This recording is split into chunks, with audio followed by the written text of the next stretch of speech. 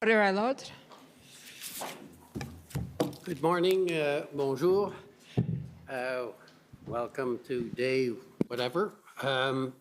We're going to take a short break. Council have asked to have a few moments to review one piece of evidence before we start. So we're going to take 15 minutes and we'll start at 9:45. And again, I apologize for the delay, but these things will happen. So we're starting at 9:45 this morning. Thank you. The commission is in recess for 15 minutes. La commission est levée pour 15 minutes.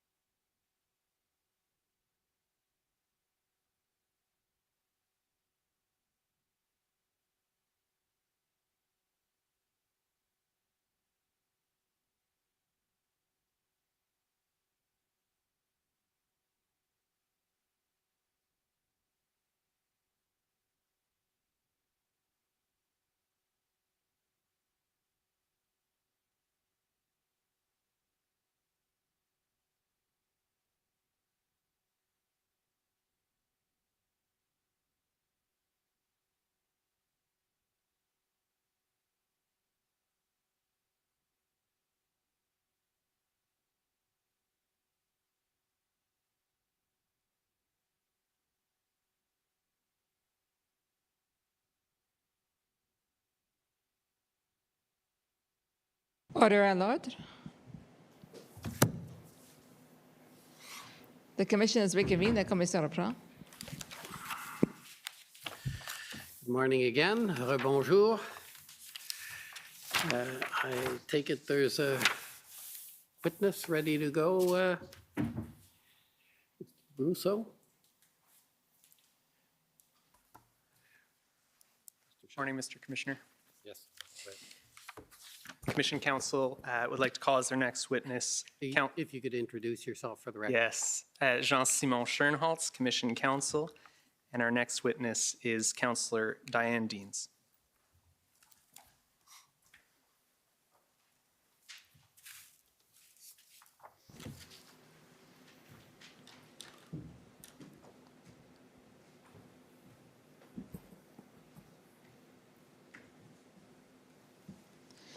Councillor Deans, will you swear on a religious document or do you wish to affirm? I will affirm. For the record, please state your full name and spell it out. My name is Diane Deans, D-I-A-N-E-D-E-A-N-S. Do you solemnly affirm that the evidence to be given by you to this commission shall be the truth, the whole truth, and nothing but the truth? I do. Thank you. Thank you. Go ahead. Thanks. Good morning, Councillor Deans. Good morning.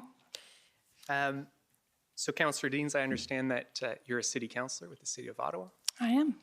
and you were chair of the Ottawa Police Services Board during kind of the events of January, February earlier this year, up until February 16th, correct? Correct. You had an interview with Commission Counsel on August 16th of this year, I did. and I'll pull up WTS 6010, and this is a summary of your interview, correct? Correct. You had an opportunity to review that summary. I have. Do you have any corrections? I do not. Okay. And so we'll put that summary into evidence. Councillor Deans, I understand that the Ottawa Police Services Board, which I'll refer to as the OPSB or the board, it's a 7-member civilian oversight body for the OPS, correct? That is correct. And the city appoints 3 councillors to that board and one resident, Correct. and then the province appoints another 3 of those members. Right. Okay. And you were the chair of the board during the relevant period. I was. Okay. So I want to start by getting a sense of what was known to the board prior to the convoy's arrival. I understand that the board was regularly briefed by OPS leadership, and that you personally, as the chair, also had regular communications with OPS leadership. That's right. How often would you speak to Chief Slowly, for example? Daily, sometimes multiple times a day. I understand that from your witness summary that you were first briefed on the incoming Freedom Convoy by Chief Slowly and John Steinbeck, Executive Director of Strategy and Communications for OPS, on January 24th. Is that accurate? That is accurate. And what do you recall about the information that was relayed to you during that briefing? It was the first indication that I had that this was happening, and I hadn't been following it in the media, so it was the first time I sort of took stock that there was this convoy rolling across the country heading to the nation's capital. So it was basically, we know about this, we're working with intelligence agencies to gather information, they're coming at us, and we're preparing for them to arrive on Friday. And was there any information provided at that time about kind of how significant the number of trucks would be or how long they intended to stay? I don't believe, the timeline's a little fuzzy in my head, but I don't believe at that very first briefing they had that much detail. They just sort of conveyed to me that this was happening. There was a council meeting on the 26th. I had asked the mayor if we could come to council and brief council on it when we were gaining more information, but he said no. So I called a meeting of the board on the 26th when there was more information shared. Okay. And we'll get to that meeting in just a little bit.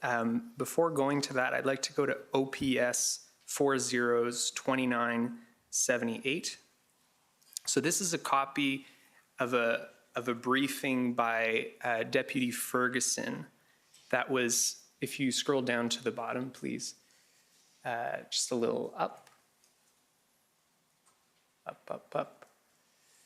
Okay, so this is an email from Deputy Ferguson to Kim Ayut forwarding information that was provided to the board. So you see here it says, below is in the third line, below is the information we are sharing with our board. So if we can go down over here, perfect, thank you. And you'll see it says, the purpose of this email is to update you on a trucker convoy scheduled to arrive in Ottawa beginning Friday, January 28th. This will be a significant and extremely fluid event that could go on for a prolonged period. And this, again, was on January 25th. Do you remember this information being just provided to you at that time? Mm-hmm. And what was your understanding of significant and extremely fluid event that could go on for a prolonged period? Well, it's interesting because, you know, I was starting to watch what was happening coming across the country. I was aware that there was large trucks. I was aware that, you know, they seemed to be picking up some steam as they rolled across the country. I was aware of this unique situation where they were gathering a lot of money through a GoFundMe site. So, you know, I understood that it was coming at us quickly and that it was different than things had, you know, we see a lot of protests in Ottawa. Everyone that lives here knows that. But this one did feel different. And, you know, it could go on for a prolonged period. I had discussed with Chief Slowly that possibility. And what I recall Chief Slowly saying to me is that he would be very surprised if they were still here on Monday. Do you remember when he would have told you that? Yeah, it was on the Thursday, so I guess it was this day, the 25th, because I had phoned him several times, and you know, the more I was watching this, the more concerned I was getting. And he said to me, "What are you so worried about?" And I told him just what I told you, the number of trucks, the size of those trucks, the amount of money that they have, and he said that he would be surprised if they were still here on Monday. And based on what you just said, is it fair to say that this kind of messaging around significant and extremely fluid event that could go on for a prolonged period, you just said there's a number of protests in Ottawa. Is it fair to say that this messaging was something different than what you were used to? Yeah, I think this is different. I mean, I think that there was a recognition that this was unique among demonstrations. I don't think we knew how unique it was going to be in the end, but I think there was, you know, just watching the whole thing unfold as it moved across the country was something that we really hadn't seen often. We heard earlier this week from Steve Kanellakos that in the advance of the convoy's arrival, the city had received information from a local hotel association advising that protesters were booking stays of 30 days and that had been forwarded to the OPS. Did the OPS ever kind of work this information into any of the briefings for the board? No. So did the board have any information on this at all? Were they notified? No. Okay. Okay, so I'd like to pull up OPB 401257. So these are the minutes of that first board meeting on January 26th. This is a public meeting. So you called this special meeting, correct? Correct? And during that meeting, the board was briefed by Chief Slowly and his deputies? Yes? And I understand this meeting was called on short notice. Why did you feel the need to call this meeting at this time? Well, as I said, I had asked the mayor to allow us to come to council and share that information through the council process and include the board members.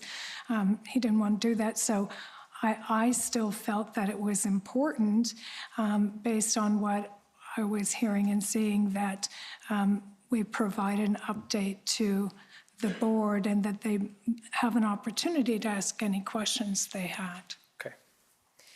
So I'd like to go to page 2. And if we go down to the first kind of substantive paragraph here, it says, second sentence, they being the OPS, indicated that there was a coordination of intelligence between agencies, and the service noted expecting that the Freedom Convoy would arrive in Ottawa as early as Thursday and likely to remain through Sunday.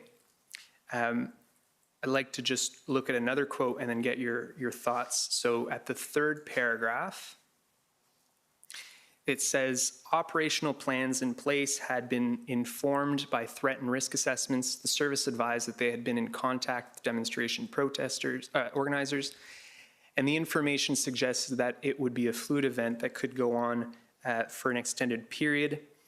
The number of people involved was not known. So were you able to these two kind of statements seem a little bit different in tone. Was any information provided that would allow you to reconcile them? I did speak to Chief Slowly about this, and he didn't share the intelligence information with me, but he did tell me that he did not feel that anything that they were receiving through intelligence channels would lead them to believe that this was other than a protest that would come and go in a typical fashion. And when he advised you of this, this was during a one-on-one call or during a board meeting? During a one-on-one call. Okay.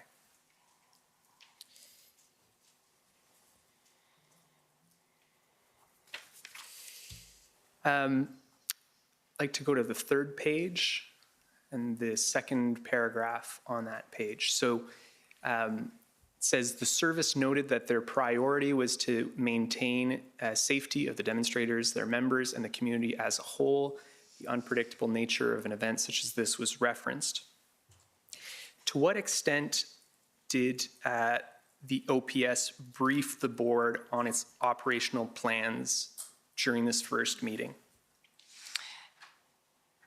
They did not provide the board with a detailed operational plan. In fact, we never saw a detailed operational plan throughout until close to the very end. We were given assurances that there were operational plans in place to address the situation. And here it talks about the priority being to maintain safety of the demonstrators, their members, and the community as a whole. Did the board inquire as to whether there was a plan to ensure their egress from the city at that time?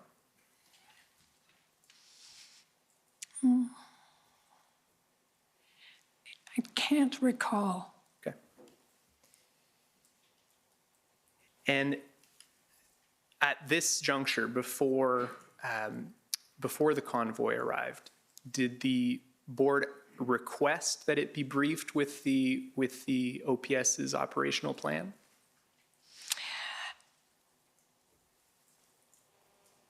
The board was asking about the plan. I don't know that we ever asked for a detailed briefing. I know I had conversations with Chief Slowly about the plan, and my impression of what he was saying to me is that they didn't want to share too much detail, but they were providing assurance that there was planning in place. Would it be fair to say that at this juncture, the board wasn't asking to see that? Yeah, I think as the protest went on, the board became more interested in a lot more of the details of the planning.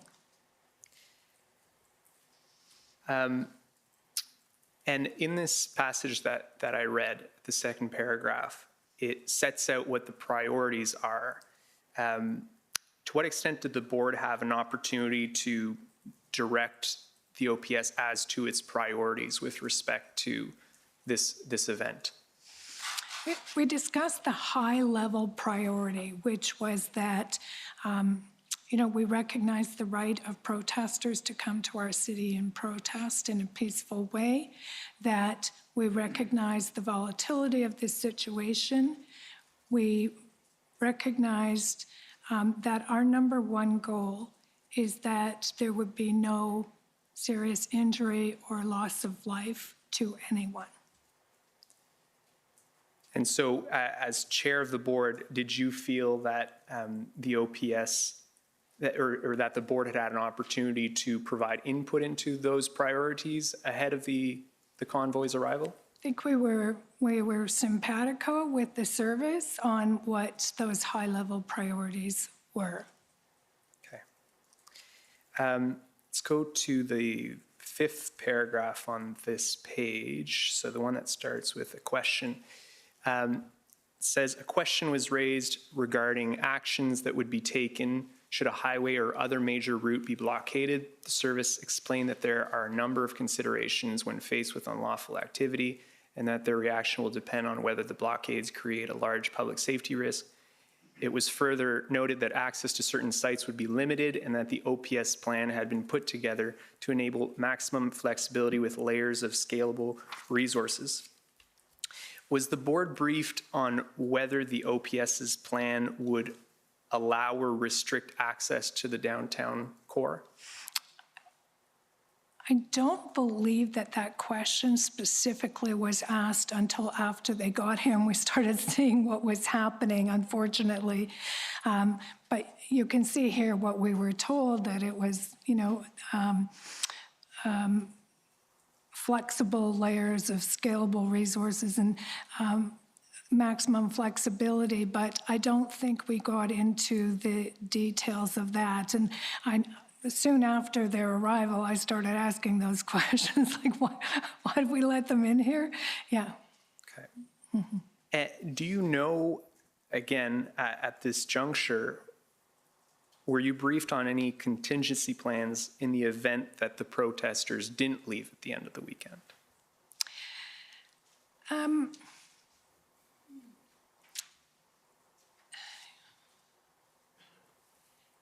I think that we were aware there was possibility that they wouldn't all leave, but listening to the chief, the probability was that they would. So and the chief was also telling me that we had negotiators speaking with representatives of the convoy, and he was conveying to me that they were representative of about 70% of the people that were here, and that not 100%, so that even when there was discussions, there was some potential that what they were learning wasn't necessarily always going to take place. So I think there was the sense that things could be different than the anticipation. And were you satisfied that if it didn't go as expected and some either remained or most remained, that there was a plan in that event? Yeah, I think the level of detail I had is that they were working with the organizers and that they believed, or maybe it was hopefulness, I don't know, but I had the impression that they believed that they were going to leave. I understand that during this meeting, the OPS advised the board that it had a staffing plan for this event. Were any resourcing concerns communicated at this juncture? Not to the best of my recollection. And do you know whether there were any contingency plans if resources became overwhelmed? You know, my impression is that there's a sense at the OPS that being the nation's capital, we've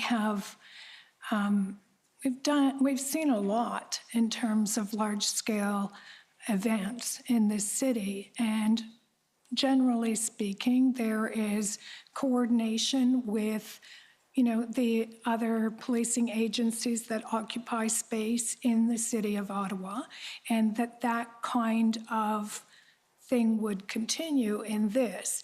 But in terms of looking for extraordinary, you know, assistance, at this point, that wasn't being discussed. Okay. I'd like to pull up OPP 401494. So this is a Provincial Operations Intelligence Bureau Situational Awareness Bulletin dated January 26th. So this is the same day as this board meeting. And we'll go to the third paragraph on the left side there. So it says, once in Ottawa Freedom Convoy 2022, organizers have stated an intent to remain at Parliament Hill until the federal government concedes to repeal all COVID-19 public health restrictions and mandates. Organizers have indicated they are planning to stage disruptions that may gridlock areas around Parliament buildings and parts of Ottawa. There is no express departure date for when participants will disperse or the action will end. And I expect that we'll be hearing this afternoon, I believe, that that Chief Slowly and some members of the OPS referred these reports from the Bureau that would contain this kind of intelligence. Were you or the board ever provided with this kind of intelligence or even kind of a high-level summary of this type of intelligence? No.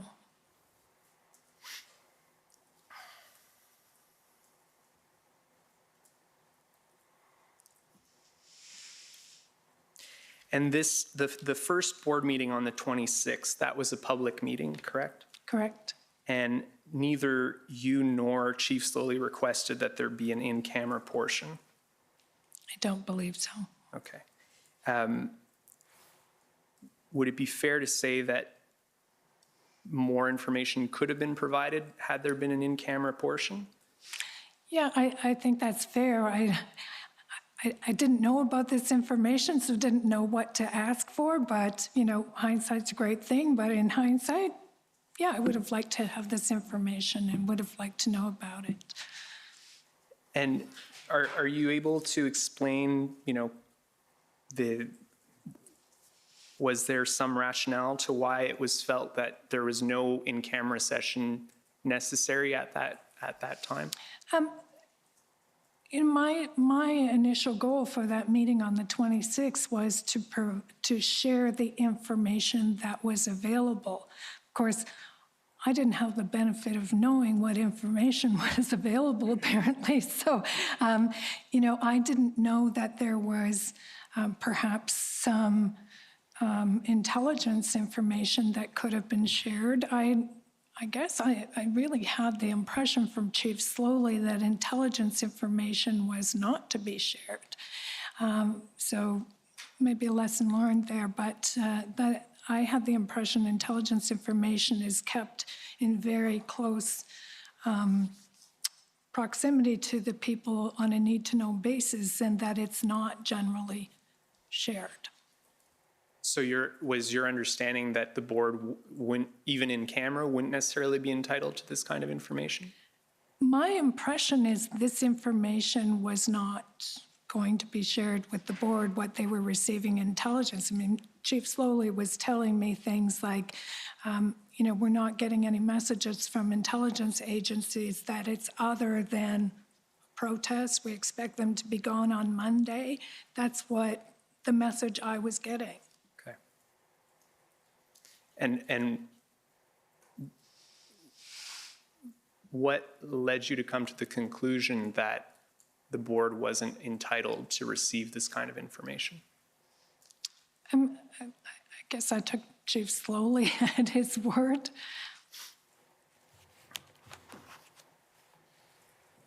Had he requested for an in-camera portion that day, would you have been amenable to that? Of course.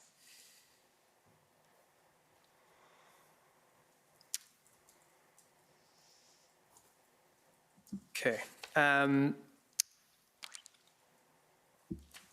So I understand from your witness summary that it's during that first week that you realized that the protest was turning into something that was more prolonged. How did you reach that assessment? Well, a lot of the protesters did leave on Sunday night, but the expectation was a lot more of them were going to go than actually vacated the parliamentary precinct. And Chief Slowly was telling me that they had negotiators, they were talking to them, they were still hopeful that they were going to clear out. And I think it was really about the Thursday that the conversations had broken down, and it appeared that there were more people coming back on that second weekend, that it really resonated with me that perhaps it was a bit of wishful thinking that they were going to be able to get this wrapped up and gone after that horrific first weekend. And then the thought of going through a second weekend with more people, wreaking havoc in our neighborhoods in the downtown core was disturbing. Who had told you that conversations had broken down? Chief Slowly. And is that communications between the PLT and the protesters? Is that Yes. what you believe he was referring to? Yes. So you had this first meeting on January 26th. From January 27th through the first week and the first weekend, through the first week, the board didn't meet again until the next Saturday, February 5th, correct? Yes, I believe that's correct. And why is that when you called the next meeting? Why not earlier? So there was some conflict. I was being advised by some people that I needed to limit the number of meetings that we were calling because police resources were stretched thin, and every time I called a meeting, it took a whole lot of police resources off the street and off the front line, and that they needed to prepare for that. It was a time-consuming endeavor. So we needed to package up the questions that we had and filter them through the communications department at police to try and give as much flexibility to police to do their primary job, which was to try and shut down the occupation of our city.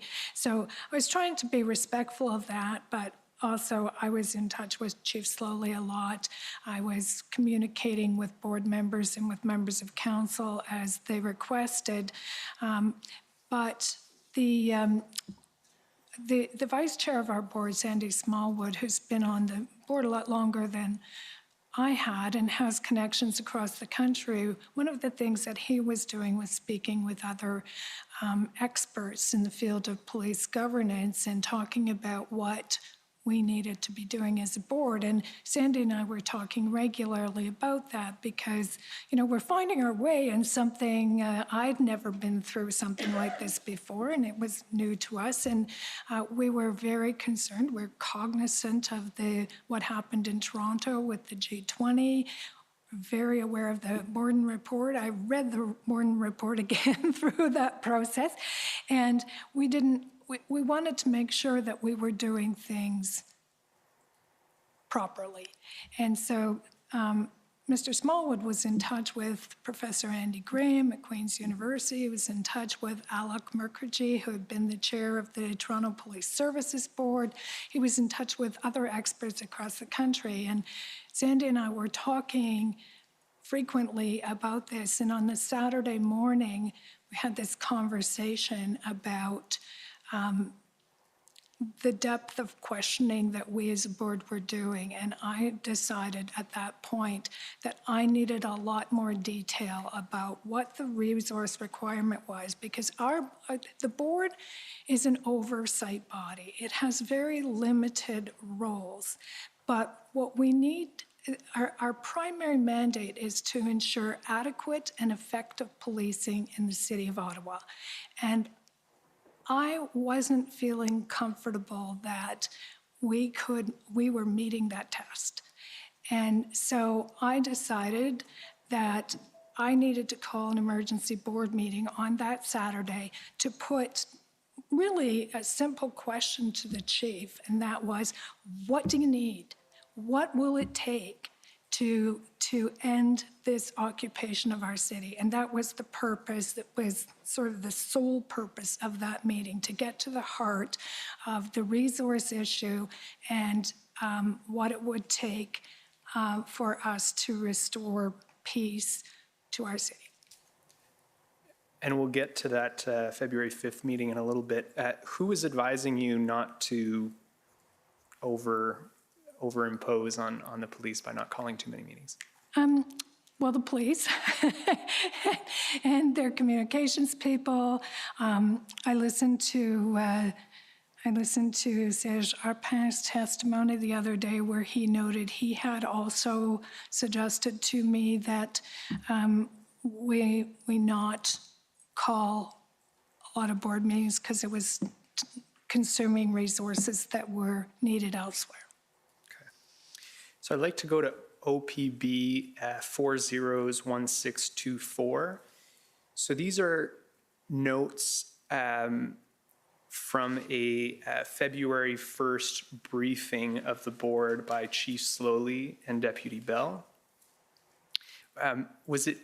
Do you remember this briefing?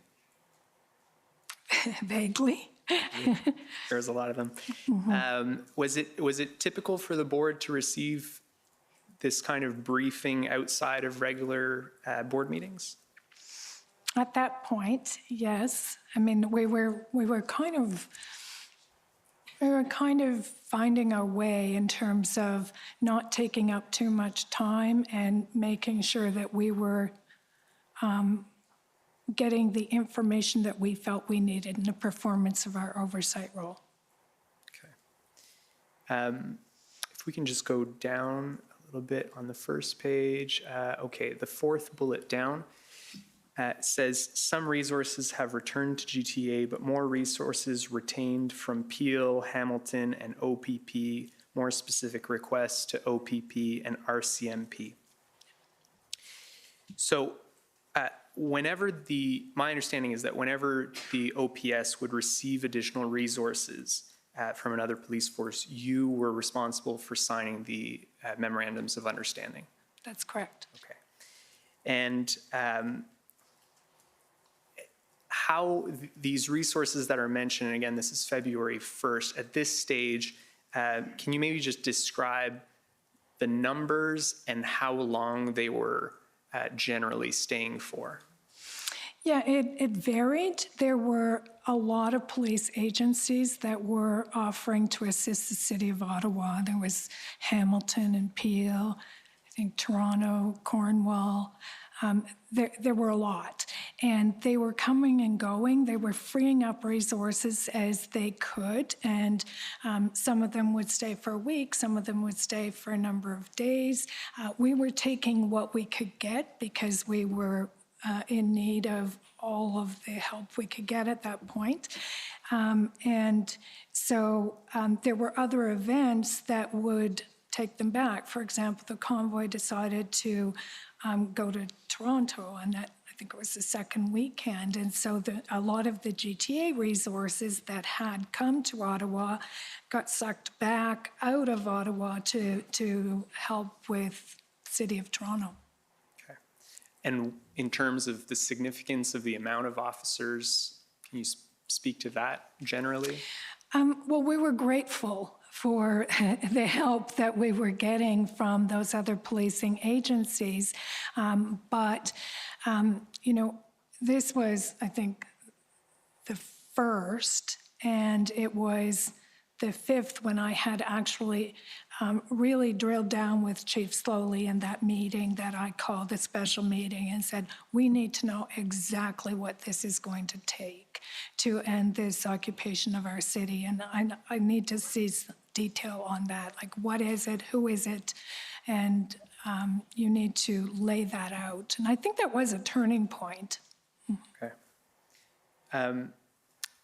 I'm interested here when it says more specific requests to OPP and RCMP. This was, as you mentioned, prior to that board meeting on the 5th, prior to the letter that you and the mayor sent out to the province and the feds.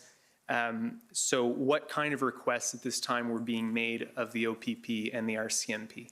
Well, they were, I guess that was my issue. They were more vague in that Chief Slowly, and I can't exactly remember the timeline, you probably have it there, but Chief Slowly had made a comment that there may not be a policing solution. I can't recall what day he said that.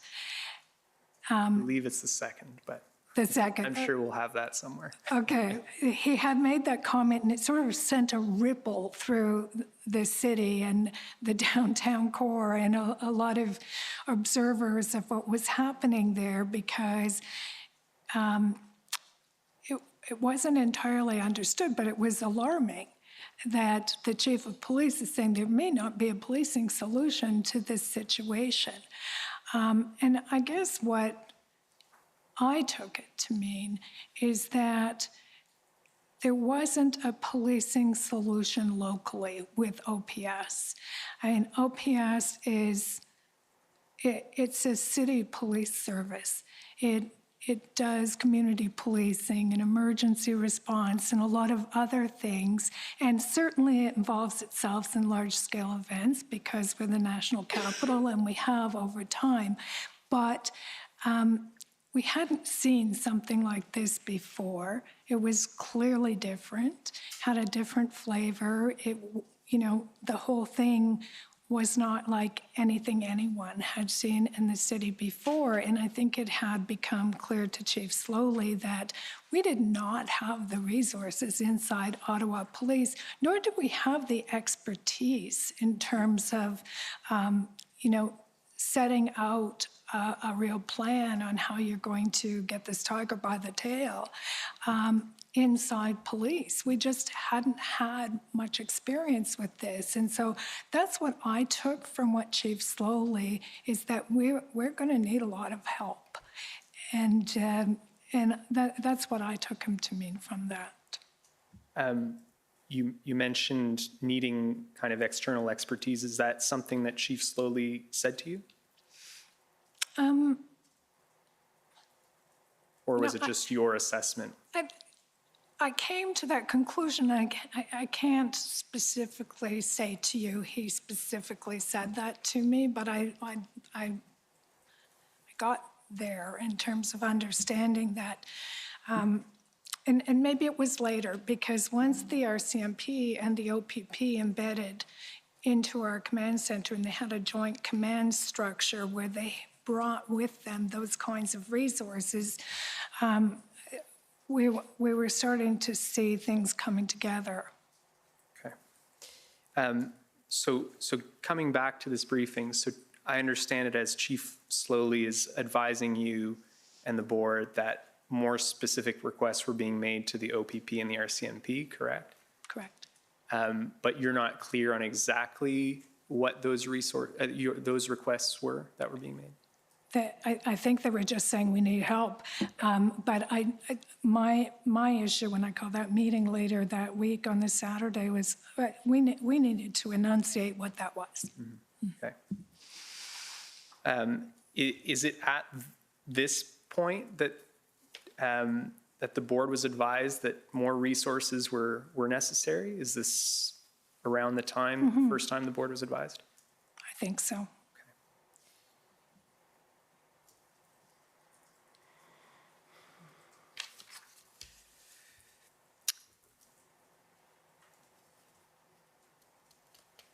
Okay, if we can go to page 6, near the bottom of that page.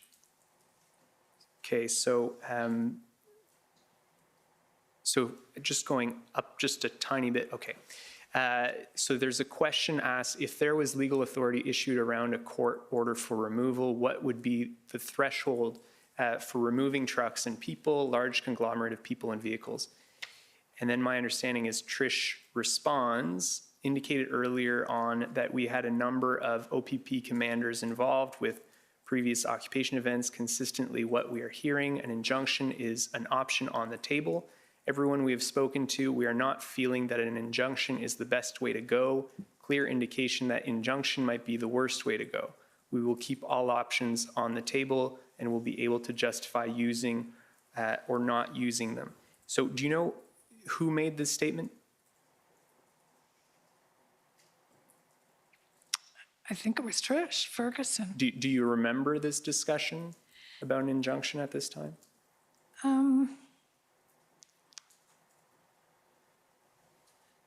don't remember specifically Trish answering this, but, you know, I know there was a lot of discussion around an injunction. And There was a lot, I mean, it's interesting now you put it in front of us. There was a lot going on here. It was a whirlwind for 20 days, and it's hard to remember every single thing that every person said in order. So it's nice we have notes. absolutely. And I'm interested in, here there's a statement that an injunction might be the worst way to go. I'm wondering if you have any insight into what that meant. I phoned David White, who is the city solicitor, and to talk about the issue of an injunction, because it was one of the tools that occurred to me that was in the toolbox that could provide some help. And I had that conversation with David, and it was it went a bit like this. It was like, Well, I'm not necessarily interested in the content of the conversation. okay, Yeah, there's solicitor-client privilege potentially here, so just tread carefully, please, Council. Absolutely. Just for the Auto Coalition, I believe solicitor-client privilege has been waived already on a considerable amount of the advice from Mr. White to City Council. We do have his memo. Wouldn't this be a subject matter upon which there's already been solicitor-client waived? Mr. Commissioner, the one memo was legal information. Mr. White deliberately did not mark the document solicitor-client privilege because he didn't intend privilege to apply. So there's been no waiver. We have been very reasonable in our redactions where Mr. White was acting as part of the city leadership team, well, not officially, but an important person providing strategic or tactical advice. We have released that. Where there's legal advice, though, there's been no waiver. Mr. Commissioner. Okay, well, I think we're got into a bit of a dispute here, so we'll try and get it organized in a proper way. So firstly, what is being sought and are you intending to pursue this? My intention was with the question was just to understand what was said at this meeting. My understanding is that Mr. White was not the person answering this question. So that was my intent for this particular question. Okay, so what you're trying to understand is what was the result of that meeting? Was what the meaning of, an injunction might be the worst way to go, which was apparently communicated in this briefing, what that meant. What she understood from that and not exactly. to relate the specific statements by the lawyer. Correct. Is that fair? Is there any objection to that? None, Mr. Commissioner. Any problem with that? I see you're standing. To my friend's positions, and based on what has been said, I'm probably going to go there in my own examination, but I would just like to point out this. I understand that the police service board or police commission has their own legal counsel. It's not Mr. White. There's no solicitor-client relationship between this witness and Mr. White, and in my respectful submission, as a result, there's no issue with privilege. Further, if it was a personal solicitor-client relationship, if the witness would like to waive solicitor-client privilege, that's her prerogative. Okay, Thanks, sir. thank you. So I think, oh, sorry, yes? I'm sorry. You can remain seated. It's probably better for the microphones. As long as I can see you, I'm happy. I do have a concern in my submission. Privilege, if there was privilege was waived. There is considerable documentation. There are memos from Mr. White. There is a witness statement from Mr. White, and it may be that although this witness may not go further, it may well be a subject on which there will be cross-examination, because once you open that door, you can't close the door again and say, well, I'm only going to give you this, but I won't answer that question. Okay. I think there's a real issue around this also with respect to the testimony of the mayor. I think you talked about this subject, I believe, also. So what I'd suggest is council can discuss this. At this point, it's academic. I understand what you're saying about it may come up in cross. So I'd suggest council and the commission council discuss this at the break or at the lunch, because it should be discussed before the cross-examination. And certainly there has been a lot of talk about legal opinions, but I'm not going to go much farther at this point. It's a question of what the city is going to, the position the city will take. And if that could be cleared up over the break or the lunch, that would be appreciated. Okay? Go ahead. Thank you, Mr. Commissioner. Maybe then if I could just broadly answer your question. I think that the part that says there was a clear indication that an injunction might be the worst way to go, I think they were referring to the concern if they wrote an injunction in a way that it was denied by a court. Okay, thank you. If we can go to the next page, near the bottom of that, page 7. There was a question here, can you put boundaries, protect their right to protest but limit where they can go? And the answer is very little. Do you recall who said this during this meeting? I think it might have been Chief Slowly. And what was your understanding of the reason that there was very little that could be done to limit access to further vehicles wanting to enter the downtown core?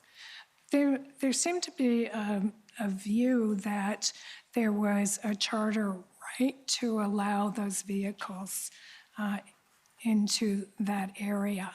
And also, I had taken that up with the city manager, Steve Kanalakis, in an email exchange I did with Mr. Kanalakis. And he said that there were no other places for the vehicles to go, basically. So that seemed to be their view, those sort of conflicting views, but the two that I had heard at the time why the vehicles were there. Thank you. I'd like to go to document ONT 401120. And we'll go to the bottom of that document to provide the context, just the very bottom. So moving up from there. So this is just to kind of provide you the context. So my understanding is that on February 1st, Krista Ferraro, who's the executive director of the board, correct? Correct. Had a call with Lindsay Gray. And who's Lindsay Gray? She, at the time, was the board advisor from the Solicitor General's office. And there was a call on February 1st and about operational decisions. Were you on this call? Do you remember this? I don't believe I was on the call. Okay. If we can just go up to the top then of the document. So this is an email from the Solicitor General's office advisor, Lindsay Gray, to Ms. Ferraro. And it provides some citations, I guess, from the Morden report.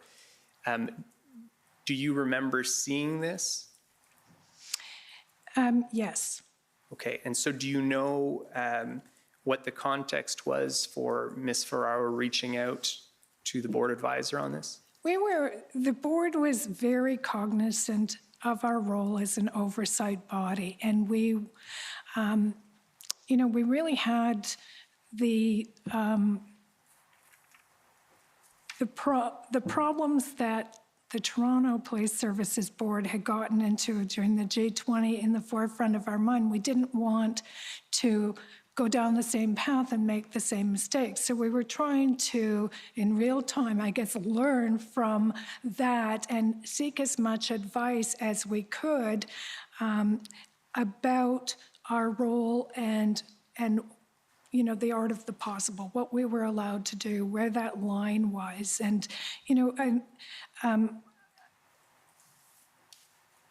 it might be a little bit foggy to some people, but Morden shed a lot of light on it in their report. And it's a valuable document, and we wanted to understand the Solicitor General's interpretation of some of that.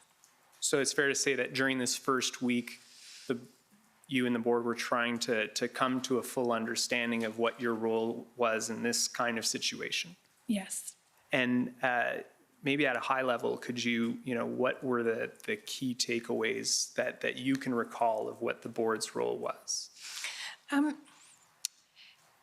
So the Morden report basically is sort of a guideline for what happens in this kind of a large event situation, a large scale situation, and where that line between the oversight and the operations is.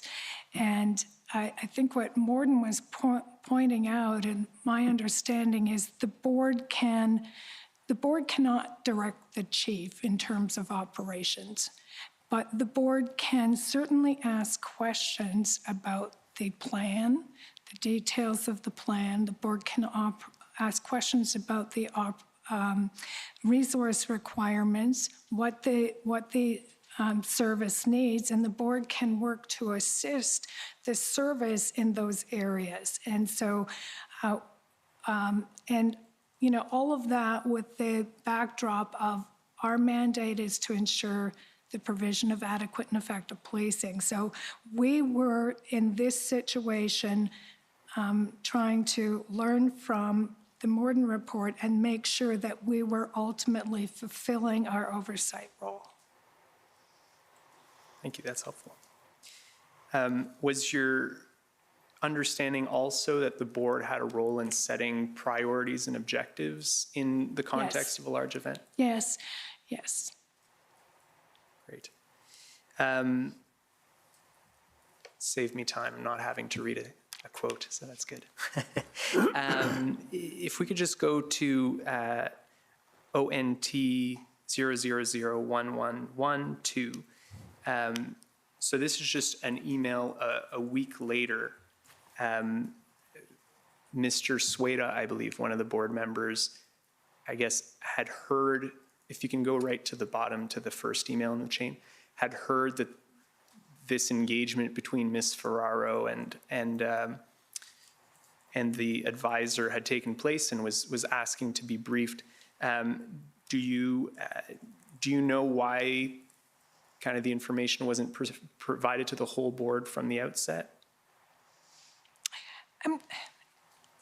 I would suggest to you that there was, it was just a resource issue. Our board office has an executive director and one administrative assistant, and there was an awful lot coming at that board office during this, and I think it was just a resource issue.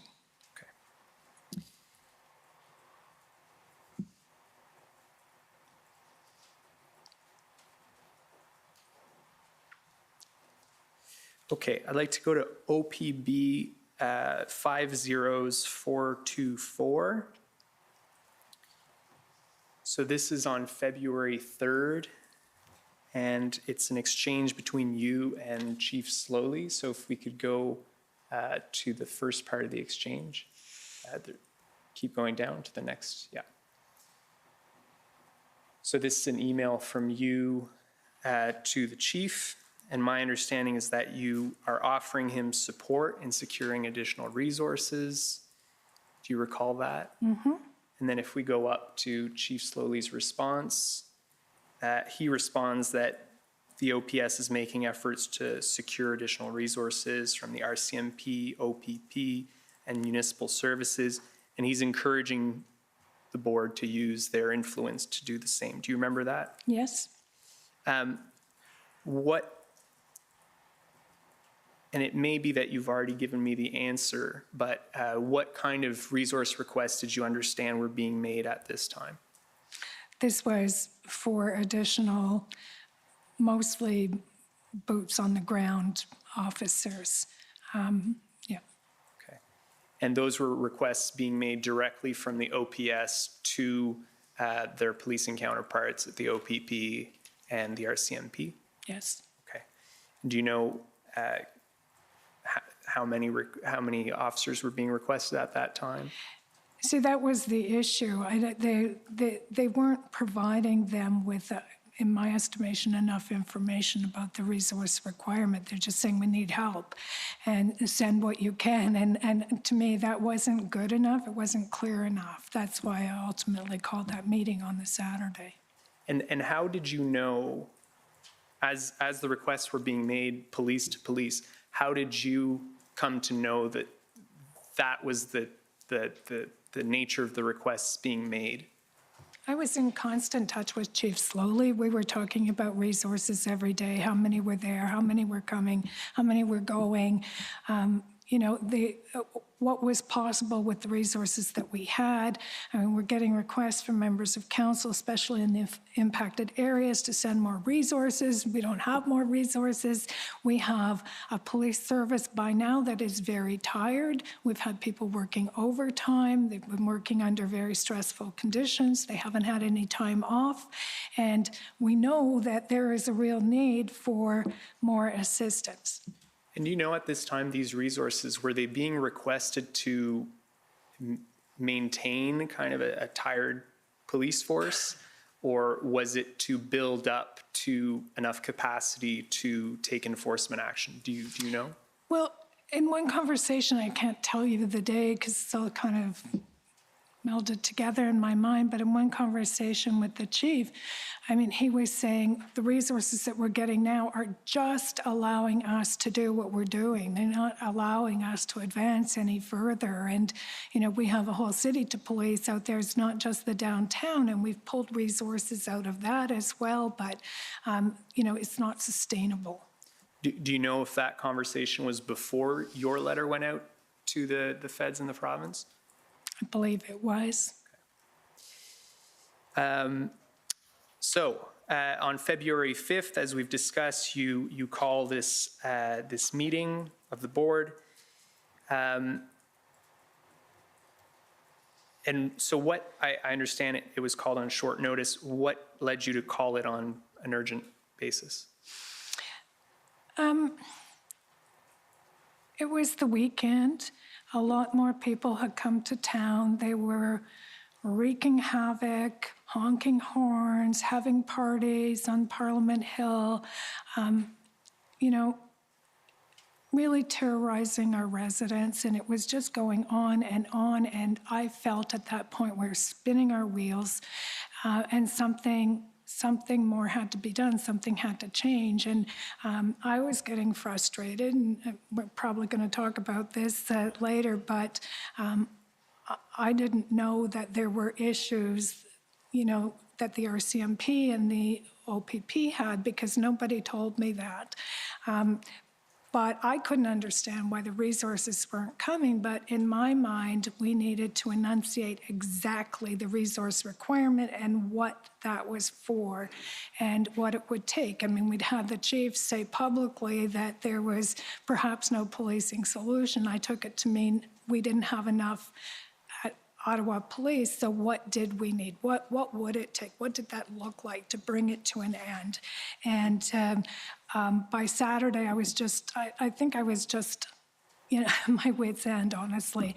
I was just bombarded with constituents and calls from members of council and calls from board members and people with all kinds of suggestions on what we might be thinking of doing, from bringing in the army to everything else.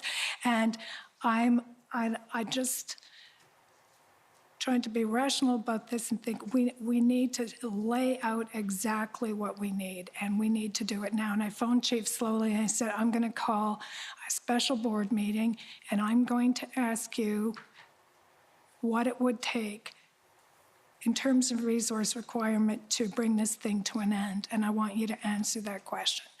And I mean, he was really busy. I understood that. He didn't want me to do that meeting, but I just felt it had to be done. We could go to OPB 401264. So these are the minutes of that February 5th meeting. If we could go to page 5. So in the second paragraph, it says, although the board expressed frustration at the lack of clearly outlined plan that would result in the end of the demonstration, the service noted having articulated a framework aimed at their surge and contain strategy.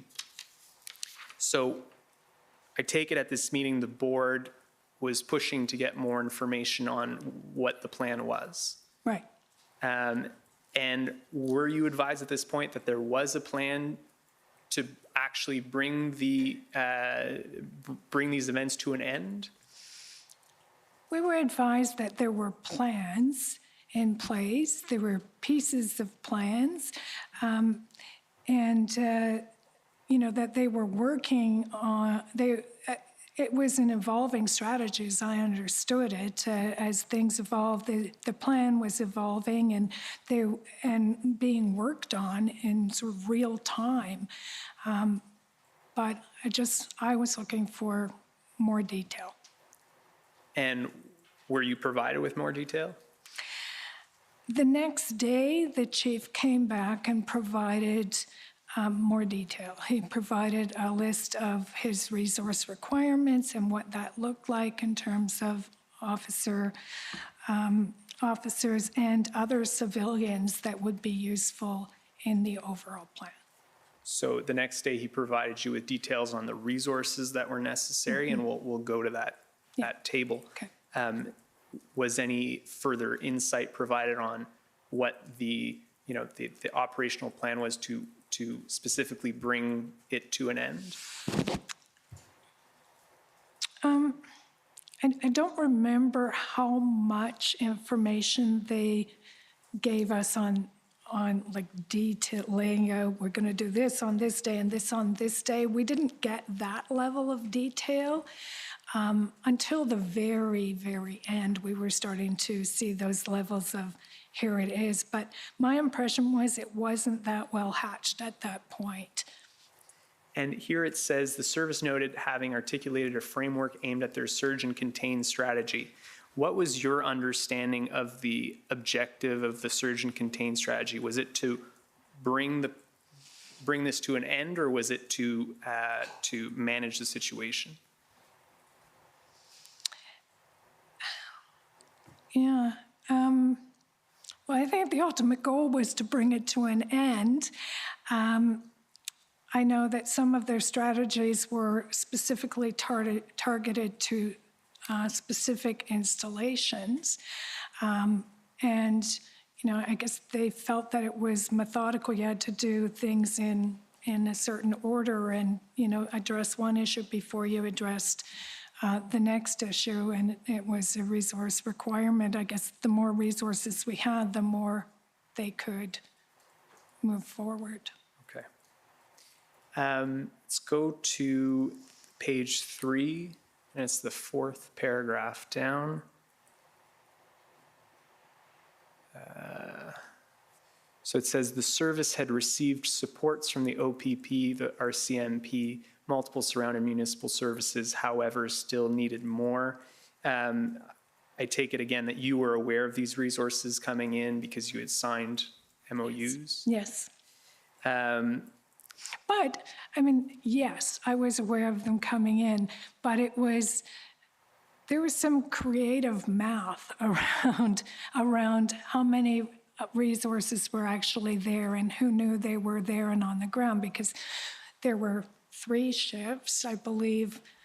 One time they were 10-hour shifts, they moved to 12-hour shifts. So to really get a clear understanding of how many police officers at any one time were, in active service was a bit difficult. Okay. And at this point, again, this is on the 5th, are the resources coming in more significant? Yeah, it's such a good question because, we were hearing that there were more resources than we were seeing. And Chief Slowly and I, not just this day, but many days, had conversations about who was there and who was saying what and what those officers were, and both from the provincial perspective. I mean, I think Sylvia Jones actually dialed back. She said they had sent 1,500 officers. They had done no such thing. But she did actually walk that back later and said, that's actually not correct. And then some of the RCMP officers weren't under the command of Ottawa Police for the purpose of this demonstration. They were doing other things. So there was some creative accounting when it came to the number of police that were available for this occupation. And when you're saying the RCMP were attending to other things, I understand some of them were attending to federal institutions, Yes. Federal properties. Correct. Okay. Maybe it's helpful, so at this February 5th meeting, the board approved the appointment of 257 RCMP officers, which I guess would have been sworn in as special constables. So did that mean that 257 were on the ground? Like, what does that mean in practice if 257 are approved? Well, in practice, they're not all on the ground at the same time, obviously, because you have shifts, either 2 shifts or 3 shifts a day. So, that many are approved that are available. But in the case of those 257, I believe some of those were ones that weren't under our command. So it sounded like we had 257, but we didn't. We had far less.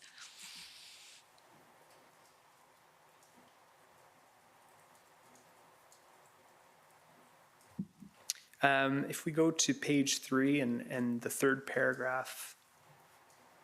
Okay.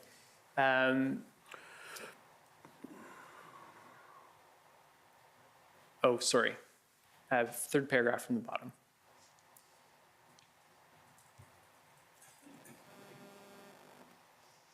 So, second sentence, the service later, however, highlighted the need for additional legal supports in both the short and medium term, requesting assistance to find uncharted legal territory. The service referenced the criminal code as being archaic, and both the Provincial Highway Traffic Act and City of Ottawa bylaws as being limited in that they all failed to consider events such as the trucker convoy. Do you recall who said this? I believe it was Chief Slowly. And what did you understand this to mean?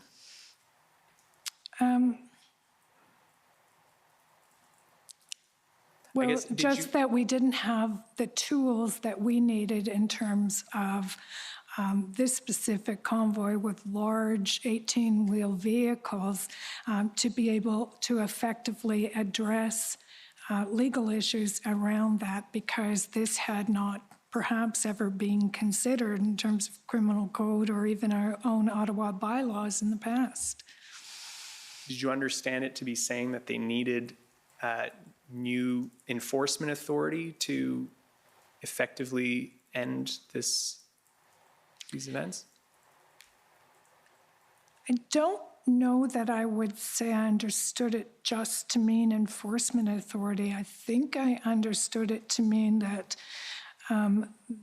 the actual policies that were in place under those acts were insufficient to deal with this particular event. Was there any specific type of authority that you understood they were asking for? I honestly can't recall what those would have been now. Okay.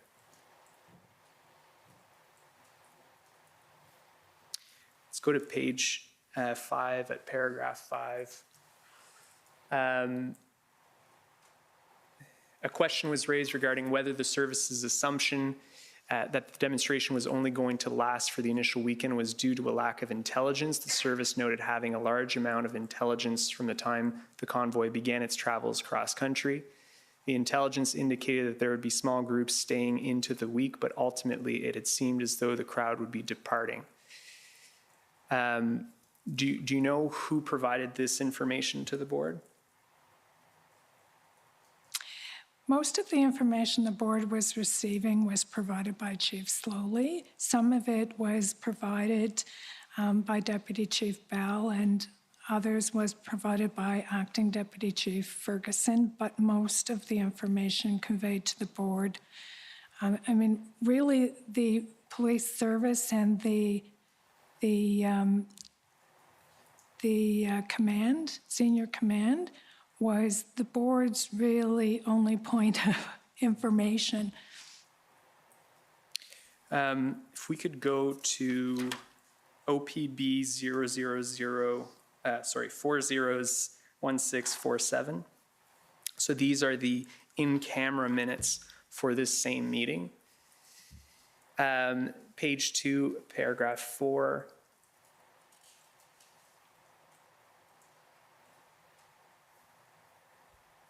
The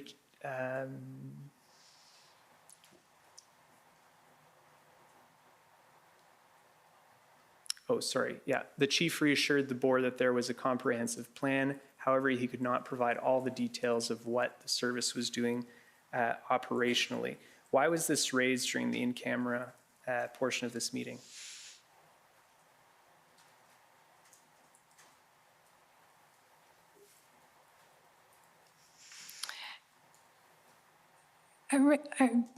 I think that the board was increasingly becoming concerned that there wasn't enough of a plan. And I can't specifically remember that conversation or who had raised it in camera, but I think the point was that there was some pressure being brought to bear on the chief for more detail around that plan. And did you understand him to be saying that the board was not entitled to that information? There's always this little push and pull between an oversight body and the service itself and the senior command. And,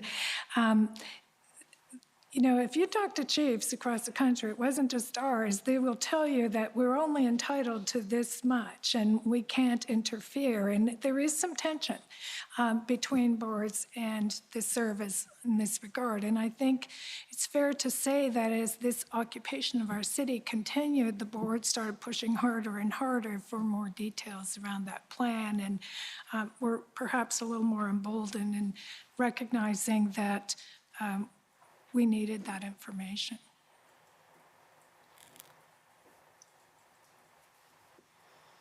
Do you recall the chief ever telling the board or telling you that he needed to receive the resources before he could finalize a plan?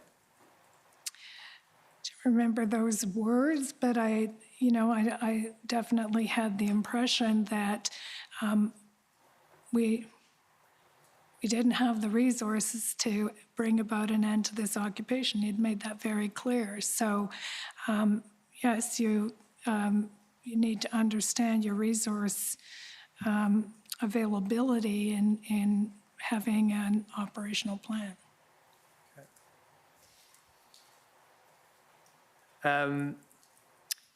OTT at 3017349. So this is a February 5th email that a resident forwarded to an email between a resident and Councillor McKenney that was forwarded to the board as well.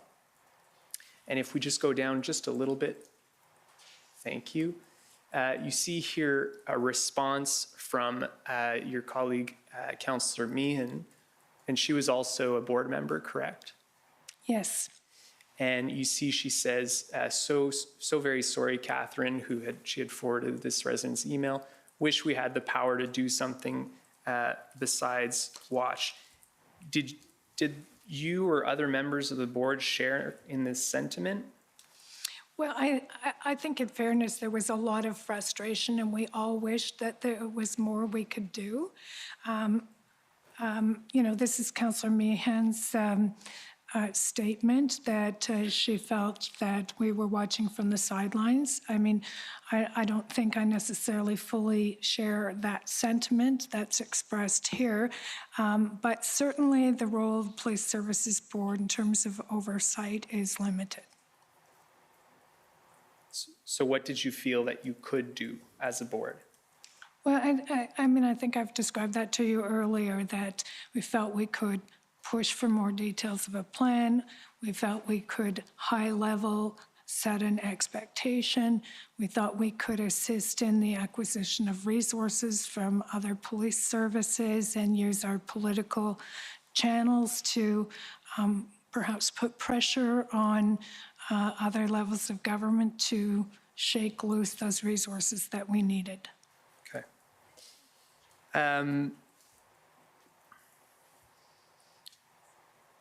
So let's go to OTT 10010. So these are notes from Jessica Bradley, who I understand is your assistant, of a meeting between you, the chief, and the mayor on February 6th. Do you remember that meeting? Yes? And you've seen these notes before, Yes? and they reflect generally, the content of that meeting. Yes. So at the top, it says, large operation going on at Coventry. Planning has gone on overnight. Operation commenced around 4 p.m. Elevated level of resistance, brought in more resources, not going well. So I take it an operation was ongoing at Coventry to clear out Coventry at that time? That's right. And why was it not going well? Yeah, a good question for the chief, but I think it boiled down again to lack of resources. They secured one area, but the plan was to secure the entire area, and they didn't manage to do that. And was the board advised as to, or you or the board as to why it failed? Chief Slowly and I spoke about some of those issues around the failure. Again, I think our focus was on the resources that were needed and what was happening there. And, a lot of information about, did they have more information? Did the Freedom Convoy people have more information about that operation than we anticipated? Did we have enough resources? But it didn't go well. That was the bottom line. And again, it came down to having a plan that we could operationalize and having the boots on the ground to make it happen. If we go down just a little bit, you see this heading, pass or enhance existing bylaws, and then there's a number of sub-bullets, and then it says slowly to provide top 3 bylaws we should focus on. Can you maybe just explain what this discussion was about? Yeah, there were a lot of concerns.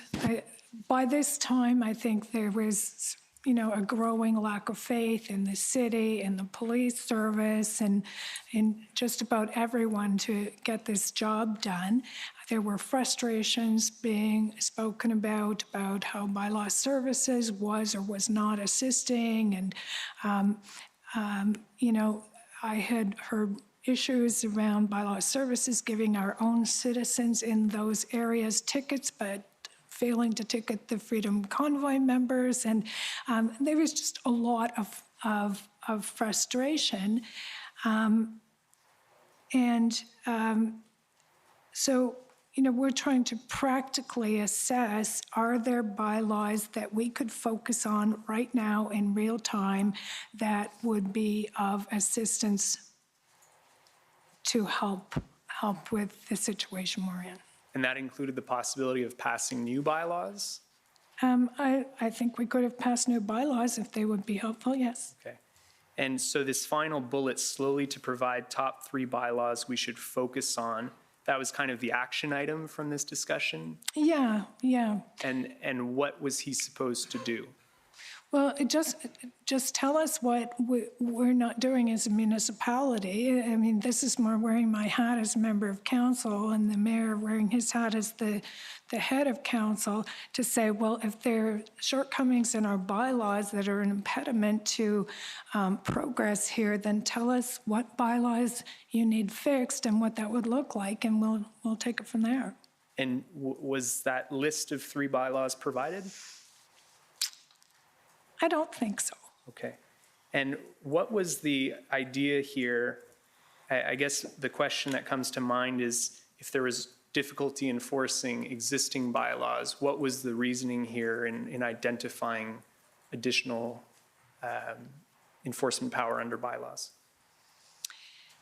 Well, the difficulty in enforcing bylaws was specific to some of the bylaws we were asking them to enforce. And if there were other bylaws that would be useful, I mean, I think just the exercise of passing a bylaw in the middle of this and bringing attention to it might have been helpful.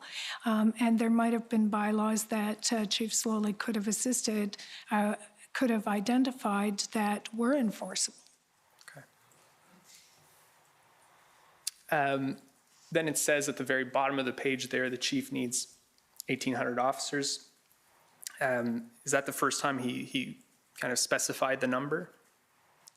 It was on the 6th. I think this meeting's on the 6th. It was on the 6th, yes.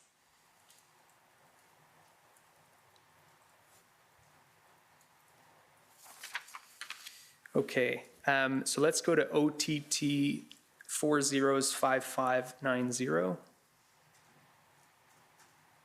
So the next day, my understanding is that you and the mayor received a table from Chief Slowly setting out the resources he required and substantiating essentially that 1,800 number.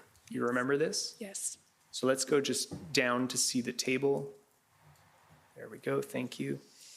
And so this was a response to that discussion the day prior? Correct. Well, it was a response to the discussion the day prior and to the meeting of the board on the 5th. Okay. And were you satisfied with the level of detail provided in this table? Generally speaking, yes. Did Slowly ever brief the board on how these 1,800 officers would fit into his operational plan? No. You weren't provided with that kind of level of detail? I do not believe we were. I expect that we'll hear testimony suggesting that in preparing this table and this request for 1,800, Chief Slowly instructed his officers to ask for double of what they required. Had you ever heard anything about this? No.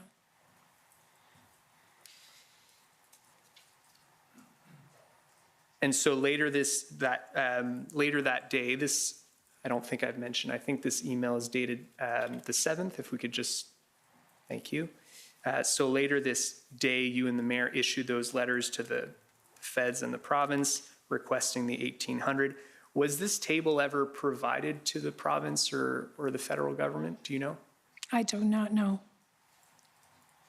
Do you know if they ever receive kind of a detailed breakdown to go along with your request? I mean, that would be a question I think best put to Chief Slowly. Okay. Yeah.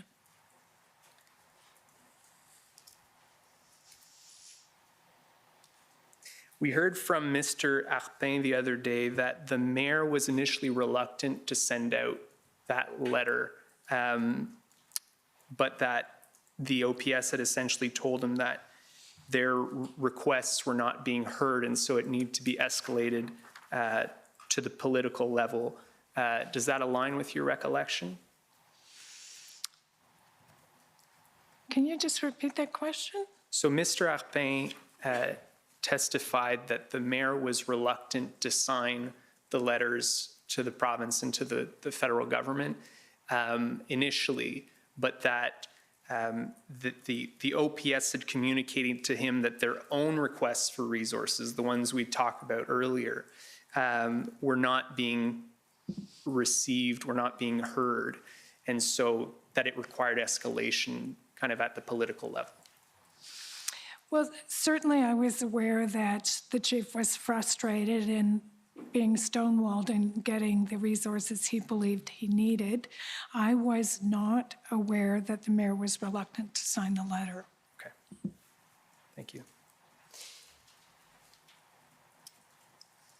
And so you sent, and you, I mean, you and the mayor sent these letters to both the province and the federal government at essentially the same time. I expect that we'll hear that the federal government had some concerns that this request didn't follow the proper process set out in the Police Services Act, where it should have essentially, the notion being that it should have gone first to the province and then, if necessary, to the federal government. Were you made aware of those concerns at any point? No.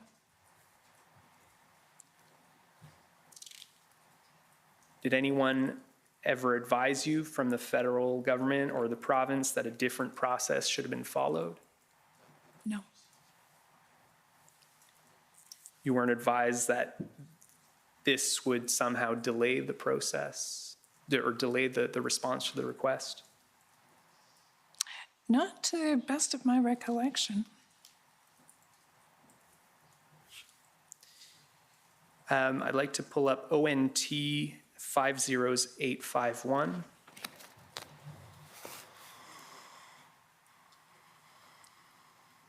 So do you recognize this letter?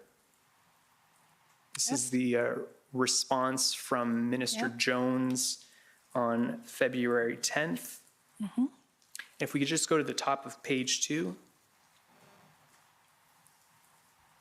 So it says, regarding the City of Ottawa and Ottawa Police Services Board's request for significant additional operational resources, please note that I have shared your correspondence with Ontario Provincial Police Commissioner Thomas Carrique. Commissioner Thomas Carrique and the RCMP Commissioner Brenda Lucky will continue to liaise with Chief Peter Slowly to determine how policing partners can provide support based on available policing resources and the operational plan proposed by the OPS. You remember reading this? Yes. And what were your thoughts on reading this letter? I mean, I took it as generally positive that the lines of communication at the police level were open. They were going to continue to discuss it.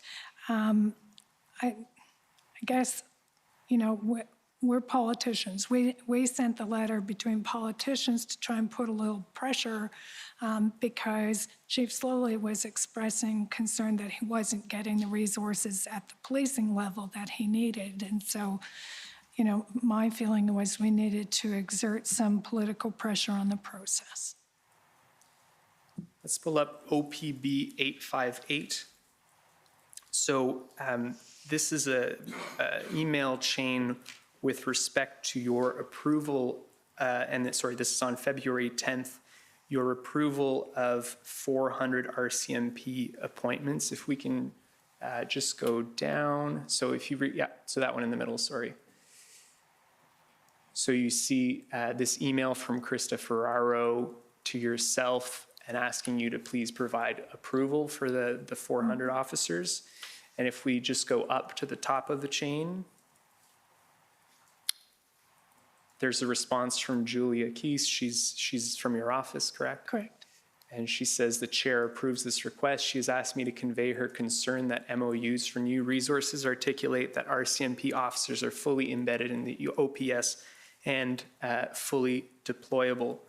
That was in reference to your concerns that you've previously indicated that they would be assigned to federal resources or otherwise not deployable. Is that correct? That is correct. They were not helpful to us in this situation unless they were embedded in the OPS and deployable.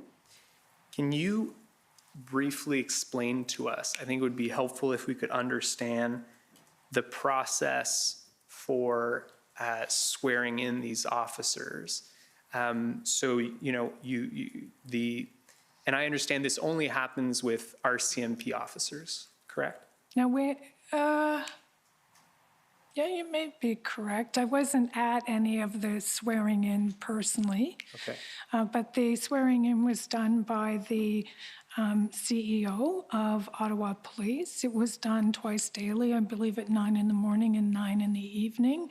And it was flexible, so if there was a need to do it any other time, Blair was flexible to do that. So could we just walk through, let's say the RCMP says, we're going to give you 250 officers. What's the first thing that needs to happen? Well, I guess Is it that you need to approve it? Yeah, so I would do the approval, and then the CEO would do the swearing in. I asked Blair Dunker about this, was there any delay on our end in swearing in officers, and her answer was no. And then what happens after the swearing in? Presumably there's some, I mean, that's an operational issue, so probably best to put to the chief, but I presume there's some sort of training that goes with, you know, being deployed under the OPS and, you know, our specific issues, and then they would be deployed. So is it fair to say your line of sight is just on the approval Yes. and the swearing in? Correct. And at what, I think the only other element is the signing of the MOUs. At what point did that occur in kind of that sequence? It was occurring throughout. When they'd send me a pile of MOUs, I would sign them. Okay. And do you know if that came before the swearing in? It would come before the swearing in. Okay, all right. And my understanding is it's necessary to swear in the RCMP officers as special constables so that they can have the authority to enforce provincial bylaws and Right. laws, correct? Okay, thank you.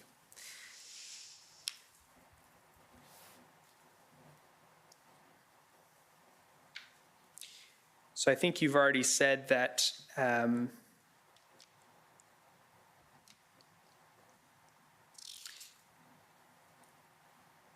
we've heard from Mr. Arpin and his communications with Mr. Jones from Minister Mendocino's office that there was a difficulty reconciling the numbers being provided by the RCMP and the numbers being provided by the OPP.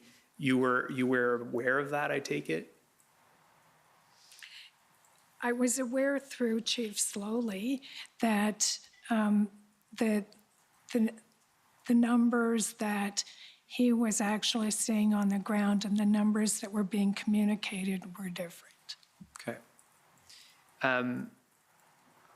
And I think we missed one step in our previous discussion. I believe that the Solicitor General's office also needs to sign off on the approval of these officers. Are you aware of that? I'm not aware of that. No, okay. No. So you wouldn't be aware if there was any delays at that level? No. Okay.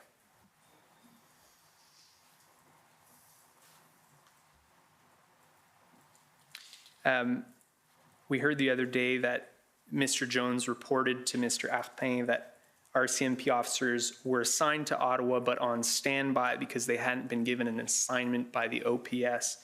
Do you have any information that, are you able to confirm or deny that those kind of statements? No.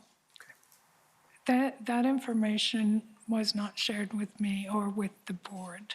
And I was actually a little bit surprised to hear that city officials were given information in that regard that was not shared with the police oversight body.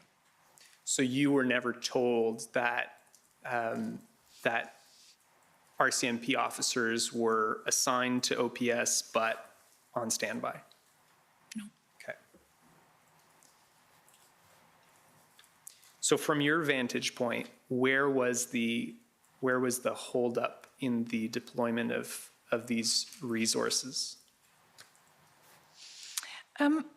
I didn't have a vantage point on where the holdup was. It just, the way it was communicated to me was more that there was confusion or, some sort of creative accounting in the actual numbers, but what was being spoken about and the reality were different, but that was as far as it went. Okay.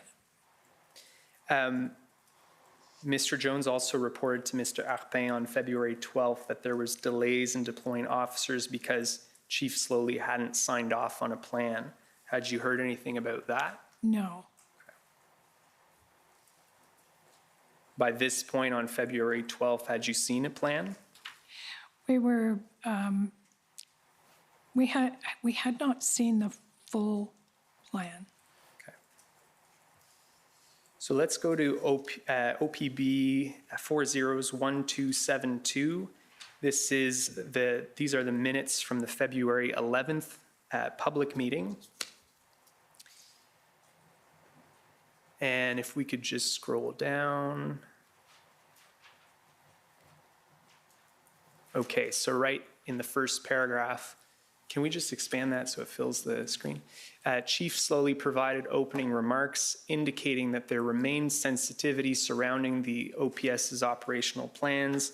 He noted that demonstrators were now subject to higher penalties and fines. The service was aware that more people were planning to return to Ottawa over the weekend, and they were deploying all available resources.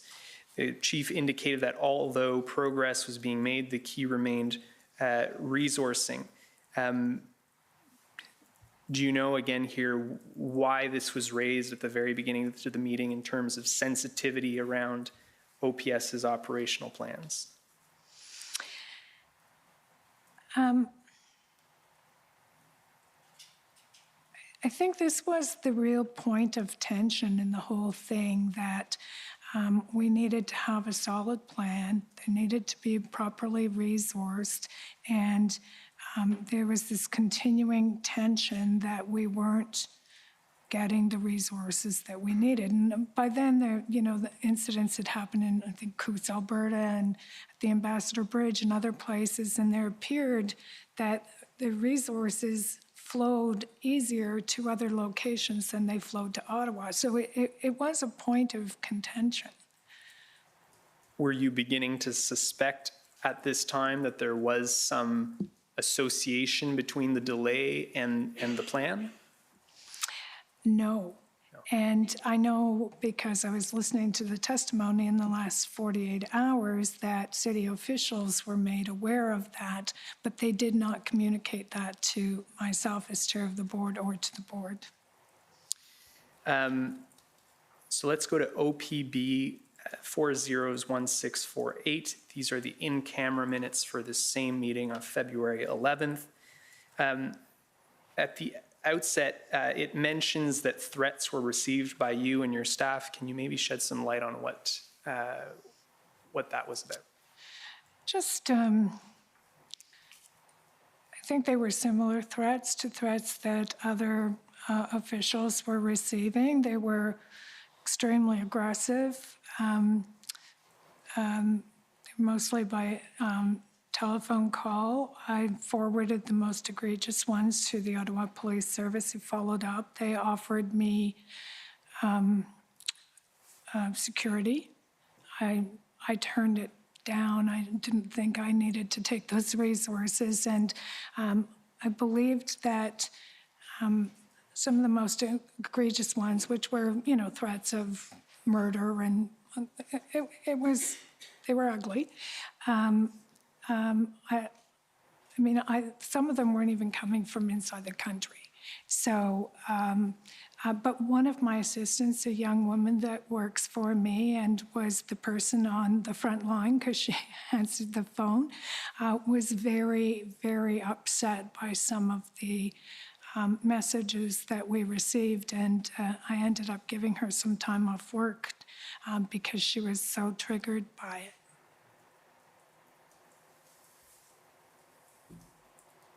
And do you recall these threats? Was there any information provided in them that would associate them with, your response to the convoy or something like that? Yeah, there were a number of them.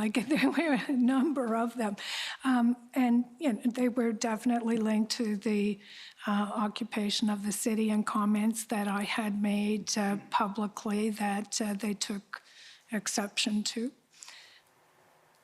Thank you. Let's go to page, I guess the bottom of this page. Okay. So a question was raised regarding resource supports received from the OPP and RCMP. They had 60 OPP officers and 40 RCMP at that time and had since Monday. That was the total additional officers received or provided. Was this aligning with the number of officers that had been committed by the province and the federal government? It's a tough question because what they were talking about and publicly was, that they would send more than this.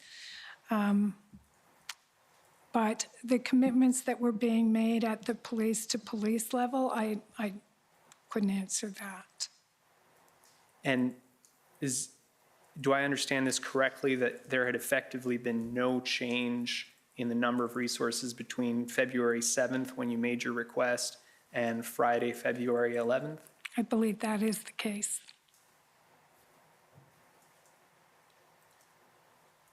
And again, these numbers were reported to you via Chief Slowly. You weren't seeing these numbers directly.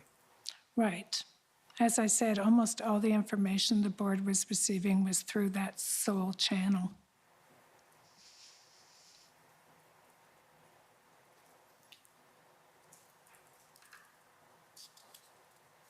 Do you remember during this meeting a conversation about a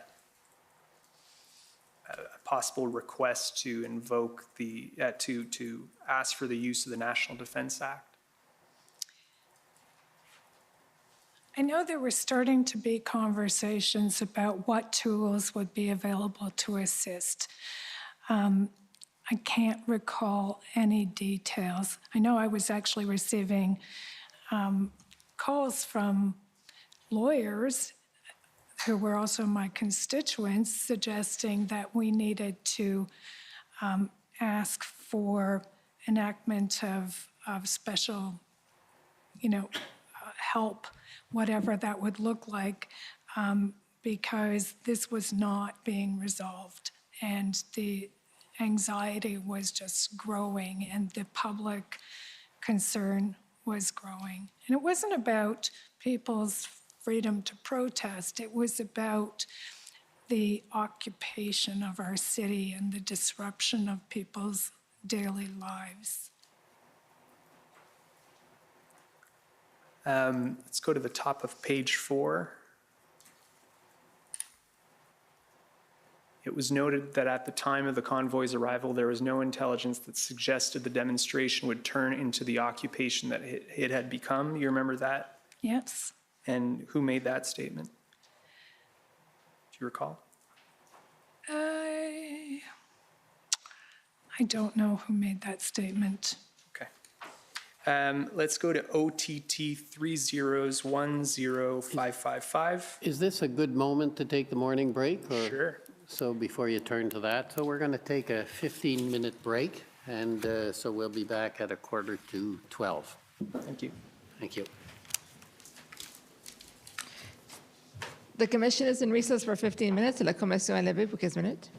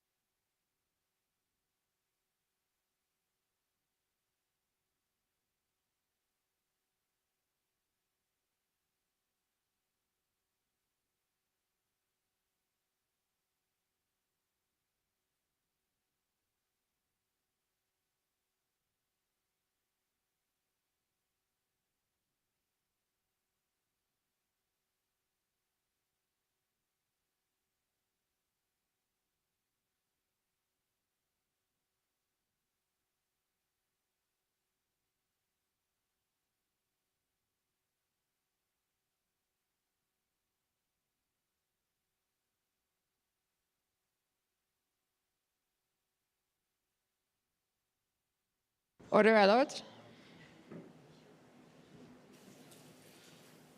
I think we're short a witness.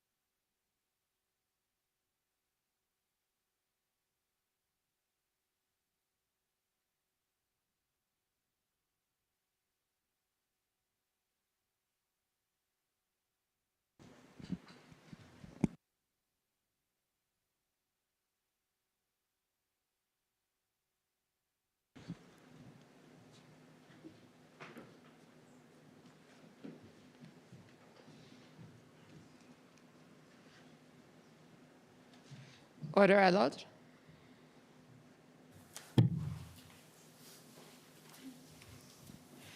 The commission is reconvened. La commission reprend. Okay, Thank you. go ahead. Okay, so I'm just going to go back to the minutes of the February 11th meeting that we were looking at.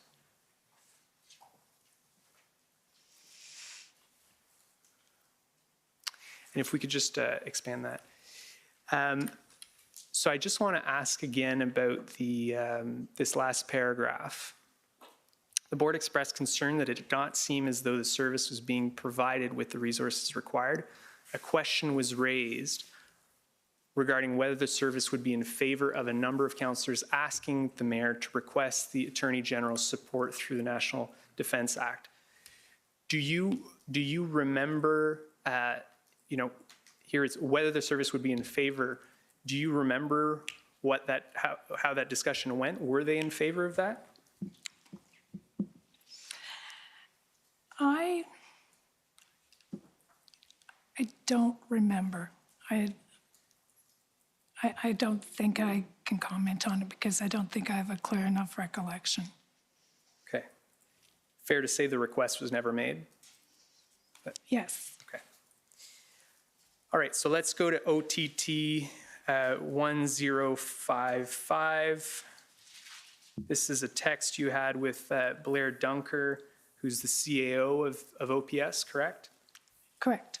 This is on February 12th, and let's just go to the first page. Oh, sorry, back to the top. The first text exchange there. Down, down, down. Okay. So you say, how many RCMP officers have been sworn in since the start of the demonstration? Are any pending? If we scroll down, Blair responds, 421 RCMP officers are on the list provided to OPS. Of those, 306 are sworn in. There is no delay in swearing in. RCMP asked for 2 swearing in times when shifts change, 9 a.m. and 9 p.m. from the time we get the name from the RCMP to getting it approved by the ministry. And sworn in, it's within a day or less. We are very flexible. It's important to note that this does not mean the officers sworn in are deployed, and it doesn't mean the ones on the list that are not yet sworn in have arrived. So do you know who was deciding whether or not to deploy an RCMP officer that had been sworn in?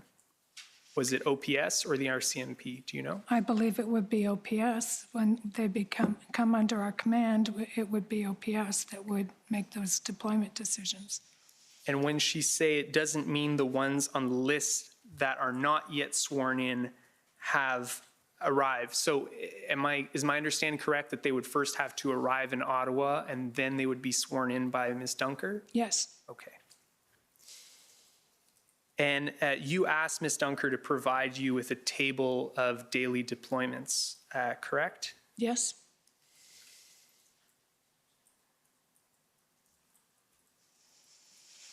So let's look at OPB 401014.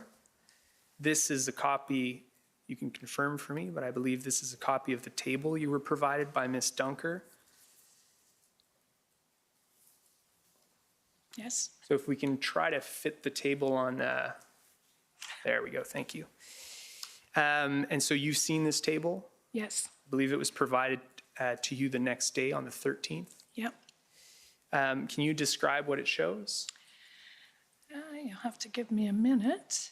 I mean, large scale, it shows the number of deployments, I believe, by shift. And it shows the officers from each municipality, Durham, London, Peel, York, that were here, the numbers from OPP that were here, RCMP, and then other municipal services. And do you know whether, and maybe we just scroll up a bit so we can see the title of the chart. Do you know, is this showing officers that were deployable or officers that had actually been deployed? I believe these are officers that have been deployed. Okay.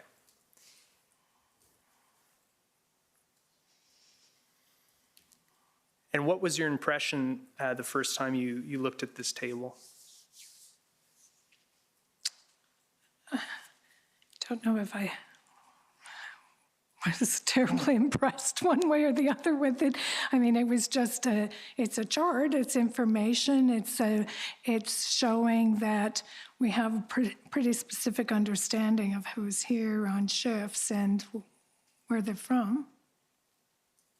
Okay.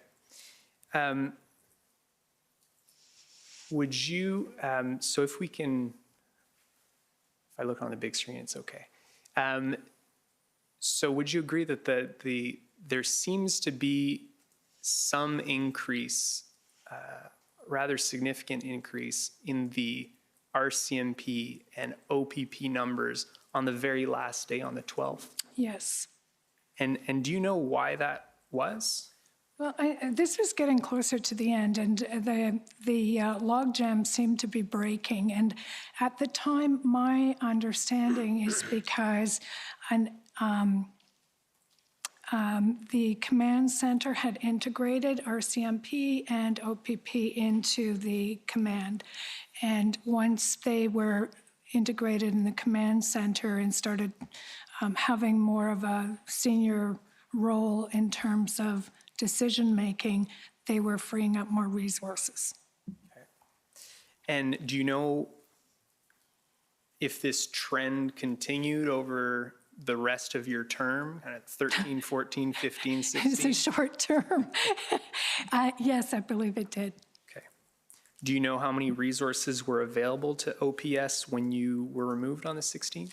I don't have that number off the top of my head, but I do know that when the ultimate climax occurred, that the number of resources deployed were very similar to the number that Chief Slowly had weeks before told us that he needed. Okay. Let's go to OPS 3011610. We can go down. Okay, so it's the second email there, an email from Jessica Bradley, again from your office, to John Steinbach's. Who is John? John, he's the communications director for Ottawa Police. Okay. And so you say, I recognize that this was not part of the initial request for the in-camera briefing, but the chair and the board have been asking Chief Slowly to provide an overview of the plan to end this occupation. Specifically, the chair would like to know the methodology behind the request for 1,800 additional resources and how they will be deployed. We recognize that some information with respect to the plan will be confidential and cannot be shared. However, as an oversight body, the board should be apprised of the general priorities and objectives of the plan. The chair would like to be able to put out a statement similar to the one Toronto put out last weekend. And then if we go down, you say I've highlighted the relevant sections. Sorry, let's go back up.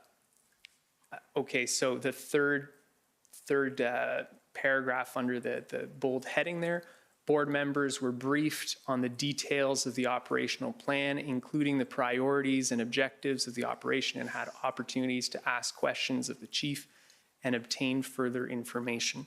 So you remember making this request I on do. February 14th? Yes. Okay.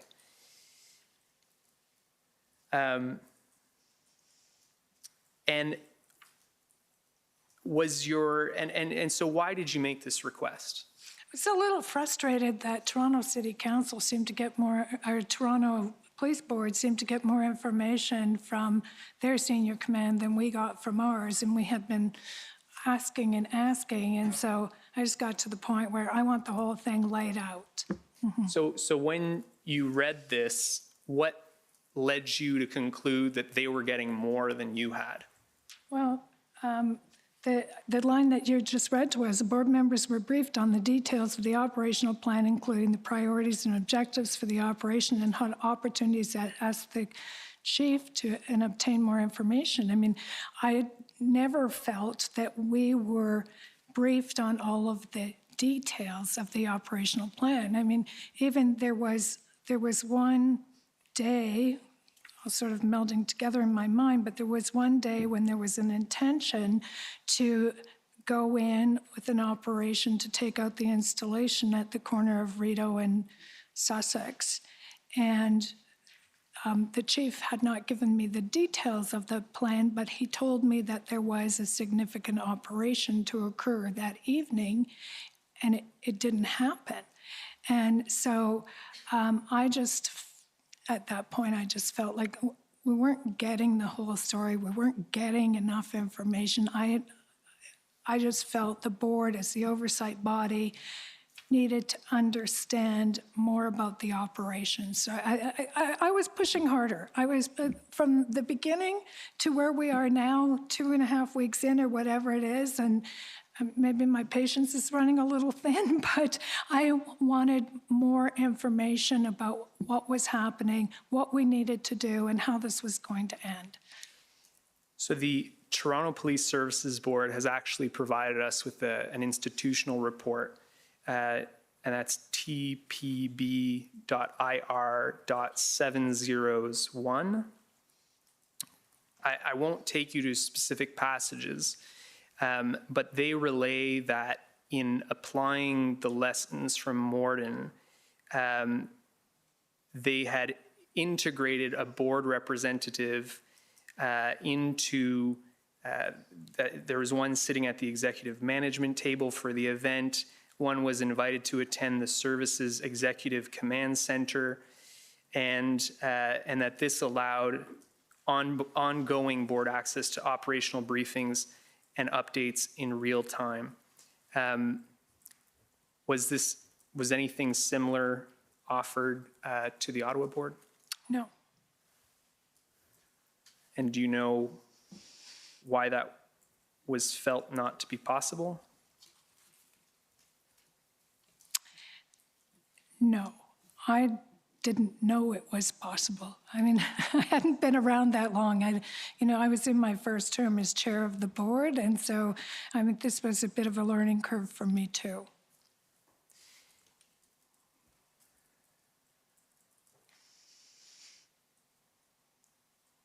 So you were requesting a greater,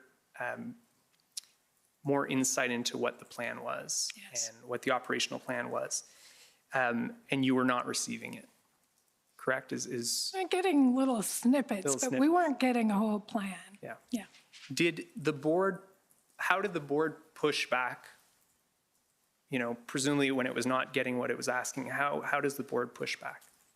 Well, I think you can sort of see it in the flow of information and in just the information you've put up here this morning, that it was getting like, okay, now I want it, I want the number, I want the resource requirement, I want the plan, I want to see the details. And it was like that. I think it was growing as we went along, that we were realizing we weren't getting information. And I have to say, through this commission, I've realized there was a lot more information the board was not privy to that the city was. It's very frustrating.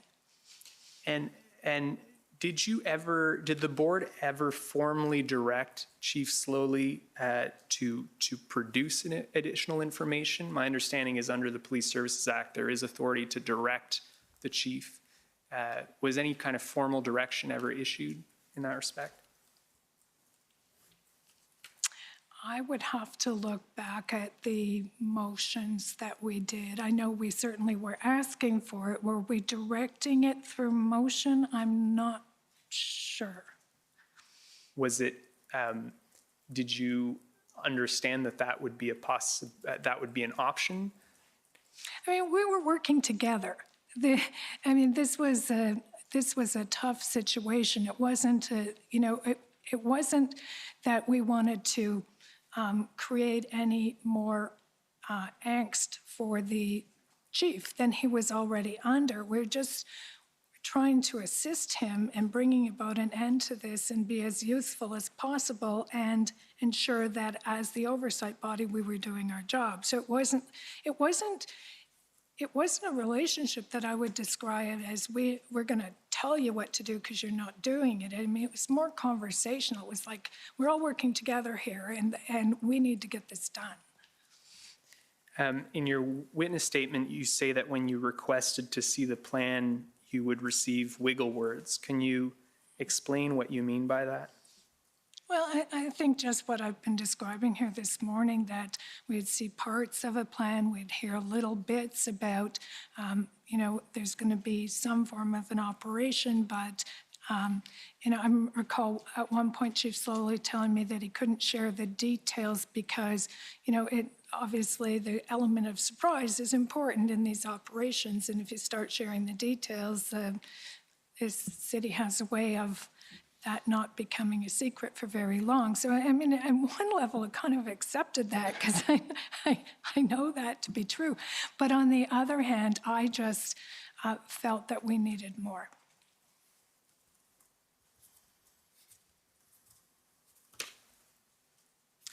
Can we go to OPB 401646? So these are text messages between yourself and Amanda Galbraith. I'm not sure how to pronounce that. February 12th. If we can just go down to February 12th at 10:59 a.m. So who is Miss Galbraith? She's a principal at Navigator, which is a crisis communications firm that the Ottawa Police Service uses to assist in communications in lieu of having a full-blown communications department at OPS. And so she was advising you on communication matters. She was advising the service, but I was also speaking to her. Okay. And so here, February 12th at 10:59, these are texts again between yourself and Ms. Galbraith. You say, I wish I thought there was a plan. Yeah, I hear you. Ignorance on operational matters, while appropriate, only provides so much comfort. And you respond, not much at all. Joanne Cianello from CBC sent me a message last night and asked if I think there is a plan. I didn't respond. I think we've already talked about you not being satisfied with the disclosure of the plan to this point. Had you concluded by this date that there was a possibility that there wasn't yet a plan on how to bring an end to the occupation? I was worried that I knew they were working on a plan. I knew there were pieces of a plan. I knew there had been some operations. But I was just increasingly becoming concerned that there wasn't a soup to nuts plan to bring this thing to a peaceful, expeditious end.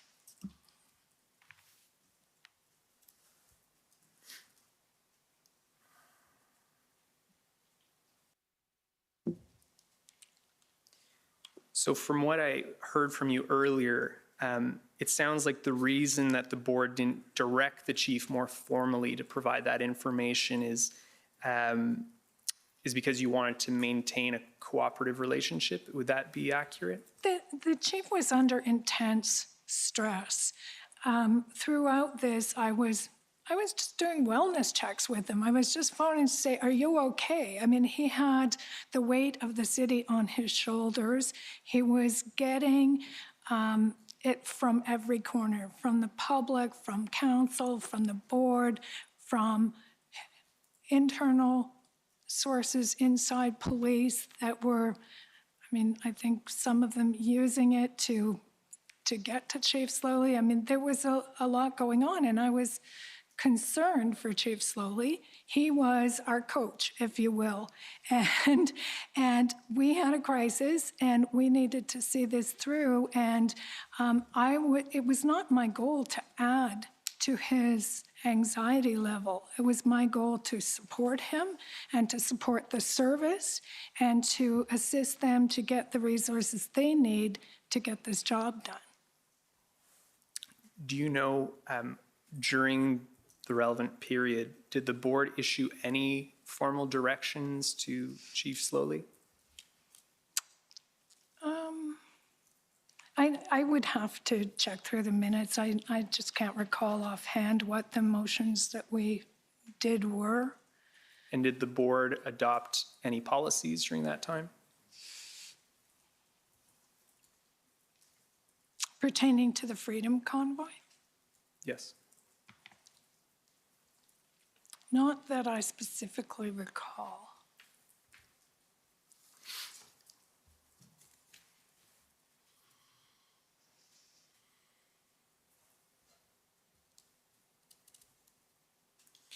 So I just want to get your understanding here of kind of the tools available to you in the exercise of that oversight function. If you were to have directed the chief to provide additional information and that was not done, were there any tools available to you to enforce that request to the best of your knowledge? Well, we are the employer for the Ottawa Police Service, and we are Chief Slowly's employer. So to the extent that we have an employee-employer relationship, there are tools available. Some of them are hammers. One is suspension. I don't think that's a big hammer in the middle of a crisis. So, the tools that are available in my mind, it wasn't about that. I wasn't focused on that so much as I was focused on working together. My view, we needed to be in the same boat. We needed to be rowing in the same direction. We didn't need to be infighting or fighting amongst ourselves or, calling each other out. We needed to be working collaboratively every step of the way at all levels to bring this thing to a peaceful end. And I still believe that to this day. One of the issues I think at play here is that it was new. It wasn't like the G20. We didn't have a lot of preparation time to really get our ducks in a row, but we didn't work as smoothly together. It wasn't a well-oiled machine, and there were a lot of people, in my estimation, working at cross purposes here. And everybody, with the best of intentions, let's assume, but not necessarily working at their very best. And when people aren't working together, I don't think you get the best result, and I think that's what we saw.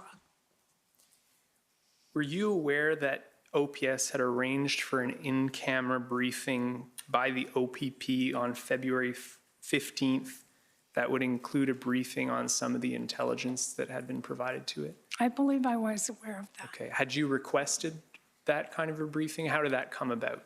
Yeah, it's so hard to remember the details of, who asked for what, when, but I can't tell you how it came about, but I believe I was aware of it. Do you know why that kind of briefing was not provided earlier?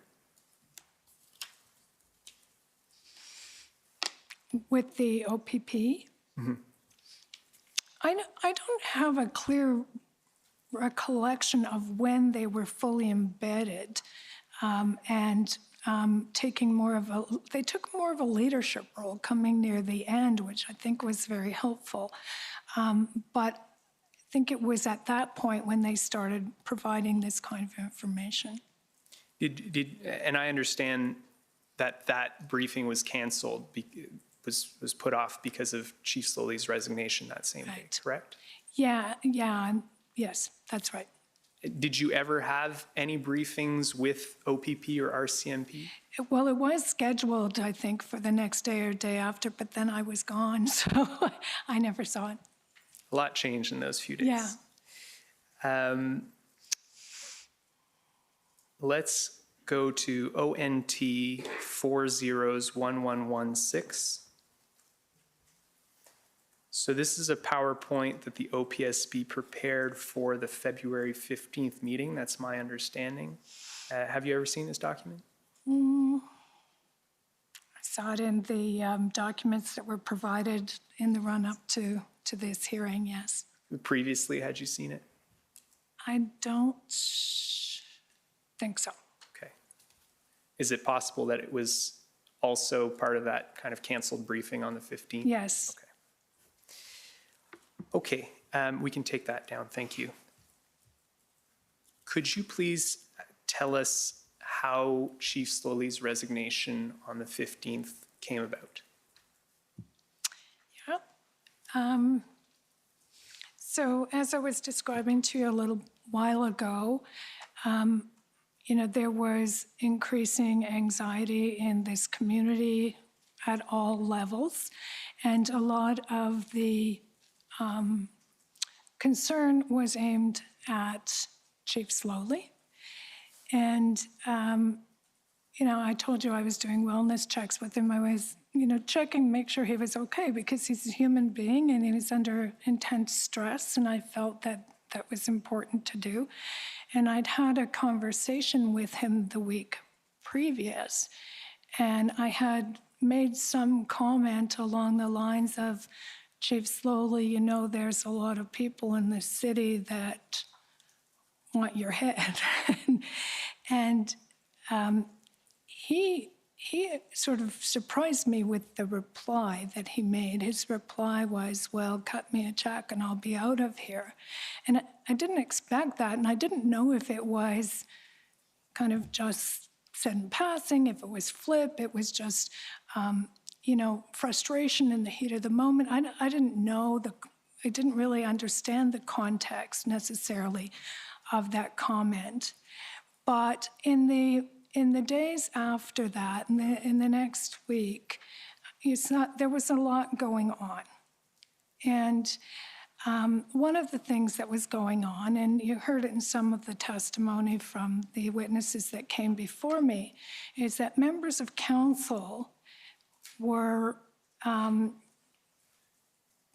considering a motion to ask Chief Slowly for his resignation in a public forum.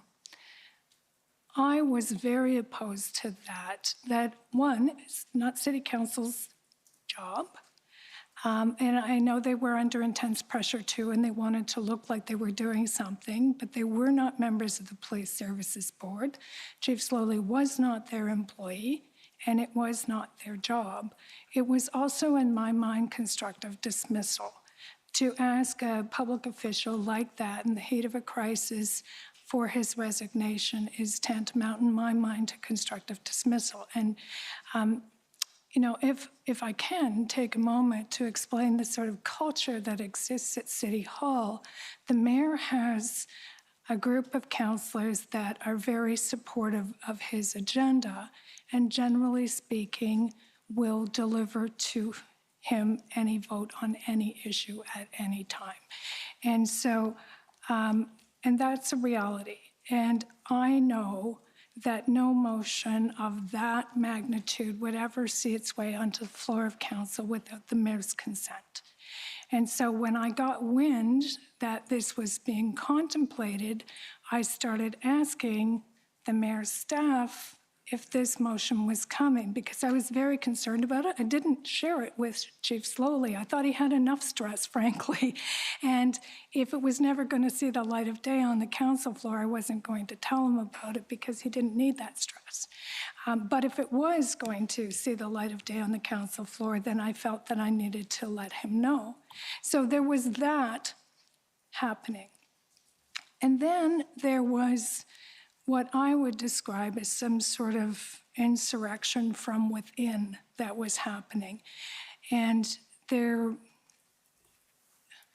was always some tension in the ranks with Chief Slowly right from the beginning. The honeymoon for Chief Slowly in this town was short-lived. And there was always, I don't think he ever felt, and I shouldn't speak for him, he can speak for himself, but I don't think he ever really felt entirely supported by his senior command or by the rank and file inside police. And so in the midst of a big crisis like this, it all comes to a head. That's what happens. Crisis sort of beget crisis. And I don't think he had enough support from within. And then I was contacted by, I believe his name is Stephen Hoff, producer at CBC. And he told me that there was a story coming out about Chief Slowly and his behavior inside police. And he offered to share with me the highlights of that story, and they were extremely damning. And they were also disturbing in that, I mean, we at Ottawa Police, and the board is the employer of Ottawa Police, and, you know, we have spent a lot of time on the issues around workplace sexual harassment and violence. And, you know, I really take seriously the notion of having a positive working environment. And so these kinds of serious accusations against our chief, I mean, if I describe them to you in broad strokes, it's like he's yelling at people, he's sort of tyrannical dictator. I mean, I might be overstating it slightly, but not too much. I mean, it was that kind of accusations that clearly came from within the service. And Chief Slowly had been intimating to me that there was infighting occurring inside Ottawa Police. I didn't ask him for a lot of detail on that, nor did he share a lot of detail. He did tell me that Deputy Chief Trish Ferguson had gotten caught up with some of the wrong elements in that, and he had to send her home for a number of days, which was in the middle of a crisis, so obviously extremely worrisome. He had told me that the incident commander had changed more than once during this crisis. And so there was obviously this other problem that we had that inside Ottawa Police, probably not well known to the public, but inside Ottawa Police, there's a bit of an insurrection going on. And there seems to be an intent to use this crisis to undermine the chief further. That was my assessment of what I saw in that situation. And that story, they gave me a heads up, CBC gave me a heads up that they were going to be breaking that story within hours. I believe that was the evening of the 14th. So I called Chief Slowly about 9:30 at night. I asked him, I talked to him a little bit about the CBC story. I asked him if he was aware of it, which he was. And I just said to him, I said, Chief Slowly, last week when I spoke to you, you said if we cut you a check that you would be out of here. And I just wanted to ask you if you meant that, or or not, or if you wanted to stay. And Chief slowly said to me that, that he's the chief of police. He's put his heart and soul into this operation. He's worked very hard. We're getting close to bringing this thing to an end. He had every intention of seeing it through to the end, and that he wasn't going anywhere. And I said, okay, fine, Chief. I just wanted to check with you because, it's going to be a little bit of a rough ride. And I just left him with saying, if you sleep on it and change your mind, let me know. And the next morning, I think it was about 8:30 in the morning, he called me and he said, I want to leave. Thank you. Did anyone reach out to you ahead of his resignation to suggest that you should put pressure on him to resign or anything like that?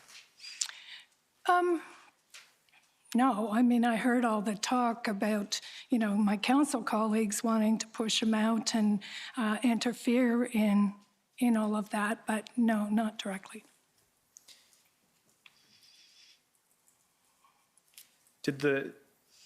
I understand, and from your witness statement, that the board had some conversations about his leadership. Did it consider whether it had the authority to remove him? Yes, because in light of the CBC story, the board felt that we needed to understand our options and expectations that would be upon us and what would be the right thing for the board to do. And so yes. And you concluded that you did not have that authority as the board? We concluded we did not have the authority to remove the chief. We did conclude that we had the authority to suspend the chief. And is it fair to say that the concerns that the board discussed about his leadership were related to what you previously have talked about in terms of infighting and those kind of issues? Yes, and yes, it was related to the allegations that CBC were going to run with. Thank you. Did your personal interactions with Chief Slowly give rise to any concerns about his leadership? My personal interactions or my interactions as the chair of the board? As the chair of the board, yes, sorry. There were some occasions, there had been two issues raised about Chief Slowly's performance that the board had referred to the OCPC for follow-up. Neither one of those, I believe, have been dealt with. One was an anonymous complaint, and one was a complaint from an inspector at Ottawa Police. And I guess what I meant by my question is, in your own interactions with him, in your role, did you have any, did anything arise from those communications that gave you concerns? Chief Slowly is a very passionate person. Chief Slowly was under intense pressure, and I saw the emotion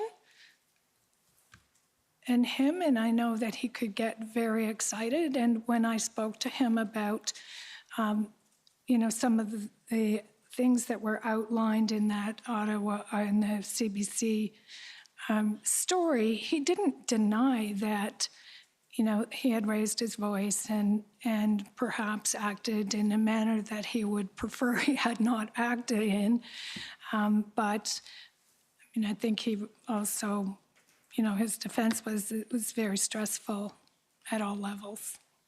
And coming back to the plan to end the protests in Ottawa, did the board ever lose faith in his ability to accomplish that task? The board never stated that they had lost faith in Chief Slowly. I do not believe the board had lost faith in Chief Slowly. As the chair of the board, I publicly stated my support for him. I did it willingly. I did support the chief. I did not agree with my council colleagues interfering. I understood that there were a lot of questions that were being raised, and I believed that there would be time after this incident had ended for a postmortem where we could, we could consider all of what had happened and hopefully learn some lessons from it and make some determinations if any changes had to be made. But in the midst of this crisis, in my opinion, it was not the time to be questioning the actions of our chief. Turning to the February 15th meeting, once the announcement was made that he had resigned, but then there was a briefing from OPS. Would you agree that during that meeting it was clear to the board that the OPS, the wheels were in motion to now bring this to an end? Can you maybe describe that? It was clear that things were improving. I could not tell you that I understood how imminent the end was. Do you know what led to this change in tone? I've contemplated that so many times since this. I really feel that integrating the OPP and the RCMP into the command center and giving them more of a role in developing a plan was important, because I don't think OPS really had the skill set inside OPS to really build a plan like that. I just don't think they had the experience. So I think having those senior police agencies integrated into the center had helped a lot in developing a plan. And you started seeing in the stuff you're showing me, you start seeing more of the development of a plan as they integrated. And as they integrated, they started sending more resources, and it was always that. We were never going to end this thing without a clear plan and without the resources that Chief Slowly had said early on that he needed. Turning to the 16th, and I don't have much time left, and so I'll only briefly touch on the events on the 16th. Let's go to OTT 8842. This is the draft letter that I discussed with Mr. Arpin the other day, that he drafted on behalf of the mayor to explain their perspective on what occurred on February 16th. Yeah. And specifically your decision to sign a contract with Mr. Turigian? To replace former Chief Slowly. So if we go into the top of page 2, is the section that I'm most interested in. Just a little higher, sorry.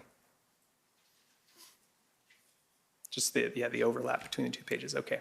So it says here, no votes were taken and no authority was delegated that would allow the chair to finalize an arrangement.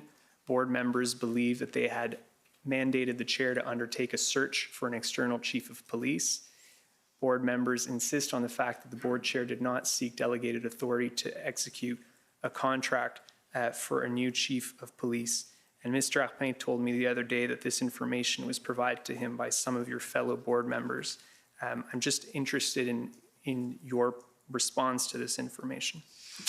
Well, it is absolutely 100% false. Mr. Arpin did not ask me about this. There are in-camera board minutes available that refute this. It was the authority was delegated unanimously delegated. And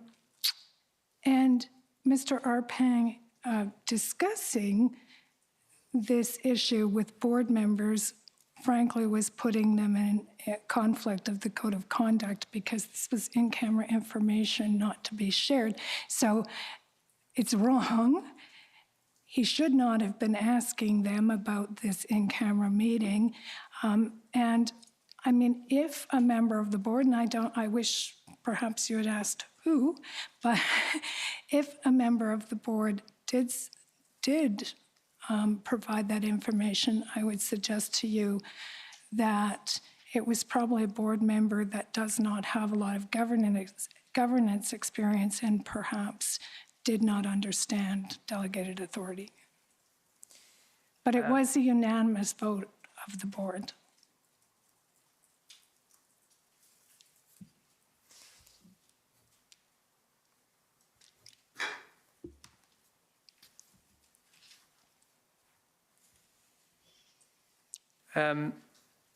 Mr. Arpin and his testimony the other day in the mayor's witness statement say that you told the mayor on the morning of February 16th that you wouldn't sign the contract with the new chief without his approval, and that you then did it anyways later that day, and that's when he lost faith in you. Did you tell the mayor that morning that you would not sign the contract without his approval? No. What did you tell the mayor? I had a conversation with the mayor. I told him that the board had come to a decision to hire a new chief, Matt Tarigian, and that I would be signing a contract that afternoon. The mayor expressed his concern,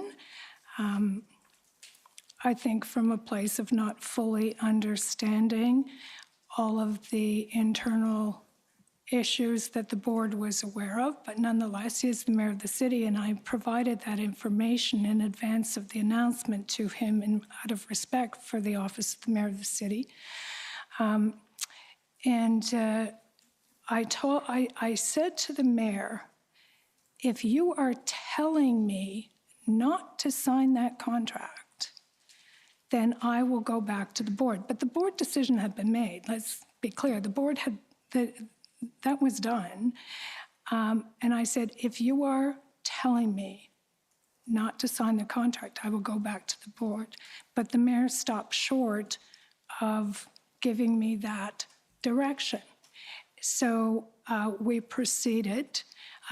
In the intervening time, I mean, the mayor was on the telephone to my colleagues, who in turn were letting me know that he was asking them to unseat me as the chair of the board. And by the way, you also heard some testimony in the last couple of days that when I was asking about the council looking to constructively dismiss Chief Slowly, they were also looking to unseat me as chair of the board. And I was aware of that, asked them about it, and they said they didn't know. But nothing comes to the floor of council without the mayor's knowledge and consent. So it was pretty clear to me that that was the event that was unfolding. As soon as I left that room, the phone call started to set up the votes to unseat me, and a member of the media, I recognize it's hearsay, but it's a member of the media that I hold in high regard, that told me that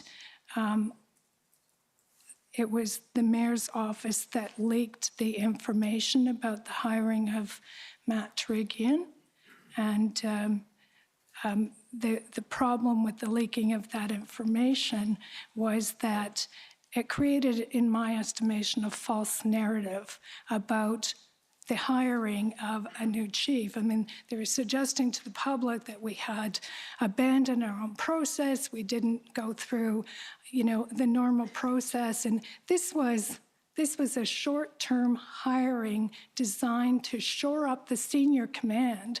We were flying with one wing in our senior command. Senior command normally has 2 deputies, a chief, and a CEO. We'd hired a brand new CEO. We had one of our deputies was suspended from the service. Our chief had just resigned. We were bare bones senior command in the middle of our biggest crisis ever. And so there were a number of considerations that the board had made in coming to the conclusion that it was in the best interest of the police service and our citizens to go outside. One was to shore up the senior command, to give the resources. Frankly, one was to protect Deputy Chief Bell, because in my estimation at the time, anybody that was going to assume that role, if it didn't come to a positive conclusion quickly, was probably going to, take some of the criticism for it. It might, and I would have expected that he would, in all probability, be a prime candidate to be our next chief, and I didn't want to damage Steve Bell through this process. And frankly, we were looking for more depth of experience in these types of issues than we had internal to OPS at the time. And it was basically those three reasons that said, okay, we need to shore up our senior command, we need to get more help from the right people, and we need to protect Deputy Chief Bell. And it was for that reason that we thought hiring someone on an interim basis from outside the service made sense. And with all due respect to the mayor, I do believe that the board and the chair of the board were in a better position to make that calculation than was he. Thank you. My understanding is that your assistant made an audio recording of this conversation with the mayor, She did. and that recording was disclosed to Commission Council this morning. It was. Just hold on a moment. Yes. Thank you. Yes. I have a concern. We received a copy of that audio recording 10 minutes or 13 minutes, I believe, before the hearing commenced. I was surprised that it had not been disclosed previously. The Ottawa Police Board disclosed a number of other documents. It was clearly something that they believed was relevant. It was not put to Mayor Watson yesterday, and I guess what I'm concerned about is the integrity of the process when we get these kinds of things 10 minutes before a witness is about to testify. I need to obtain instructions with respect to this. I have not been able to do so, and I guess what I worry about is what else is not being disclosed, or what are we going to see after witnesses have already testified. It's unfair to Mayor Watson, and it's unfair to the process, quite frankly, to have this kind of recording come up 10 minutes before the witness testifies. Okay, well, thank you for the comments. Firstly, as you, I think was noted, is you received it maybe 2 minutes after the commission received it. So it's not a question of the commission, it's a question of the documentation coming in. I think it's been generally explained why it was not produced, but I think that could be explored further. I do share, obviously the commission shares the concern about fairness. Fairness is fundamental to this process. So if there are fairness issues, I will entertain them, whether that's required or not at this stage. I don't know, and nor do you, I gather, because you don't have instructions. So what I'd suggest is that we explore a little further why this wasn't produced so that the record is clear at a minimum. And then once you get instructions, we'll see where we go from there. Yes, that's fine. I think I'm the first person to cross-examine, so I'd like to get those instructions before. And I just want to make clear, I wasn't suggesting that the commission hadn't disclosed it. I appreciate that they only just received it as well. My concern was it hadn't been disclosed. I think your concern was clear. I understand it. I was simply putting for the record that And the reality is, and I think it was clearly put in my original statement, is that, we are pressed for time, so are all the parties.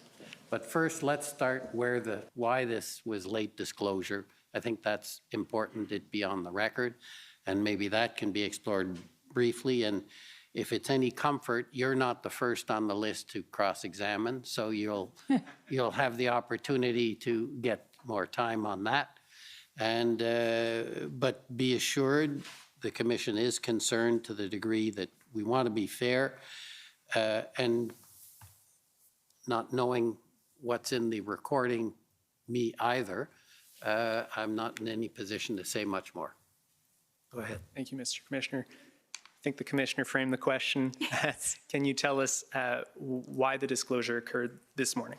Sure. So when I provided documentation to the commission, I might be a technological midget. I don't know a lot about getting all of this stuff off my telephone. So effectively, or off my devices. So I handed over my devices to the city to take whatever they wanted from any of this. And then yesterday when I was listening to the mayor's testimony on this point, because in my estimation, it was quite inaccurate. I sent a message to my former assistant, who is now on a leave of absence from my office, but I said, did they get that document? And she said no, because it was on my phone, not your phone. And so Mayor Watson is aware of the existence of this recording, because I had shared it with the city's integrity commissioner. So I sent a message to the city's integrity commissioner yesterday and asked if that recording was still in her possession, and it was, and she sent it to me. So I disclosed it this morning to you. Thank you. Okay, so I think that's helpful, I assume, for your getting instructions in terms of the process and the fairness issue. And we can deal with it after lunch if there's follow-up on that. Mr. Commissioner, would it be appropriate for me just to state for the record the document ID for Yes, that audio? go ahead. So it's POE, and I don't need anyone to bring this up, POE.OPB 701. Okay. I have two short questions before I wrap up. Yeah, you're going to have to make it quick. Yes, they'll be very quick. You were the chair of the OPSB for one day after Chief Slowly's resignation. Did you notice any change in that short time? Sorry, I'm sorry. There's another objection. Go No, ahead. my only concern is now that we have assigned it a number, my understanding was that it would then be an exhibit at the hearing. And I would ask that if my understanding of the rule is correct, then I would ask that we defer making it an exhibit at this time, at least so that we can get instructions and speak to that issue. Mr. Commissioner, Eric Brusa, Commission Counsel, that's fine. Mr. Majakowski is correct. Typically, when we refer to a document ID, it is made an exhibit. Those are the rules we've set up, but in the circumstances where there may be objections, and you haven't ruled on the sort of admissibility. I think my colleague was just reading it out for the benefit of counsel in the room, and it won't be marked an exhibit until we've dealt with its admissibility after lunch. Thank you. Okay, go ahead. In that one day, did you notice any changes? Yes. We saw a lot more detail around the plan. Thank you. And did the board ever consider making a request? I understand under Section 9(5) of the Police Services Act, there can be a request by the board for the OPP to provide assistance. Did the board ever consider making such a request? I don't recall. Okay. Those are all my questions. Thank you, Mr. Commissioner. Okay, so we have a little bit more time. The first to cross-examine, I think, is the counsel for the former chief, Mr. Slowly.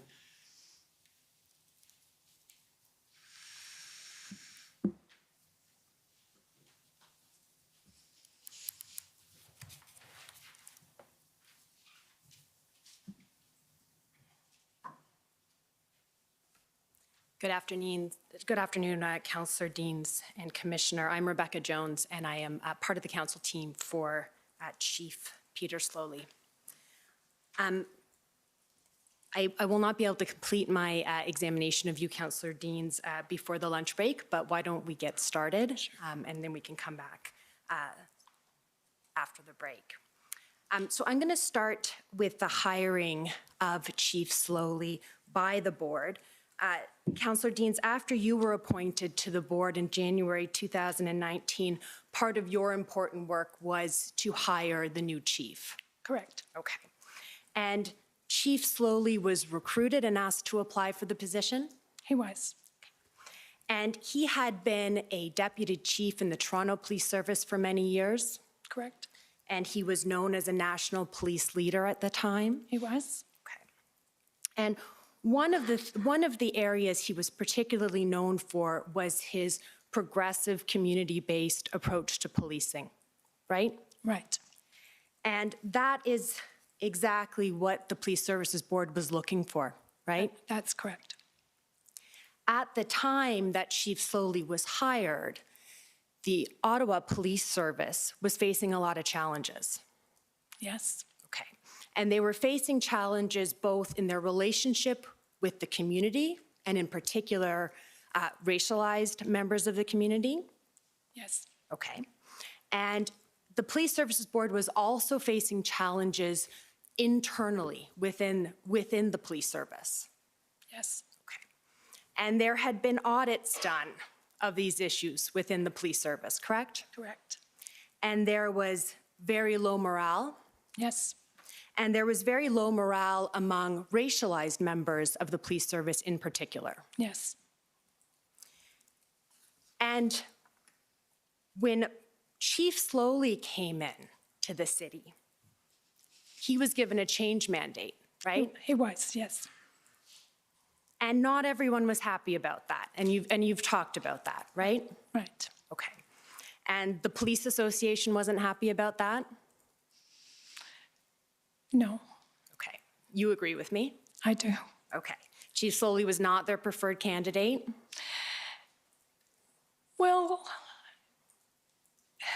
I don't think so, but I had the impression that the police association would have liked to choose their own candidate. I don't think they were pleased with who our second choice would have been either. From messages that were sent my way, I don't know if initially how much information or knowledge they had of Chief Slowly, but I can tell you that the honeymoon was short-lived. Right. And part of the reason the honeymoon was short-lived was because Chief Slowly published an op-ed after a black motorist was stopped by the Ottawa Police Service, correct? Don't recall the details of that, but I'll take you at your word. You won't disagree with me that the police association, the head of the police association said it was a failure of leadership, or that he had failed the leadership test in raising this issue publicly? Right. Okay. So that was the circumstance faced by the chief before the convoy arrived. Is that fair? Yes. Okay. And you've talked about Chief Slowly and his deputy chiefs briefing the board before the convoy arrived on January 26th, right? Right. And you made a statement at that board meeting about the importance of the right to protest, right? Yes. Yes. And it was important to do that because Ottawa is the capital region, right?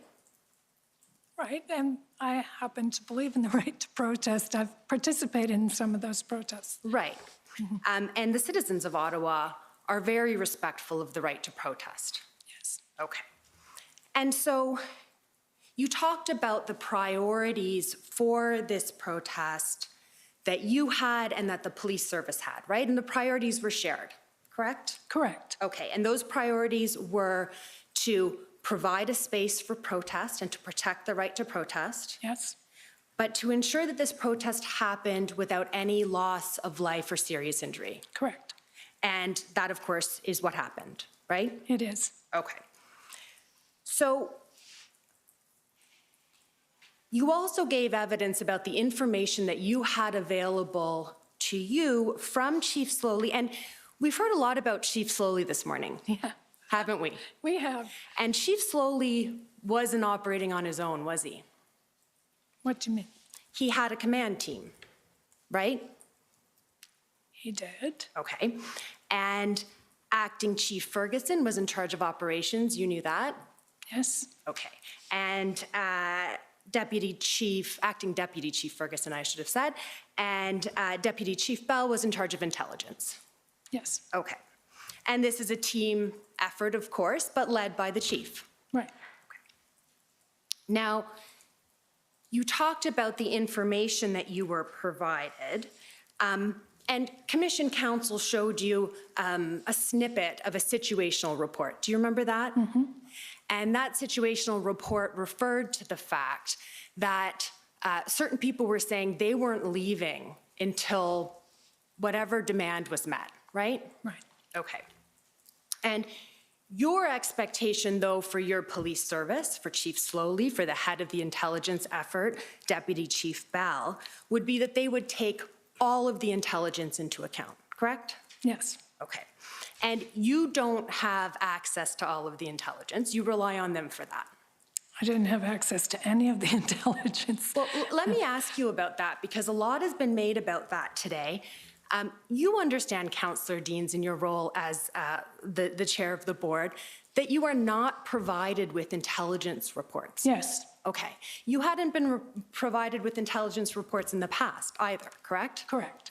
And the reason for that is because intelligence reports are highly confidential. Right. And if we actually look at the Hendon reports, which we can do now or after lunch, we'll see that on each page of the Hendon reports, which came from the OPP, it specifically states that they are not to be shared. Okay, is that fair? Makes sense. Okay, it makes sense. So when we're talking about what intelligence reports, and you didn't see the intelligence reports, you said you relied on Chief Slowly for telling you that that was normal, right? Correct. But you also knew, based on your own experience, that intelligence reports are not given to the board, right? Right. Okay. I think what I was saying is we relied on Chief Slowly to provide us that information. The information he could provide. Right. Legally. Right. Operationally. Right. Okay. So if we can put up a document now, please. It's OPP 1024.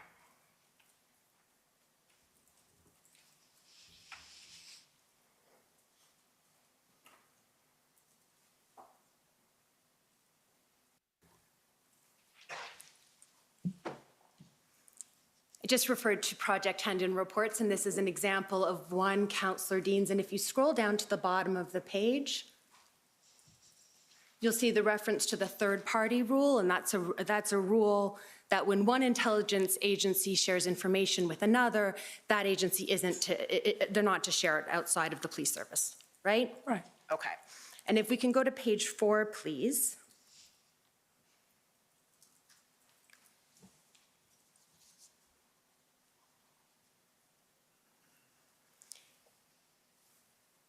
Here we see, actually, if you scroll down a little bit more, here we go. At the last paragraph, it says, although the stated intent of some convoy participants is to remain at Parliament Hill until the convoy rescinds all COVID-19 related restrictions and mandates, this goal is likely to prove unrealistic in the long term, right?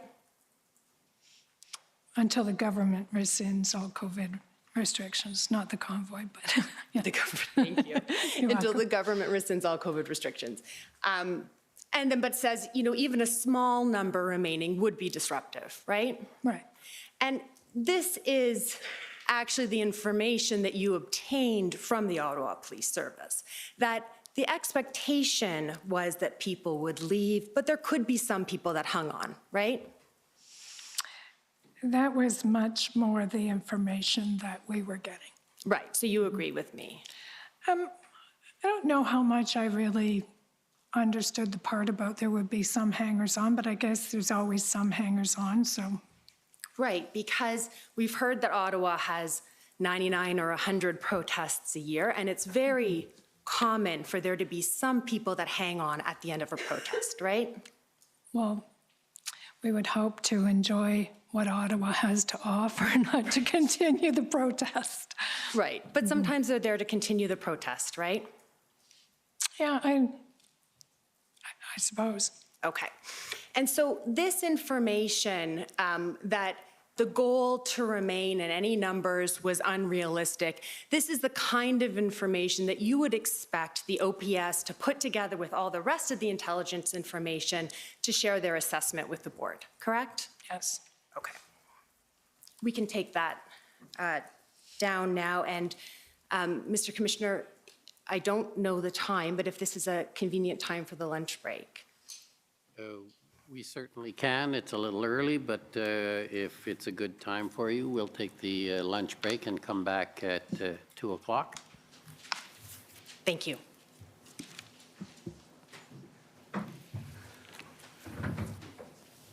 The commission is in recess for 1 hour. La commission est levée pour 1 heure.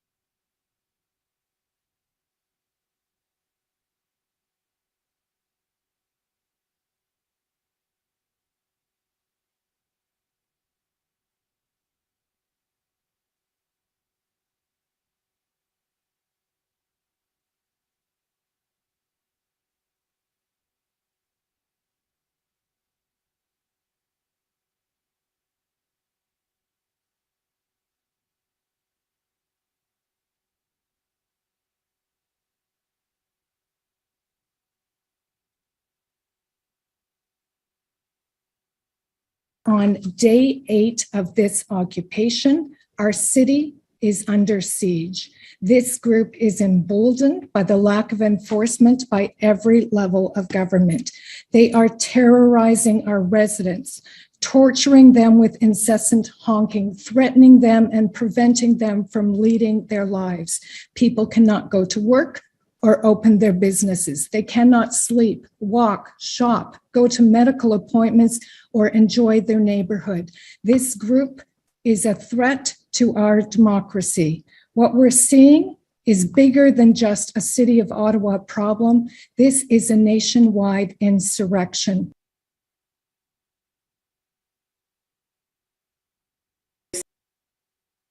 You say what was initially described as a peaceful protest has now turned into a siege of our downtown area.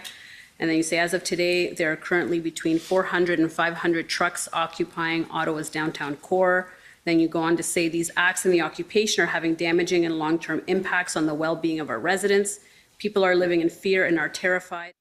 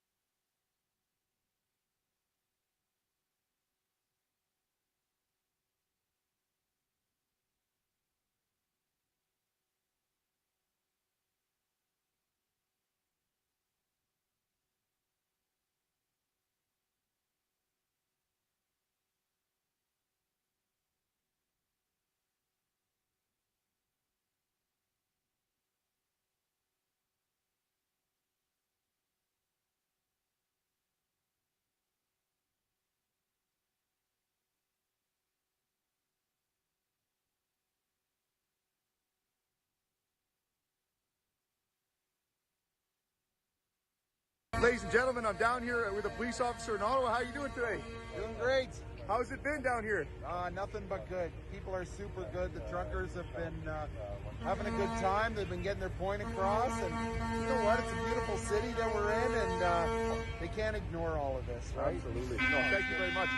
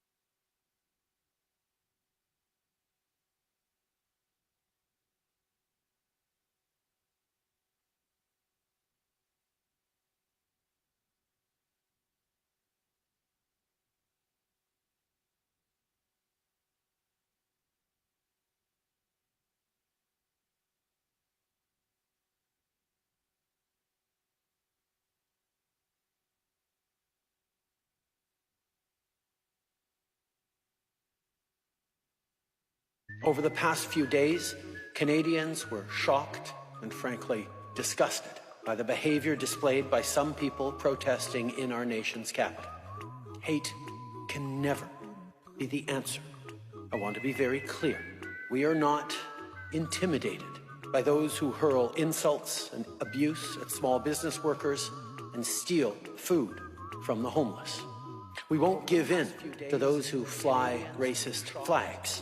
We won't cave to those who engage in vandalism or dishonor the memory of our veterans. Tous les Canadiens ont le droit d'exprimer leur opinion ou leur désaccord avec leur gouvernement, mais ils n'ont pas le droit de menacer ou de harceler leurs concitoyens, ni de propager des messages de haine. There is no place in our country for threats, violence, or hatred. So to those responsible for this behavior, it needs to stop. To anyone who joined the convoy but is rightly uncomfortable with the symbols of hatred and division on display, join with your fellow Canadians. Be courageous and speak out. Do not stand for or with intolerance and hate. And to Canadians at home, watching in disgust and disbelief at this behavior, wondering how this could have happened in our nation's capital after everything we've been through, the behavior on display this weekend does not represent you. Hateful rhetoric, abuse towards their fellow citizens, there is always a right to protest peacefully that I and others will defend fully as part of this democracy. There is not a right to incite violence, perform acts of violence, or to spew hatred. And I think anyone who is part of this group who is disgusted by what their folks protesting alongside are doing needs to step up and take responsibility, condemn these actions, and look for other ways to express their displeasure. Aux expressions de haine et d'intolérance qu'on a vues parmi ces manifestants, je veux remercier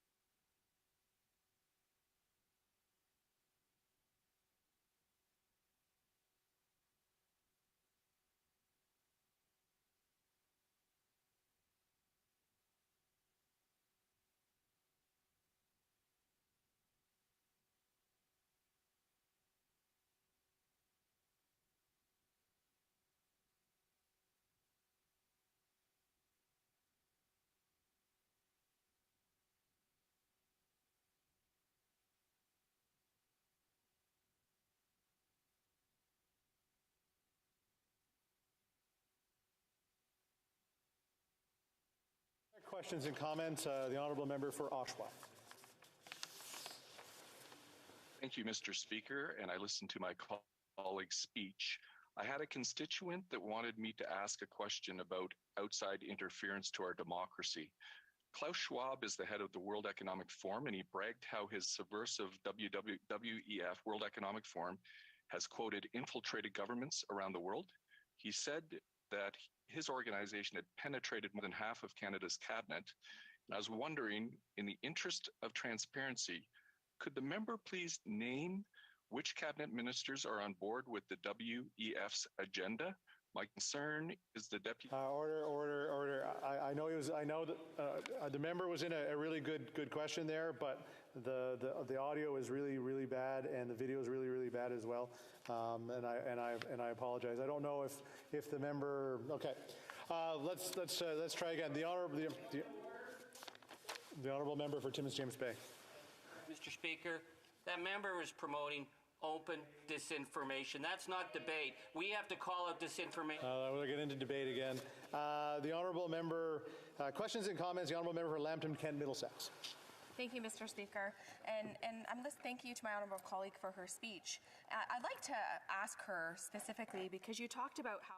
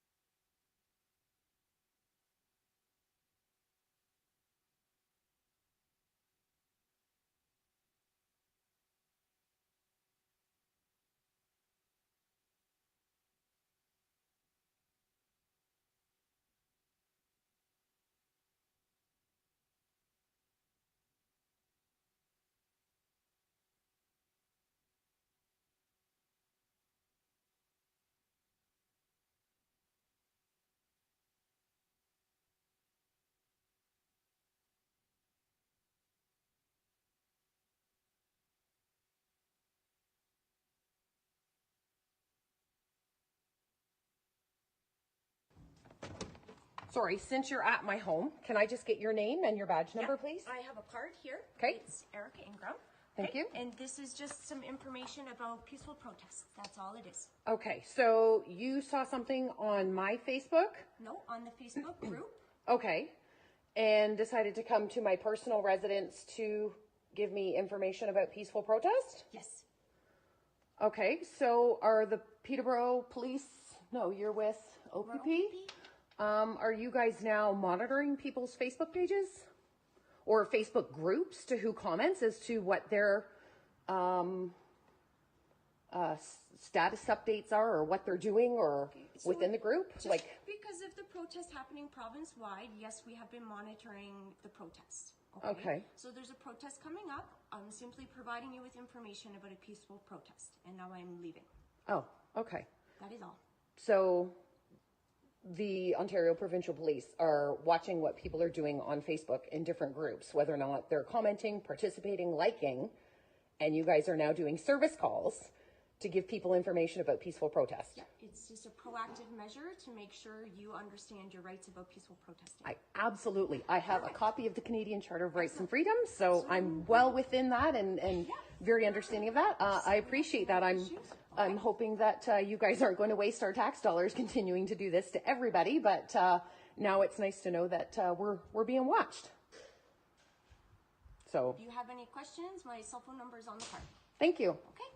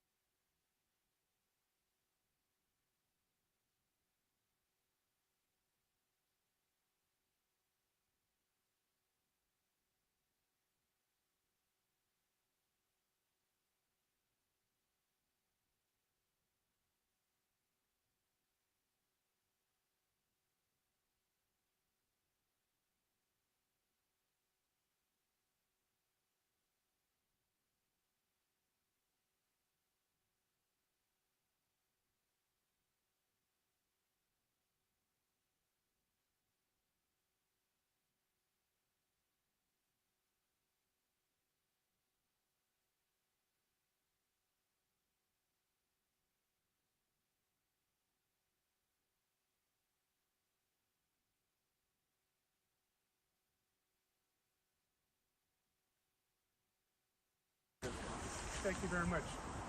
We haven't framed it as a peaceful demonstration. It has been a peaceful demonstration. As of right now, I'm aware of only one single arrest in a 48-hour period where we've had continuously within the city as much as 8,000 people or more with thousands of trucks. If you compare what's gone on in the nation's capital here with the nation's capital in other countries, in regards to demonstrations of this nature, this has been remarkably peaceful and lawful. Let me be clear, we have criminal investigations that are ongoing. We have made arrests where it was necessary to protect the public peace. We have officers from across the country working with us on intelligence, investigation operations, and public order operations.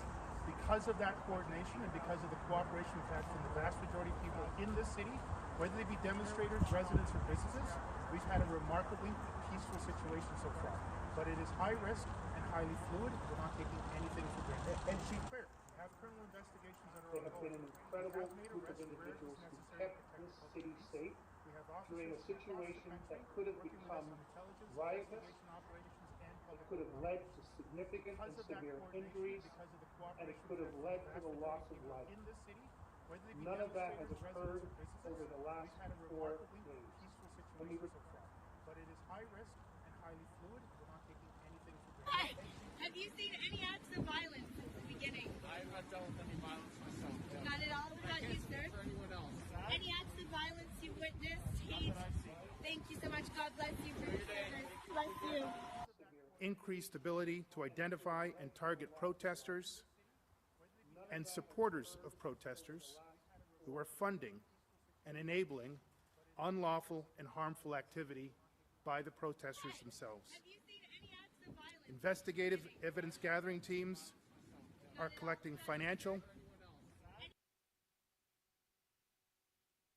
driver identification, insurance status, and other related evidence that will be used in prosecutions. Every unlawful act, including traffic and insurance violations, will be fully pursued regardless of the origin at any time in the future. The primary focus of each of these measures will be on the unlawful behavior connected to the ongoing demonstrations. This includes parallel and counter demonstrations. We strongly urge all demonstrators and those engaging with the demonstrators to act lawfully, peacefully, and respectfully. The hatred, the violence, the illegal acts that Ottawa residences and businesses have endured over the last week is unacceptable in any circumstance. The Ottawa Police Service and the City of Ottawa are bringing significantly greater resources to restore order, hold offenders to account, and protect our neighborhoods. The current demonstration in the Parliamentary Precinct Red Zone remains unresolved despite significant successes in reducing the number of trucks and demonstrators while preventing riots, injuries, or deaths. We take no solace in these operational successes to date. Our goal is to end the demonstration. The demonstrators in the Red Zone area remain highly organized, well-funded, extremely committed to resisting all attempts to end the demonstration safely. This remains, as it was from the beginning, an increasingly volatile and increasingly dangerous demonstration.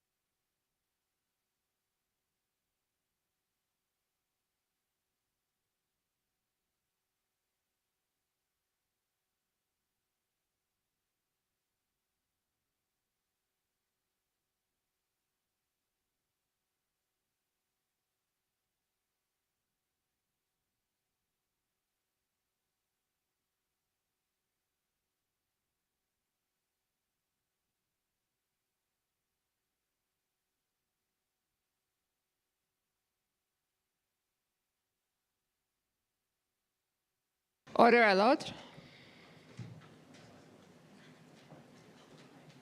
The commission is reconvened. La commission reprend.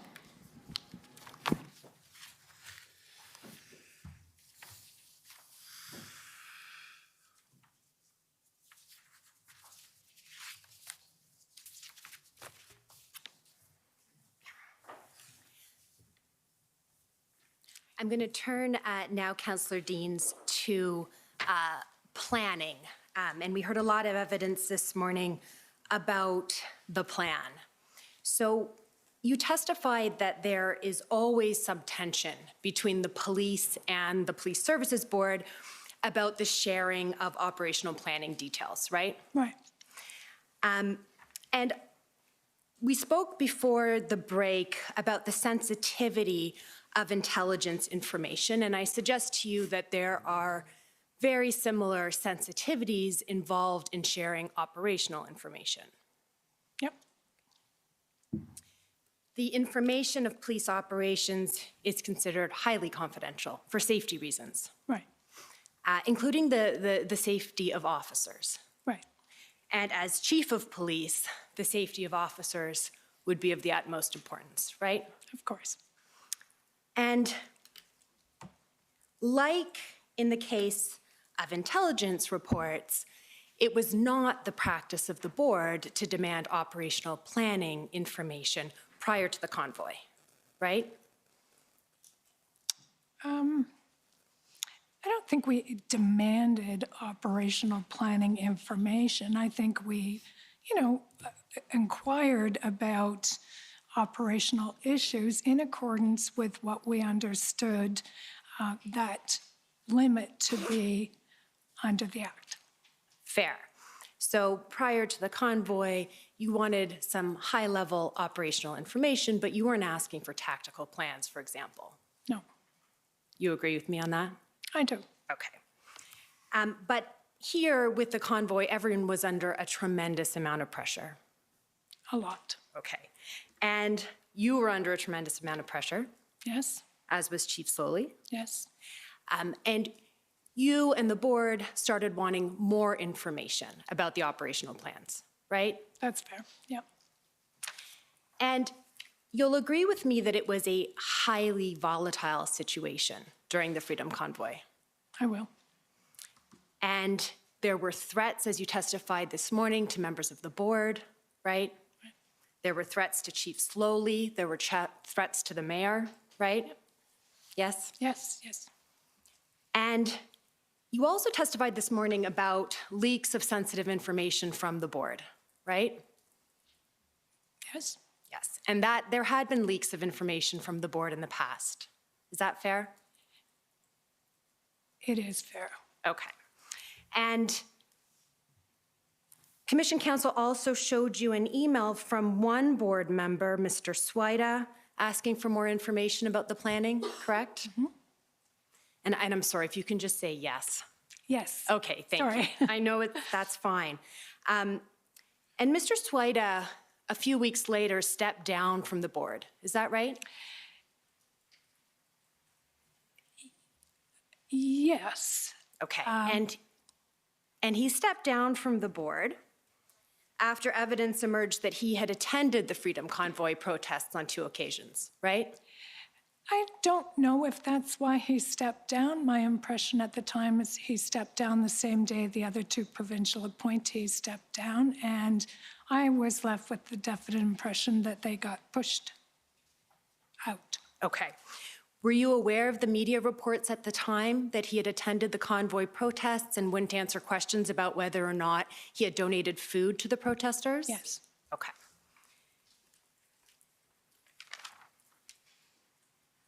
An example of the lack of operational detail that you felt you were getting was in relation to the operation at Rideau and Sussex, right? An example of it, yes. Yes. And you told the commissioner that you were told there was going to be an operation in advance, right? Yes. And you were told some details of that operation? Not a lot, but a very, very high level. Right. You were given high-level details of a police operation, right? Yes. Okay. And that is the kind of details that the board gets about police operations, right? In Ottawa, that's the kind of detail we were accustomed to getting. But you didn't get, as you put it, the full plan for the operation, right? No, or even as much information as after I had seen that Toronto report, I thought they were getting. Okay, well, I think this is before the Toronto report. Yeah, okay. Okay. But no, okay, carry on. Okay, so you've been following the evidence in this commission so far? Yes. Okay, so I take it that you've heard the evidence that the operation at Rideau and Sussex was seen to be a particularly sensitive operation. Yes. Right? Correct. There was reports that there were people involved from criminal organizations in Quebec? I heard that evidence. Right, okay. And so you would agree with me that with a board with a history of leaks, may be a little bit concerning to share the full plan of operational details of going into Rideau and Sussex. Is that fair? No, I don't think I would agree with you on that. As chair of the board, any highly sensitive information that was being shared with the board, I would have really, read the riot act to the board members about confidentiality and reminded them of their oath that they took when they joined that board and the sensitive nature and the potential for putting officers in harm's way by leaking that information. So no, I don't think I can fully accept your premise. Okay, well, maybe you'll fully accept this. Okay. That for Chief Slowly, he would be concerned about his officers going into an operation like that. Absolutely. Okay.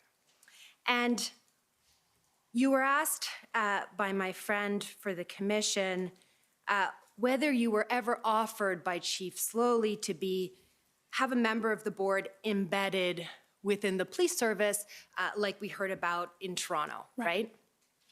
And you weren't asked whether you asked whether you could be embedded or someone could be embedded within the police service. I don't believe we asked. Okay.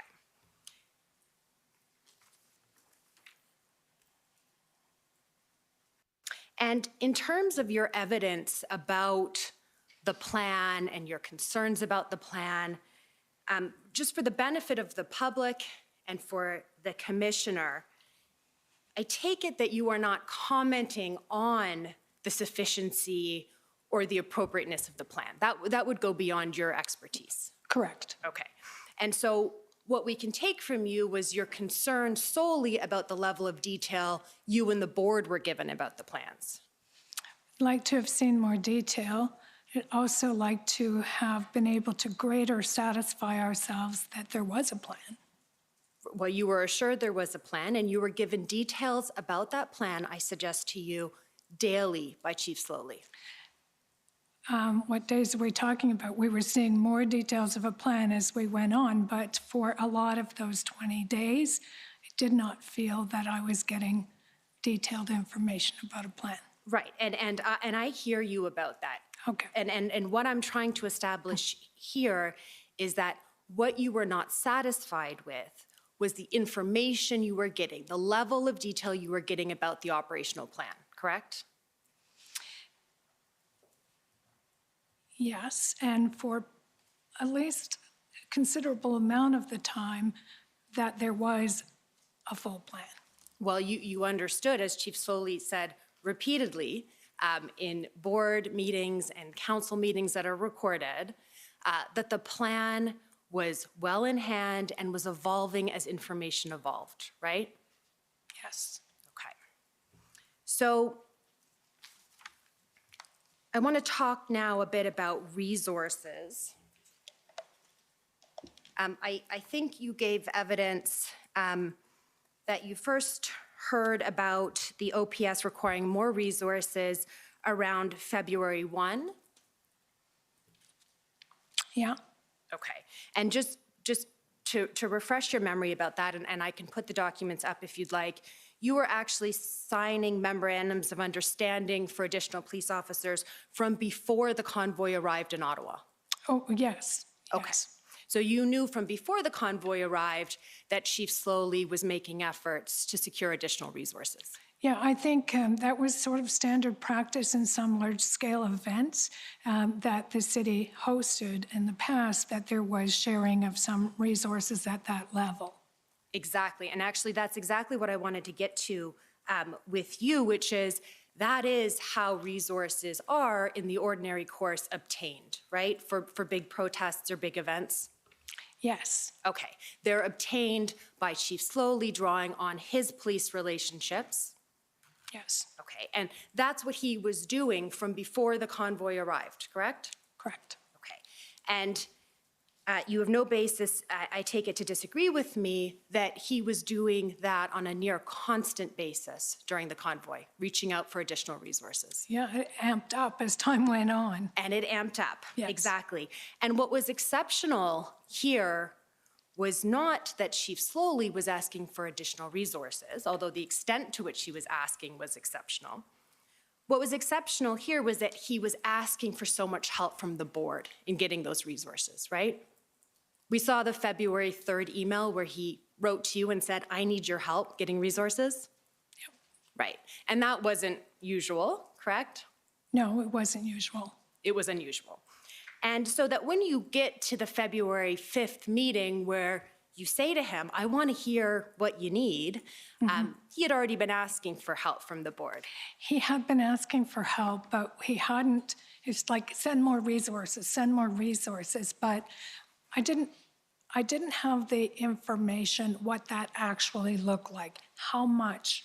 The numbers. The numbers. The numbers. What would it take? And he had made that comment, as you will recall, he had made that comment about not being certain that there was a policing solution. So, yeah, with all of that, it's like, yeah, we need to understand this better. Right, and you understood his comment about there not being a policing solution, or there may not be a policing solution, to be a call for help, right? I did, yes, Okay. very much so. And the call for help was, we cannot, as the local police of jurisdiction, do this on our own.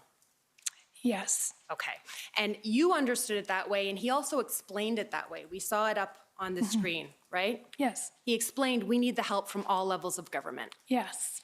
And people, you say, didn't understand that comment, right, when he first made it? Yes. Okay, but you've said publicly, and we all know now, that he was right. I believe he was very right. He was just right earlier than a lot of other people. He probably had more information than everyone else, but yeah, I think the way this all ended actually did prove that Chief Slowly, what he said early on, was in fact correct. Okay. Now,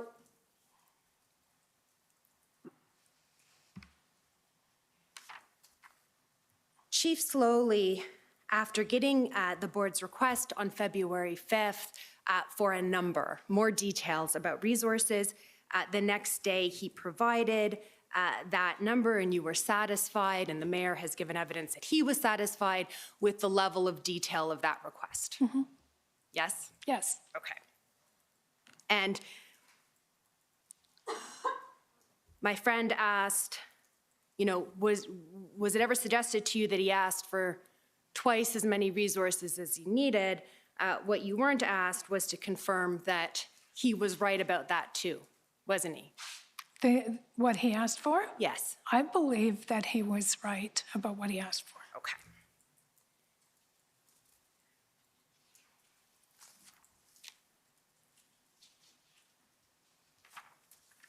Now, I'm going to turn to Chief Slowly's resignation. You gave evidence that a week before his resignation, you called him as part of a wellness check.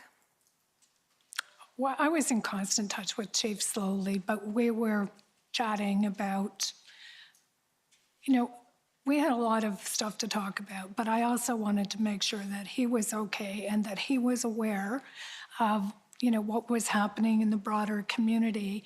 And so we did speak about that. Okay. And during that conversation, you expressed to him that a lot of people wanted his head. I don't know if it's those exact words, but in a broad sense, that was, he knew that, I knew that. There were calls for his resignation, and I probably crassly described it, but I think the sentiment was clear. Okay. And just to be fair to you, I'm going to suggest to you that he didn't say, cut me a check, I'm not resigning, but rather, I'm not resigning, so if you want me out, you're going to have to buy out my contract. No, that might be what happened the next week in terms of closer to what you're suggesting. But the first week, I think as I said this morning, I wasn't certain of what he was trying to convey. Was it just the frustration of the moment, or is it something he actually had in his mind? I didn't have a sense of that. I didn't pursue it. Right. I had just heard that comment, and it may have been, and I said this morning, it may have just been off the cuff, and he may not have meant it at all. I didn't know. I didn't pursue it, so I didn't know. I followed up on it a week later. Right, and then, so a week later, you called him again, and we're right now in the middle of the crisis, right? Yes.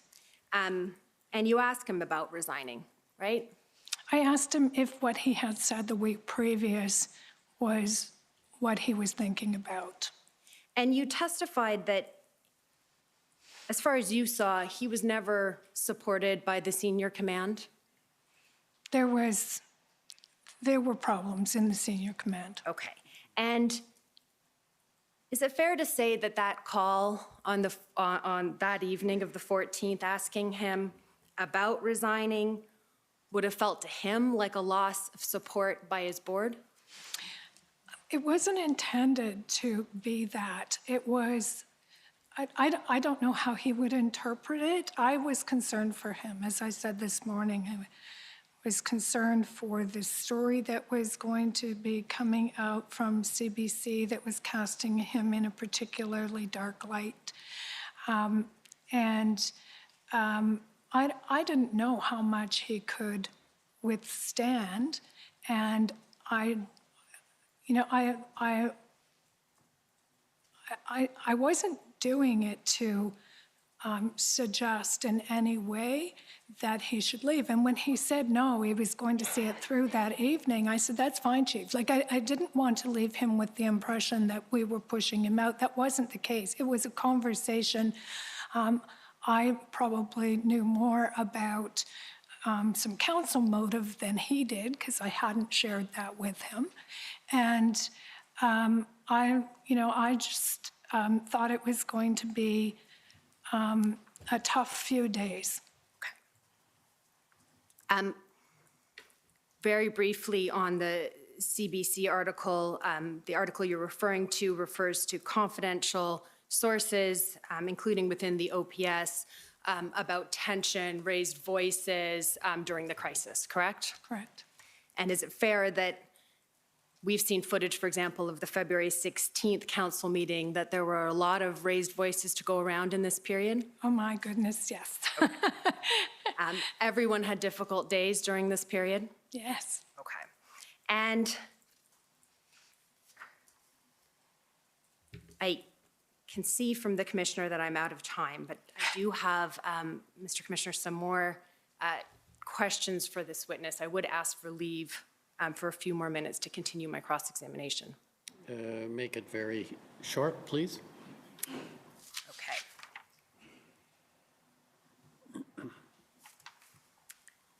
If we can pull up, please, OPB 1649.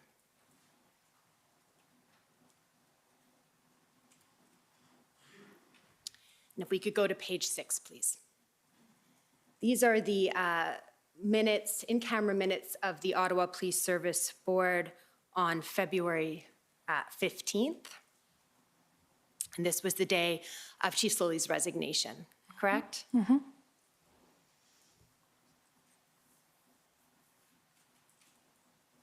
if you can scroll, oh, there we go. So in the first big paragraph, we see at the top, a point was raised regarding Mr. Slowly having struggled to be accepted within the organization, given that he was considered an outsider, and you've given evidence about that, correct? Yes. And then the last sentence of that paragraph reads, in conversation with Chair Deans the week prior, Deputy Chief Bell had advised that he would not have done anything differently if he were in charge, right? Yes. And Deputy Chief Bell told you that? He did. Okay.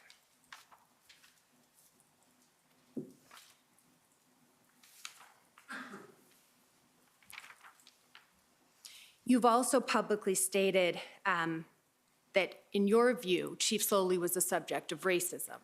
Yes. And that he was the subject of scapegoating. Yes. And that at the end of this, there were a lot of finger pointing and a lot of blame, right? Yes. And a lot fell at the feet of the first Black police chief in Ottawa, right? Exactly.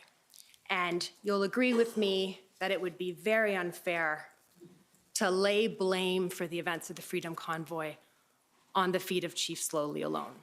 Alone? Absolutely. Right. There's a lot of blame to go around. A lot of blame to go around, a lot of things that we can learn about how things could have gone differently, correct? Oh, correct. Okay.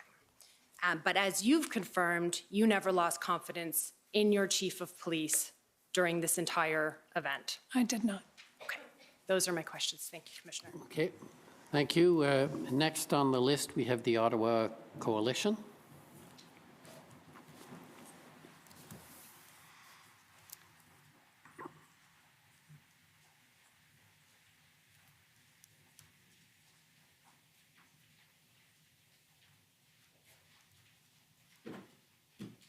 Thank you, Commissioner and Ms. Deans. My name is Paul Champ. I'm legal counsel for the Ottawa Coalition of Residents and Businesses. Just have some questions for you further to your testimony this morning. Ms. Deans, I just want to ask you first about the context or the environment with the Ottawa Police Service immediately preceding the Freedom Convoy. This was a bit of a tough time for the Ottawa Police. Would you agree? Yes. There had been a series of scandals. You had Deputy Chief Jaswal had been suspended due to sexual harassment allegations. There'd been a termination of the COO, the Chief Administration Officer. There were workplace reviews that were coming out of low morale and harassment and discriminatory attitudes in the police. These were all the things that were going on just in the previous year. Is that fair? That is fair. And when you referred to this morning about the Ottawa Police was flying with one wing to some extent, you meant that there was only one permanent deputy chief, that being Deputy Chief Bell, and then the other deputy chief position had a number of rotating superintendents. Is that what you meant? That's what I meant. And we know that acting Deputy Chief Ferguson, who was in charge of this operation, was one of those superintendents, was just acting deputy chief at that time. Correct. So presumably had a bit less experience than others who would have been in that role otherwise. Right.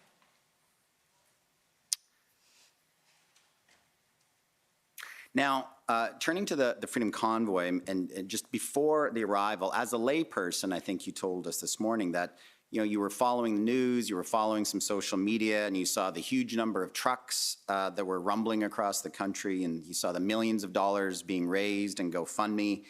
And on that basis, you had concerns that these protesters looked like they were planning to stick around for a while. Is that right? I was concerned. Mm-hmm. And were you aware that some police intelligence at that time, I think we're going to hear about that evidence later today, were that some of these protesters were saying they planned to stay in Ottawa until their demands were met. Were you aware of that?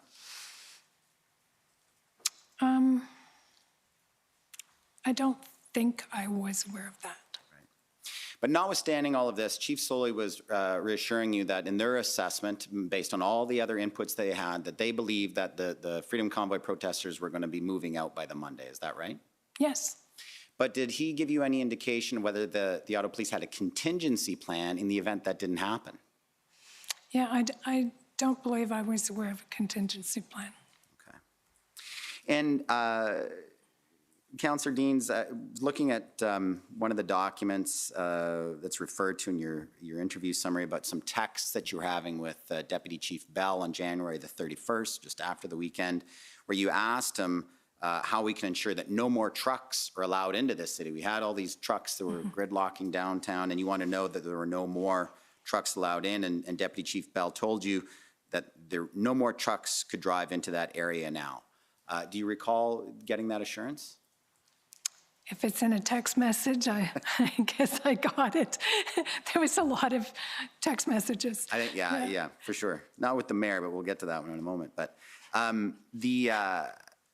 but there were more trucks coming in after that first weekend, correct? Yes, there were. And did you ever get any answer to that from either Deputy Chief Bell or Chief Slowly about why more trucks were being allowed into downtown Ottawa after that first weekend? Yeah, there were a number of questions being asked about that because, at one hand, first they were telling us that there was a constitutional right, there was nowhere else to put the trucks, they were allowed to come, then it was like, we're going to try and keep them out, and then they're coming in. It was a fluid situation. Right. Just a brief question about your telephone conversation with City Solicitor David White about the potential for an injunction. I've had some conversations with council, and I'm going to ask you a question that doesn't get to the substance of what Mr. White was advising you, but Mr. White did express to you that they did not have a plan to go for an injunction, correct? Yes. And now, did he say it was because of one of two reasons? One, that there was concerns that the Ottawa Police would be unable to enforce an injunction, or was he suggesting that they would be concerned about their reputation if they were unsuccessful, that they might be embarrassed if the court denied their injunction? Well, I think it was the latter and perhaps partially the former too. Is that what he expressed to you? Yeah. I don't know if I'm allowed to tell you what he told me. We've been permissive. I think that's the end of the discussion. Did Mr. White tell you who would make the decision or who was responsible for making the decision? Mr. Kanellakos. The city manager. And Mr. Kanellakos, he's the city manager later on referred to Ms. Exley, the person who did get an injunction, as some 20-year-old. That's the same city manager? It is. It's the only city manager. Now, you testified this morning, Councillor Deans, that you weren't aware that the OPP and the RCMP were perhaps delaying deployment of officers or resources because they had some concerns about the OPS operational plans. You never had heard about that before, is that right? No, and I listened to the testimony, and I have to say I was angered by it. I really believe that the oversight body could have usefully used that information in the performance of our duty. And I listened to the testimony from Mr. Kanellakos, where he said, well, it was operational, there was no need to give it to Councillor Deans or the board, and I respectfully disagree with that. What could the board have done with that information? Well, we certainly could have questioned. We could have asked, what is it about the plan that is insufficient to gain resources? What do they need? I think there was a lot we could have done. I think our focus would have perhaps shifted to that plan and what we needed to shore up the plan to get resources rather than just asking for resources. But we didn't have that information. And had you heard concerns that the OPP were raising concerns that their officers at times were being misdeployed, sent one place and then sent to another, and time was being wasted, and they had concerns about that? I think we're going to hear about that for a minute. Yeah, no, that information was not shared with the board. And Ms. Deans, did you, when we were getting later into the protest and there was all these concerns or this or that happening, did you ever speak to either the deputy chiefs about what was happening, whether they had concerns about how things were unfolding or what the Ottawa Police, how the Ottawa Police were responding? I phoned Deputy Chief Bell one day. I felt that I had a pretty good relationship with him, and it was just between him and I conversation, which obviously it's not now, but I intended it to be then. And I just said to him, Deputy Chief Bell, I just wanted to ask you one question. If you were the chief right now, what would you be doing differently? And his answer was very simple. It was nothing. And so from that, you drew that there was no concerns at the senior command with Chief Slowly's leadership per se. I don't know if that's what I drew from it. I just drew from it that they wouldn't be doing anything different. Fair enough. Now, I want to turn a bit to your relationship with Mayor Watson. If you, while you were chair of the board, if you ever wanted to have a private conversation with Mayor Watson, could you just call him? No. And why was that?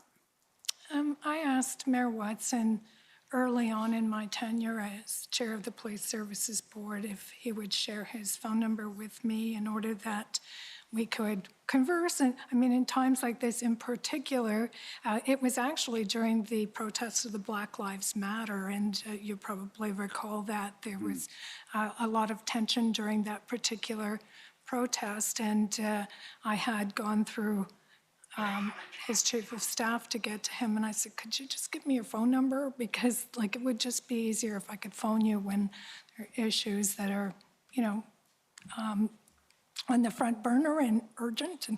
And he just said, no, he said he doesn't answer his phone, he doesn't usually have it on, nobody has the number, and no. With some of these other key players that we've heard about, Chief Slowly, Deputy Chief Bell, Mr. Arpan himself, City Manager Canalacos, you had all of their numbers and communicated with them, yes, right? Yes.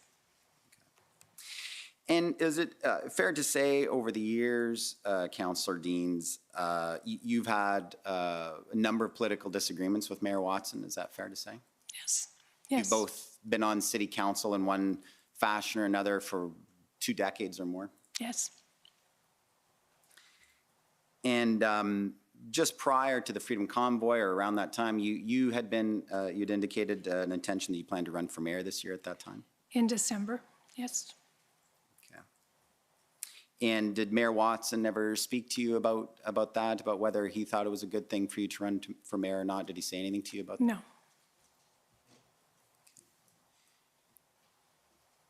And notwithstanding your political history with the mayor, did you believe that all of Ottawa needed to respond as one team to this crisis? Absolutely. I think I described that this morning. Like, you know, you can have disagreements with someone at any point. We're not all going to like each other, but you have to be able to rise above that and work together.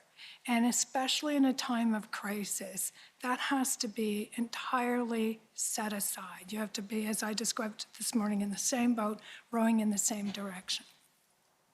And in retrospect, Councillor Deans, does it now seem to you that this political rivalry to some extent did in fact interfere with the ability of you to work collaboratively or effectively with the mayor? Or your ability to work together during this crisis? I mean, certainly it was impeded. I guess I take a little bit of issue with the term rivalry. I was always willing to work with Mayor Watson, always. And, you know, I mean, we have political disagreements. It doesn't have to extend to a personal animosity, and I didn't want that. I had spoken to Mayor Watson about that on a number of occasions. I didn't see the benefit of it. So I don't know if I was feeling any need to carry on a rivalry. I was just feeling a need to do my job. But did you perceive that he had some animosity towards you? Yes.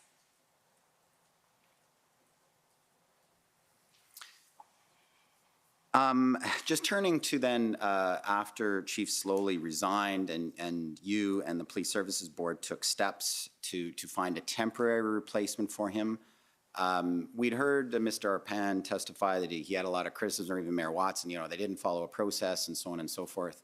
Why didn't you follow a big, lengthy, extensive process like the 8-month period that we're seeing the Police Services Board now following? I mean, it's just, to me, the suggestion of that is kind of ridiculous. I mean, you can't go through a protracted process in the middle of an emergency when you're trying to shore up your senior command and make sure that that senior command has the tools in place to address a crisis in your city.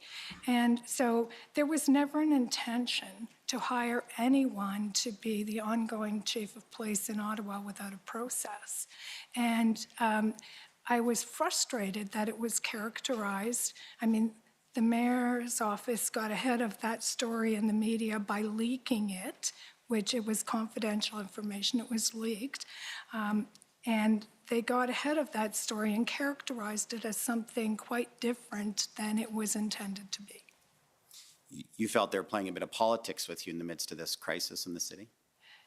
Yeah, I guess to a certain extent, that old maxim about never wasting a good crisis, it also presents an opportunity to settle some old scores, and I guess that's the way I view that. Yeah, that's how you felt. Yeah. I'm not getting into the reasons why. You've already explained quite well the rationale of the board about why they were preferring an external candidate. But just to be clear, without Mr. Turigian taking over as chief, as a result, left the Ottawa Police Service with an acting chief and 2 acting deputy chiefs. Is that right? That's right. So the 3 top positions in the Ottawa Police were all acting.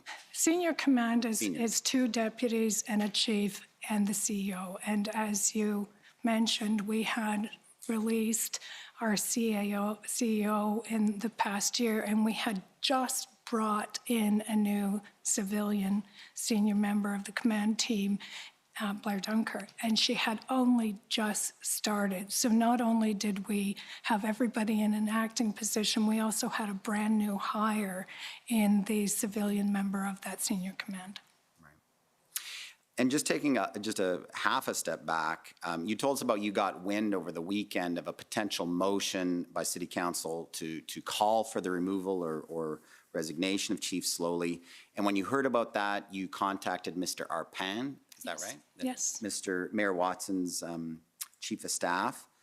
Now, Mr. Arpan testified that he communicated to you that such a motion would be a bad idea. He didn't, that you needed to work together to try to stop such a motion.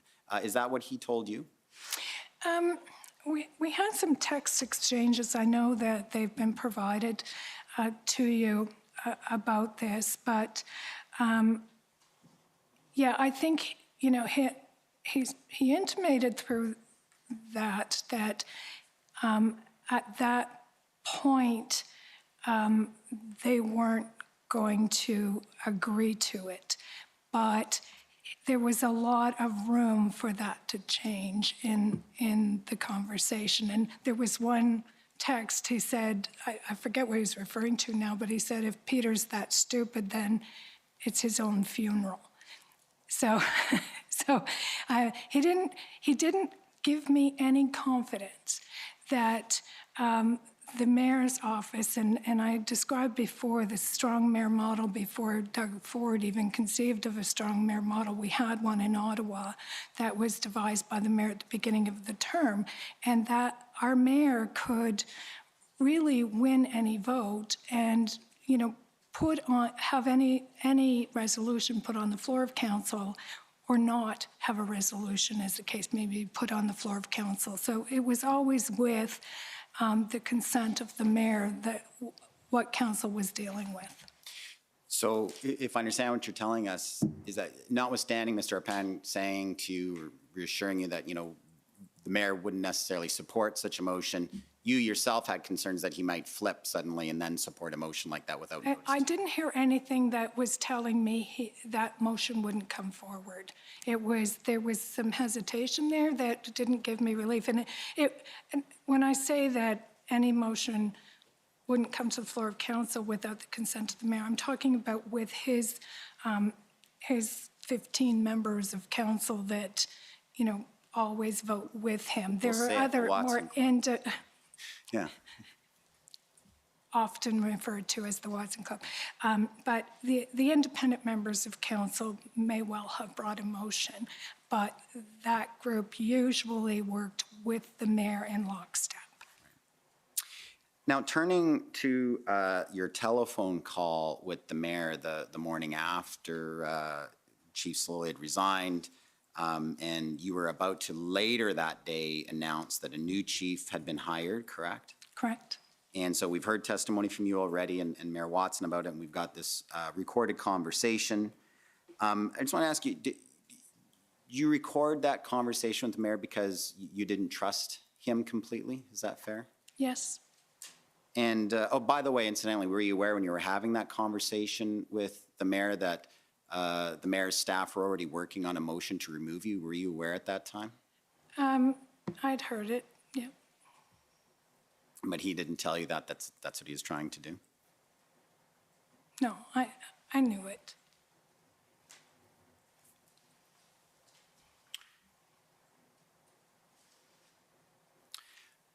Yes, Machiavelli had nothing on our mayor. Thank you very much, Ms. Deans. That's all I have. Thank you. So the next up is the Ottawa Police Service.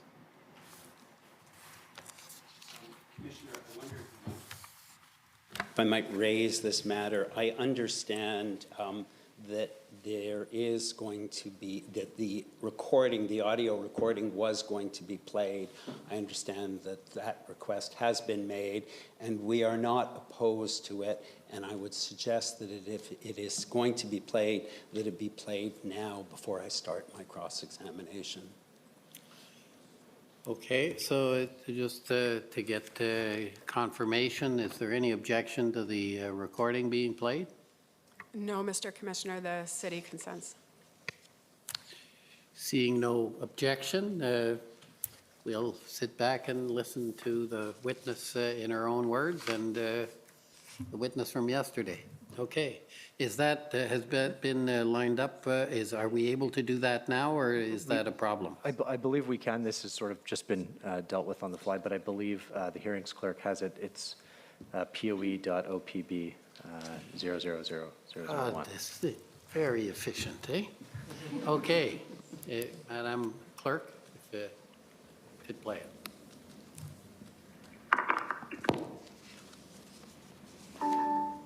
Jessica and Serge. Hi, John. Hi, I've got Serge in the room with me. Hi, Serge. There. Okay, well, go ahead. Sorry, no, so I'm hoping that I can get a briefing on next steps with respect to chief, acting chief, and what those steps are in terms of, bringing some stability to the organization.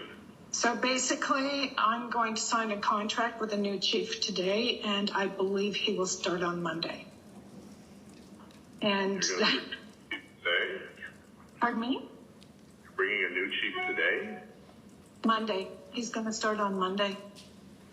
Who is this, and how did you find him or her? So his name's Matt Trinigan, and he's former chief of Waterloo. You might actually know him, Jim. He was a deputy minister, maybe when you were in Ontario.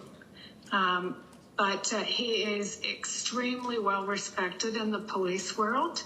And the Solicitor General's office helped us, gave us a short list. We called the people on the short list.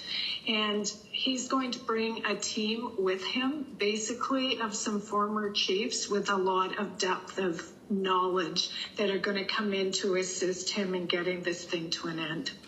And it's a short term, the way the contract is going to work is it's going to be somewhere between a couple of months and the year end. I'm thinking probably the year end so the new board can choose the new chief, but it's basically a sort of a semi-permanent contract. It's for sort of 3 months to 10 months. So this is obviously a That's why I thought you might want to know. Yeah. Well, what happens to Steve? Well, Steve will be the deputy chief. I mean, the way I see it is that this is probably going to save Steve's opportunity to become the next chief, because you know the poison environment that we have right now. Anybody we put in there is not going to last very long, and Steve's going to get blamed for this. So he will be deputy chief and continue that way, and then I think we'll have the opportunity to become the next chief. Well, this is, I guess the problem I have with this is there's been no process. There's no transparency. There's no sending out a call for people to apply, and we're in the midst of a crisis, and he's been the acting chief for one day, and he's going to be replaced tomorrow. I mean, I feel like he knows that, because I had a conversation with him yesterday, and I sort of intimated to him that we're looking to bring someone in with, you know, knowledge and experience and a team with them to bring this thing to an end. And, you know, I said to him, I recognize if we were to put you in there right now, like, you own this. I phoned him last week, by the way, Jim, and I asked him what he would do differently if he was the chief right now, and he said nothing, which didn't instill a lot of confidence, actually. But I think in the long term that he will have a lot better chance of being able to be the chief of police in Ottawa if he doesn't own this right now. So are you bringing this to the board today? The board's already approved it. When did they have a meeting to approve this? Yesterday. If I'm reading your press release saying it's already at work to put in place a new command structure, we'll be appointing a new chief very soon. My understanding was that we were going to get through this with Steve. So it's a done deal, basically. Well, I haven't signed the contract. I mean, if you want to tell me that you don't think you want me to sign that contract, I mean, I can go back to the board and tell them that you would rather not. But I actually believe this is the right thing to do, Jim. Well, I this has come as a big surprise. We're in the eve of some potential action. Obviously, something's going to happen. We think, I don't have any inside information, but one assumes in the next couple of days. I think this would be very destabilizing to the organization to have someone who knows nothing about Ottawa, who's, I don't know, this guy, don't recognize his name. Maybe he was a deputy when I was there, but it doesn't ring a bell. He is very well liked. The Solicitor General told me that the Soldan's office, our advisor on our board, is a guy named Graham White. He told me that he called it an elegant solution. He thinks it's a very good solution on an interim basis for Ottawa. Anyways, I don't support this. I think this is the wrong approach at the wrong time. We're going into the midst of what could be a very serious operational activity. And the sideshow becomes, oh, by the way, Steve, we're shunning you aside to a guy who doesn't know where Queen Street is. I respectfully disagree. Like, I really believe that this is, one, in Steve's interest, and two, in the community interest, to get some people with a lot more depth in this kind of stuff than we have internally to Ottawa Police right now to get this done. And, Steve, there's a lot of internal angst. I don't know how familiar you are with it, Jim, but there's a lot of internal angst in that organization. I was just talking to someone right now that was telling me how they've been called off, and Steve's part of it. So there's internal angst in the top ranks right now. And they're infighting. You probably know a little bit about the infighting that's been going on in the top ranks. But I really think actually bringing someone that rises above that wouldn't be a bad idea. Well, I guess the process has been obviously secretive. You've had no opportunity to consult the BIPOC community or other members. No, it's only a short-term solution. It's not the next chief of Ottawa. It's an interim until we do a search for a chief. I mean, I can't put Steve Bell in there to be the new chief without a search either. No. This is protecting him. Well, no, listen, he's entitled to apply like anyone else is who has the qualifications. So, you know, I don't think there's a conflict because he's the acting chief that he can't apply. But right now, it's basically a sole source contract that we are about to sign, which I fundamentally disagree with. Anyways, you know, it's your call, but I won't support that, and I think it'll destabilize the organization. Okay, well, that's why I raised it. I mean, I thought you should know you are the mayor. So if you're telling me not to do it, then I will not do it. I'll go and have another board meeting and tell them we're going to have to change again. And I'll say, I don't know what I'll say right now. Is there a vote of non-confidence in me or the board coming to council? I haven't seen any motions. I think you're frozen, Diane. Hello? Let me just text her. Can you hear me? I'll text her, see if she's disconnected. I just got a picture of Diane is frozen. Yeah, I think she might be frozen. I have it too. Hold on. Wait a minute. I'm just going to rejoin, Jessica. Tell him I'll rejoin. Oh, you're good now, Diane. You're good now. Am I back? You're back. Okay, Jim, what do you know about what's coming that impacts me today or the conversation that's happening? I think I've worked really hard for the last 20 days. I think it would be a courtesy to at least let me know what's coming at me. Yeah, I'm going to talk to some councillors today, as I try to before every meeting, and see what their plans are. And if I get any sense of what's going on, I'll try to give you a heads up. Would you support a vote of non-confidence in me? Haven't decided that yet.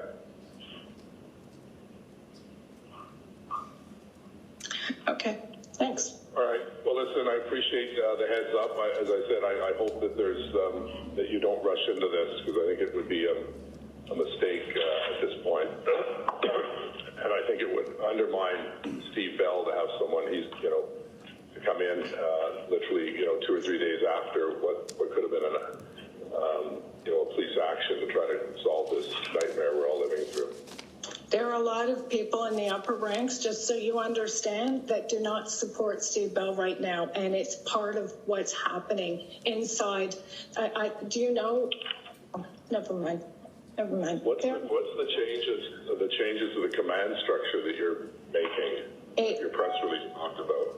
It's the advisory body that would come with this new chief that has OPP and everyone else with that kind of experience in terms of organization to get this done. It's actually a really good plan, Jim. Yeah. Okay. Well, listen. Thank you for the heads up, and we'll see you on Zoom later. Yeah. Take care. Bye.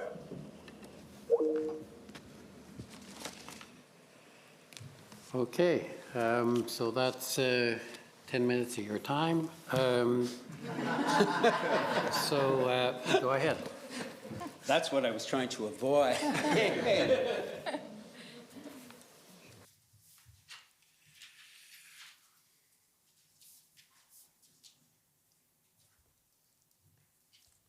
Good afternoon, Councillor Deans. My name is David Michikowski. I act for the Ottawa Police Service. Councillor Deans, am I correct that while Chief Slowly was the chief, he had asked for an increase in the number of officers? Yes. And officers had been hired over the last several years, but just to cover attrition. There was a hiring freeze, correct? Yes. And as of 2022, I understand that Ottawa Police had less officers, sworn officers, than it did in 2019. Is that correct? I'll take your word for it.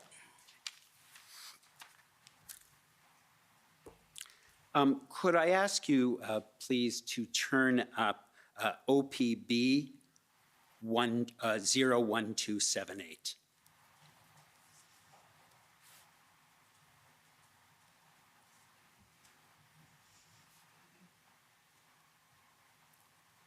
And if we could please go to page 4.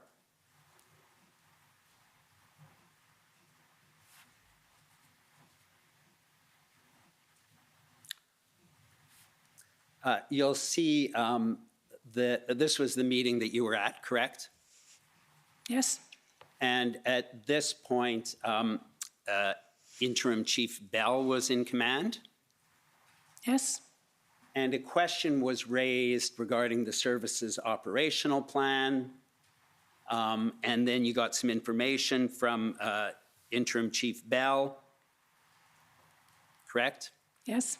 He provided a briefing. And is it fair to say that you'd got a lot more information as a board on operationally what was going on at the time when Chief Bell became the interim chief? There was definitely more information provided this day, so yes. And I believe on page 4, if we go to the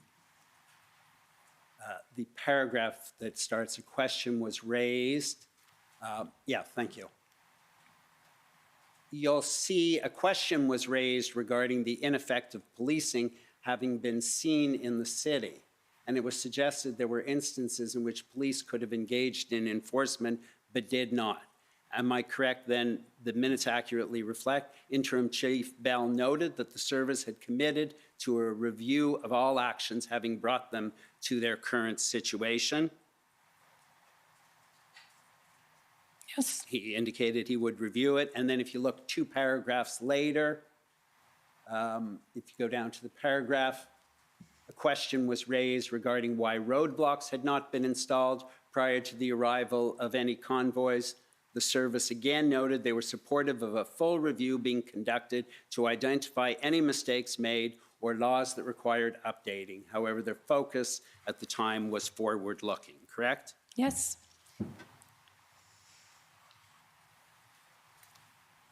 And if you go to page 5, there was a request in the 3rd paragraph for twice daily updates from the service to the board. And this is because the board wanted to get more information than they felt they'd been getting from Chief Slowly. Is that right? Yeah, I mean, things were really heating up, and I think the board was getting more assertive in demanding information. So, yes. And Interim Chief said he supported increased communications with the board, but twice daily updates wouldn't be possible because from a resource point of view, that's taking a lot of command staff away from time that is needed operationally, correct? That's right. And that seemed reasonable to you? It did. You talked about not trusting the mayor. Is that correct? I don't think I talked about it. I think I confirmed in answer to a question that I had recorded that conversation. Right. And in fact, the person who recorded it, we can hear at the beginning, is Jessica, correct? Correct. That's Jessica Bradley? My executive assistant. That's Jessica Bradley? Yes. And you asked her to record it? I did. And that was a Teams meeting, correct? Right. Right. And so Teams has a function in which you can record a meeting, but if you do that, it will show that the meeting is being recorded. So that's not what you did, is it? That's not what we did. I don't know if I knew that or not. As I said earlier to the commissioner, I'm not the leading most expert in anything technical, but I just wanted to make sure that we had an accurate reflection of that meeting. And you didn't tell the mayor that you were recording that phone call? I did not, nor did the mayor mention to me that Steve Kanalakis, the city manager, was a silent observer in that room. You heard at the beginning, he said that Serge was in the room, but he failed to mention the city manager was also in the room. And are you saying that by way of justifying why you recorded it? No, and didn't tell him? I don't feel a need to justify why I recorded it. You don't have any problems with the ethics of recording a conversation and not telling somebody that you're doing it? I didn't understand there to be any reason not to, and I could see in this particular tense situation where I was hearing rumors that I was going to be unseated, that there might be a reason for me to file an integrity commissioner complaint later, and an accurate record of our conversation might be in order. And wouldn't you be able to file an accurate record of the conversation by saying, hey, Mayor, I'm taping this conversation? Yes, I wouldn't have had any problem with that either. I just failed to do it. Right. I don't think it was calculated. And is that something you do regularly, tape No. conversations? It's not. So this just seemed like a good idea to you at the time? This was a very tense moment. I've been a member of council for 28 years. I take pride in my reputation. I think I've worked hard for this city and for the citizens of our city. And I could see that, you know, my feeling was that at this point, you know, there was a lot of information that was possessed by senior city officials and the mayor that had not been shared with the board. And they felt no reason to do that, even though we had the political oversight. And the only time we seemed to come into their orbit was when they were looking for a scapegoat. I take it, Councillor Deans, you support openness and transparency. I do. And you would agree with me that openness and transparency doesn't include doing a secret recording of a conversation with the mayor, does it? I would suggest to you, Council, that openness and transparency is providing to a commission a fair and reasonable and accurate description of a conversation. And what I said to the mayor is that if he told me not to go ahead with a motion that had been approved by the board, I wouldn't, but he fell short of that. He said he hoped I would reconsider, but he never told me not to. And so if you want to talk about openness and transparency, maybe we could start there. Could we go back to my question? Sure. My question was, would you agree with me that openness and transparency doesn't support doing a secret recording of a conversation with the mayor? No, I don't think I would. You don't agree with that? No, I think these were tense times, and I think that, you know, I felt a need to do that. And openness and transparency isn't a problem for you? I think I've been very open and transparent in my career. And what I understood when I listened to the recording was what you said to the mayor was, if you don't want me to sign the contract, I won't. I heard those exact words on the audio. Yes, and then you also Sorry, heard, I haven't asked my question. Okay, sorry. And am I correct that that at the end of that and Mayor Watson's response to that comment was, quote, I think it would be destabilizing. I don't favor it. I don't want it to occur. Was there any doubt in your mind after that conversation that Mayor Watson did not support what you were doing? No, I agree. Mayor Watson did not support what I was doing, but Mayor Watson does not direct the operations of the board. I'm the chair of a board that had taken a decision. And unless the mayor of the city was directing me not to, then I was going to proceed. And I think I made that clear. I mean, I can understand there's some nuance on that tape. I understand that. But I thought I was quite clear. If you're telling me not to, then I won't, and I'll go back. But he fell short. He said he hoped I would reconsider at the end of that message. Well, aren't we playing word games? Oh, no, I don't think so. Well, let me finish my question, if you don't mind. What you said was, quote, if you don't want me to sign the contract. I won't. And my question to you was there any doubt at the end of that conversation that he did not want you to sign? He can't direct you to not sign it. No, and I Just ask said, the question, don't add the editorial. Sure. yeah, I think there were two parts, but perhaps we'd have to play it again. But I said, if you are telling me not to, I won't. Okay, so. And I understand there's some nuance on the tape, and perhaps he misunderstood what we were saying to each other.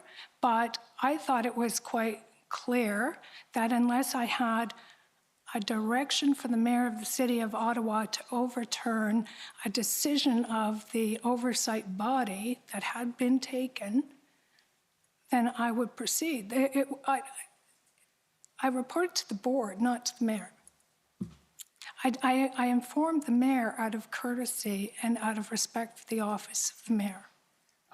You indicated, I am correct, by the way, when I say the mayor cannot direct you as chair of the Police Services Board to not sign a contract, correct? Yes, I told him if he did direct me, at that point, I would go back and have another conversation. One of the things you indicated was that Graham White Yes. said that your suggestion of Matt Torrigan was an elegant choice, correct? An elegant solution, he said. If I could ask, please, to turn up document ONTO 01121. Can you repeat the number, Counselor? I'm sorry, it's ONTO 01121.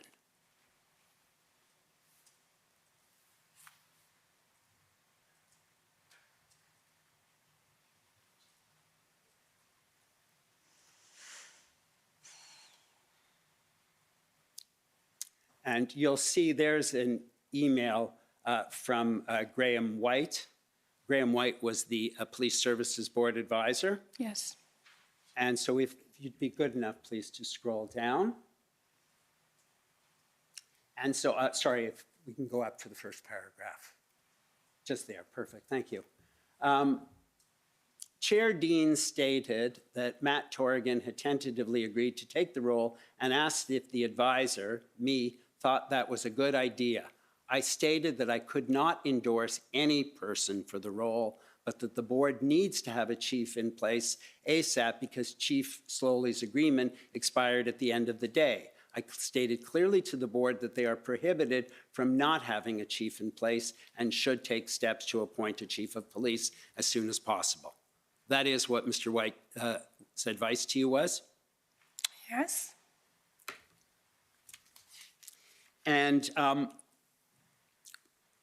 you talked about the various complaints that you heard about in the Ottawa Police Service, which you described as a poisoned environment, I think? Mm-hmm. Right. And I take it, in spite of those concerns, you took no steps to investigate whether that was true or not true.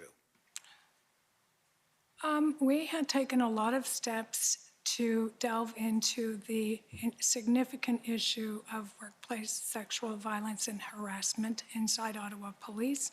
We hired Janice Rubin from Rubin Tomlinson in Toronto. We conducted a 10-month investigation into what was happening inside Ottawa Police with a view to improving the work environment and the culture. Sure. That related to issues of sexual harassment and sexism in the workplace, correct? And harassment in the workplace. Right. And so you did nothing to investigate the specific poisoned environment that apparently you heard about from others and from Chief Slowly. And in your capacity as board chair, you did not investigate. We forwarded specific concerns to the OCPC for investigation. And you had not, and there had not yet been any investigation, is that correct? we had not received a report from the OCPC as to the outcome of their investigation, but it's not the board that investigates themselves. They forward it to OCPC for investigation. And so, of course, until you have some sort of investigation, you don't know. You're operating on rumors and innuendo and hearsay, right? Well, you're operating on perhaps allegations, but they're unsubstantiated until the outcome of an investigation. And so you indicated that you heard that there was some issue with respect to Deputy Chief Bell. No particulars were provided, and you never investigated that, correct? Well, we didn't have time to investigate that, but I had heard that Deputy Chief Bell was involved in some of that, yes. And so you thought it was okay to tarnish his reputation and what he had done without any investigation into that. I don't think I was tarnishing Deputy Chief Bell's reputation, with all due respect. I mean, I felt that we were making a good decision at a very difficult time, and the way I saw it at the time is we were preserving Deputy Chief Bell's reputation. And you indicated that ultimately Chief Slowly was right, proved to be right? I believe he was. Right. And so, and yet when you spoke to the mayor, you recounted that when you spoke to Deputy Chief Bell at the time, and he said to you he would not have done something different, you thought that was a mark against him. And yet you're saying Chief Slowly was correct in what Well, what it turned out that what he had identified early on as the resource requirement to end the occupation of our city was quite correct. In the midst of that chaos that our city was facing, I was wondering if there was more that could be done, and I phoned Chief Bell. He had a lot of experience inside the Ottawa Police Service, to ask him, frankly, what he might do different, and he said nothing. And in fact, what he said was that changing the leadership would not be a good thing to do at this point. You phoned him before you'd made the deal with Chief Slowly. You asked him about it, and he showed that he was loyal to the chief. And he said it would be destabilizing to now change leadership, correct? Yeah, I think that's fair.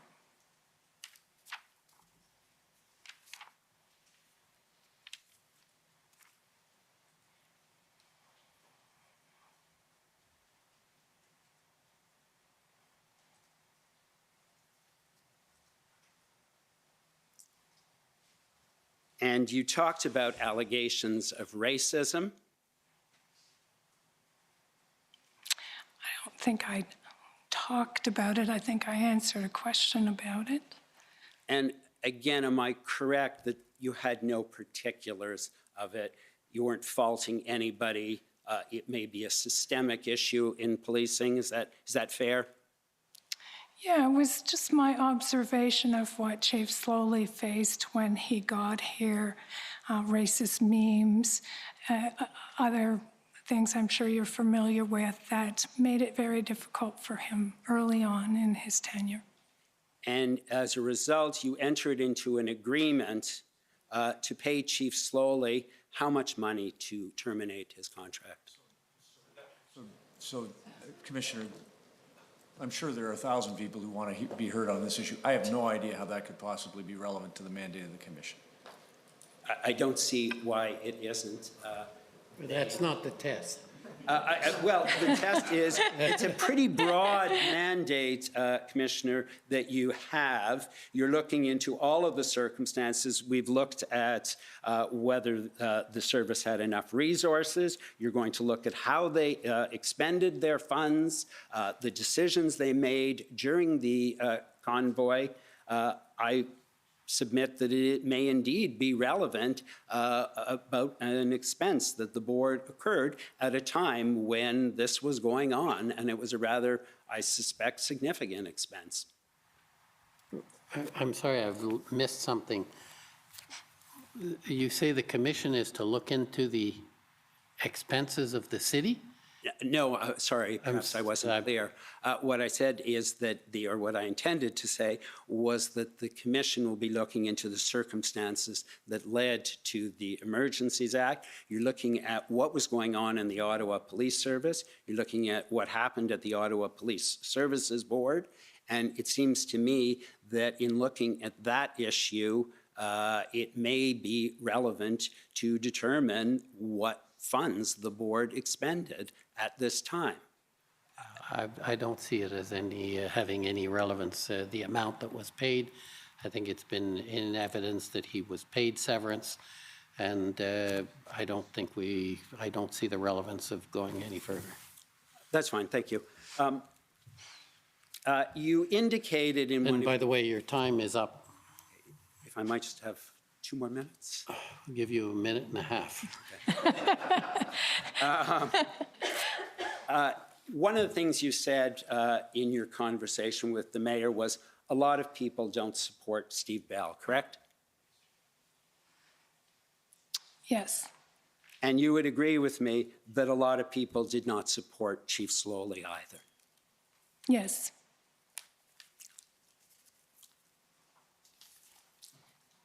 And so those kinds of things are not really things that you can take into account in making decisions. Fair?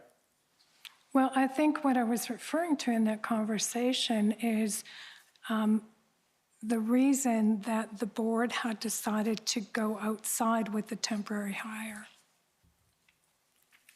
And finally, my question to you is, in retrospect, because we have not had the full review that Chief Bell indicated would take place, you would agree with me that we really do need to examine what went on, why it went on, and ultimately how to prevent it for the future.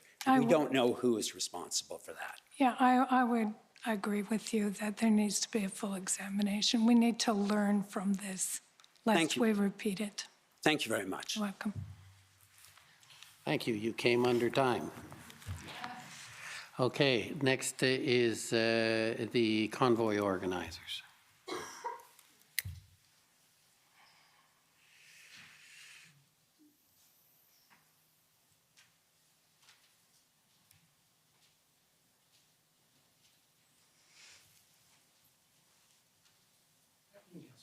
Good afternoon. My name is Brendan Miller. I'm counsel for Freedom Corp, which is an organization that was incorporated to represent the protesters who were in your city in January and February of 2022. First off, though I am not from here, thank you for your service as the police commissioner, or we call it the police commissioner back home. Fair enough. Thank you very much. I just want to start off, of course, we didn't get the recording until this morning. In that recording of your conversation with Mayor Watson, you said you had been contacted by someone within OPS who had been called off under the interim chiefship that was then in place of Steve Bell. Can you kind of explain that for me? Yeah.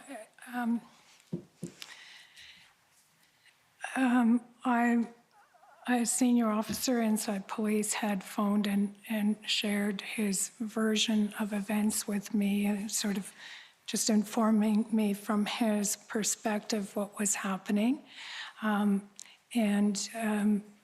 He said that the day of that particular planned event, that the incident commander was changed that day, and that there was some internal disagreement, and it led to the end of that particular operation. Okay, and so I'm just going to have to ask you to clarify what is the event and what is the operation you speak of? It was to a planned takeout of the intersection of Sussex and Rideau. Okay, so the plan that got canceled so that my clients could move on and then, oh, well, that confirms what I was looking for. Thank you. Did you know about the tripartite meetings that the mayor was having with federal government elected officials on February 7th, 8th, and 10th of 2022 at the time? No. He didn't tell you about that? No. Okay, and so obviously you weren't invited. I was not invited, no. Right, and of course that meeting was about police resources. Yes. Right, and you're the chair of what you'll call the commission, the Ottawa Police Service Board. Correct. And so you run that board that decides how to dole out resources to the police, right? Right. Okay. And did you know that on January 30th, 2022, Chief Slawley had asked the city, and the city somewhat agreed to get an injunction? Were you aware of that? On what date? January 30th, 2022. It's all a little foggy. There was definitely discussions about injunctions that didn't move forward. I don't think I can confirm for you exactly the dates. Okay. The injunctions that you did discuss, did you ever discuss that the terms of that injunction would be to both remove the trucks and get the honking to stop? Is that fair? I don't think I had that level of detail, no. Okay. Did Chief Slawley ever tell you in any of your conversations that on January 31st, 2022, RCMP Commissioner Brenda Lucky told him not to get the injunction because it would be an official movement to another stage, that it would involve the whole country, and that anything official will spark a national response? Did he ever say that to you? Not to the best of my recollection. I'll ask him and Commissioner Lucky then. So you did not know that, but you did know that the Federal Police Service, the RCMP, had been involved in the matter in dealing with the protesters? Yes. Okay. And to your knowledge, after January 31st, 2022, did Chief Slawley ever advise to get an injunction still after that point? There were, I believe, I mean, the timeline's just a little bit all meshed together in my mind, but I believe there were still ongoing discussions. Okay. And to your knowledge, I just want to make this clear, because I know that you were in sort of a vacuum. So, but you did know that from January 25th to February 14th, 22, that there were multiple police services involved in dealing with this matter? Yes. Right. And that included the Ottawa Police Service, the Ontario Provincial Police, and the RCMP? Yes. Among others that you among others, yes. Right. And I take it that you know as well, at the federal level and the provincial level, it's not politicians that decide where to execute or carry out and apply police resources with respect to events and investigations, but it's the police agency itself because they're independent. Right. And to my knowledge as well, and I wanted to put this to you, is there any prohibition on yourself or members of the Ottawa Police Service Board of Council contacting someone like Commissioner Lucky or the Commissioner of the OPP to have a discussion about resources? I don't believe there's any prohibition doing that. I think the protocol, though, would be that politicians speak to politicians and police officers speak to police. Right, but is it true with the commission that you do invite sworn members of police agencies like the OPP and the RCMP to meet with the Ottawa Police Service Board at times? And you have in this case too, I believe. Yeah. Right, so is it fair to say that there was nothing stopping the Ottawa Police Service Board from asking for any of the commissioners from the OPP or the RCMP to come before them in order to have a conversation about resources?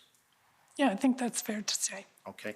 Can I ask, just, and I'm not trying to poke, but why wasn't that done? Yeah, I've been asking myself that question too. I mean, I don't know. I mean, if I were doing it again, would I do that? Probably yes. But at the time, we were receiving information through the channel of the police service, and that was our primary source of information. Okay. And you'd already discussed the company Navigator a little bit, and it was in the news, and I know they contacted you. When was Navigator retained for the Ottawa Police Service? Do you remember? Months and months previous to this event. I mean, the board had given a direction to the police service to amp up the communications function because we felt that it was quite inadequate. But they came back to the board with, I mean, I'm not going to get this entirely right, but the sentiment was, we don't have time to amp up because we don't have enough people to do that. So we just need to hire some help for now. And they wanted to hire Navigator because they had some relationship with Navigator. And so they chose, I know they're a crisis communications firm, but they were also providing regular communications advice to Ottawa Police. Okay, because how it seemed to have been spun in the media is that they were hired specifically due to Chief Slawley not being able to deal with this. Yeah, no, that was not the case. That was done way in advance. Way in advance. Okay, that's good. I just wanted to know that. And then I understand that when the retainer did happen, and it's good to know it was that far away, if what I'm about to ask you is correct, I understand the retainer with Navigator was $75,000 on a fee-for-service basis, but it was maybe not paid up front, but it was a $75,000 cap, which is usually less than what their normal retainer of $100,000 is. Is that about accurate? I don't know if I actually knew what the details of that retainer were. Okay. Now, I also understand the Ottawa Police Service had retained the assistance from a company called Advanced Symbolic Inc., also known as ASI. Yes. Are you aware of that? When was ASI retained? Certainly in advance of this occasion. Chief Slawley had brought a representative from ASI to the board basically to talk about the benefits of ASI, and he felt that there was that their services could be useful. Okay. And what was ASI doing for the Ottawa Police Service exactly? Could you explain that? I have an understanding, but I'd like you to explain it. I'd like Chief Slawley to explain it, if you don't mind, because I mean, I think my very, very limited understanding of ASI is that it basically searches many, many, many sites and sort of pulls out keywords to create an impression of public opinion, if you will. Right. Would it be fair to say when the ASI was discussed with you, did they refer to the phrase data analytics? Probably, yes. Okay. So they get all this stuff and then they give you in a report or to Chief Slawley the public perception of what's going on so that Chief Slawley and his team know how to react, right? I think generally speaking, that's correct. Okay. Now, I want to take you to one part, and I'm wondering if you're aware of this, and it's come up in some of the production. Do you remember when it was announced, I believe the Ottawa Police Services had mentioned that they had been in touch with Provincial Child and Family Services about apprehending children in the protest? Do you remember that? Vaguely. Were you aware that it was Navigator who told them to do that? No. Thank you. Now, I just want to get into sort of your, what you had said. You stated that you had an intention to work together and put aside political differences, and it's good to hear that, and I'm sure the public is happy to hear that as well. I'm just going to have to ask you, can you tell me about your relationship between yourself and Mayor Watson? I mean, I don't know what there is to tell. I have worked with Mayor Watson for a very long time. We have worked on many files together over the years. I think I enjoyed more confidence in the mayor until relatively recently, until this term of council, when I detected just perhaps a change in Mayor Watson's general approach, and it goes far beyond me. He had, for whatever reason, at the start of this term, decided to build more of a coalition approach to governing than he had in the past. And I wasn't part of that coalition, so I suppose in some ways became a bit more of an outsider than I had been before. But when I had worked with him on a transit commission, for example, we were landing a Presto card that didn't work. We worked very well together. Okay. Could you agree with me that the tension also started when you decided to, you announced, at least to him, maybe privately or maybe publicly, that you intended to bring a motion to fund litigation as against Bill C-21? Do you remember that? Well, I don't think that's when it started. That was just one of many, many, many disagreements politically we had. And listen, I don't think there's anything wrong with political disagreements. I think it's actually quite healthy for our democracy. So we don't have to agree on every issue. I think the issue is when it becomes personal. Okay.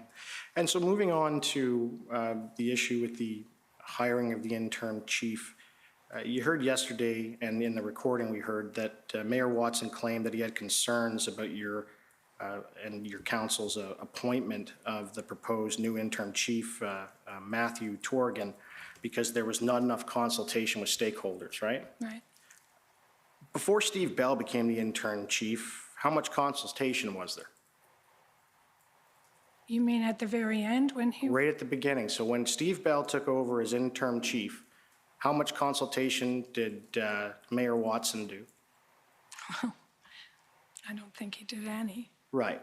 So it's fair to say that the issue that Mayor Watson took with your council or your board appointing a chief on the basis that there was no consultation, it's fair to say he went about it and did no consultation and had his own appointed. Would you say that? Yes. Thank you. Now,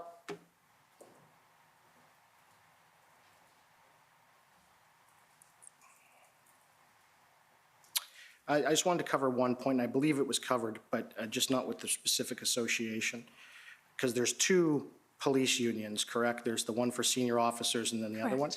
I also understand your evidence that it was also the Ottawa Police Senior Officers Association, which is those with ranks of inspector and higher, who also did not want Slully as their first choice for mayor or for, for chief back in 2019. Is that correct? Yeah, I don't think I really knew that until, sometime after he was hired. Okay. And with respect to Chief Slully's relationship, in your statement, you specifically mentioned he had issues with the relationship with the Community Health Resource Center. Can you elaborate on what that was? Yeah, it was just an observation that I had made through the budget process in the setting of the 2022 budget. The Ottawa Community Health and Resource Centers came forward with a proposal really for some alternative service delivery in terms of addressing mental health calls and addictions calls and housing crisis calls. And there was a lot of tension through the budget process between those organizations that I observed. Okay, and was that organization, the Community Health and Resource Centers, I take it if there was issues in the budget, it had to do with tension between funding that the Ontario Police Service was getting versus funding they were not, or et cetera? Is that what it was? Ontario Police Service? Oh, sorry, Ottawa Police Service. So the Ottawa Police Service was getting a lot higher funding, I take it. They wanted more funding, and was that the tension?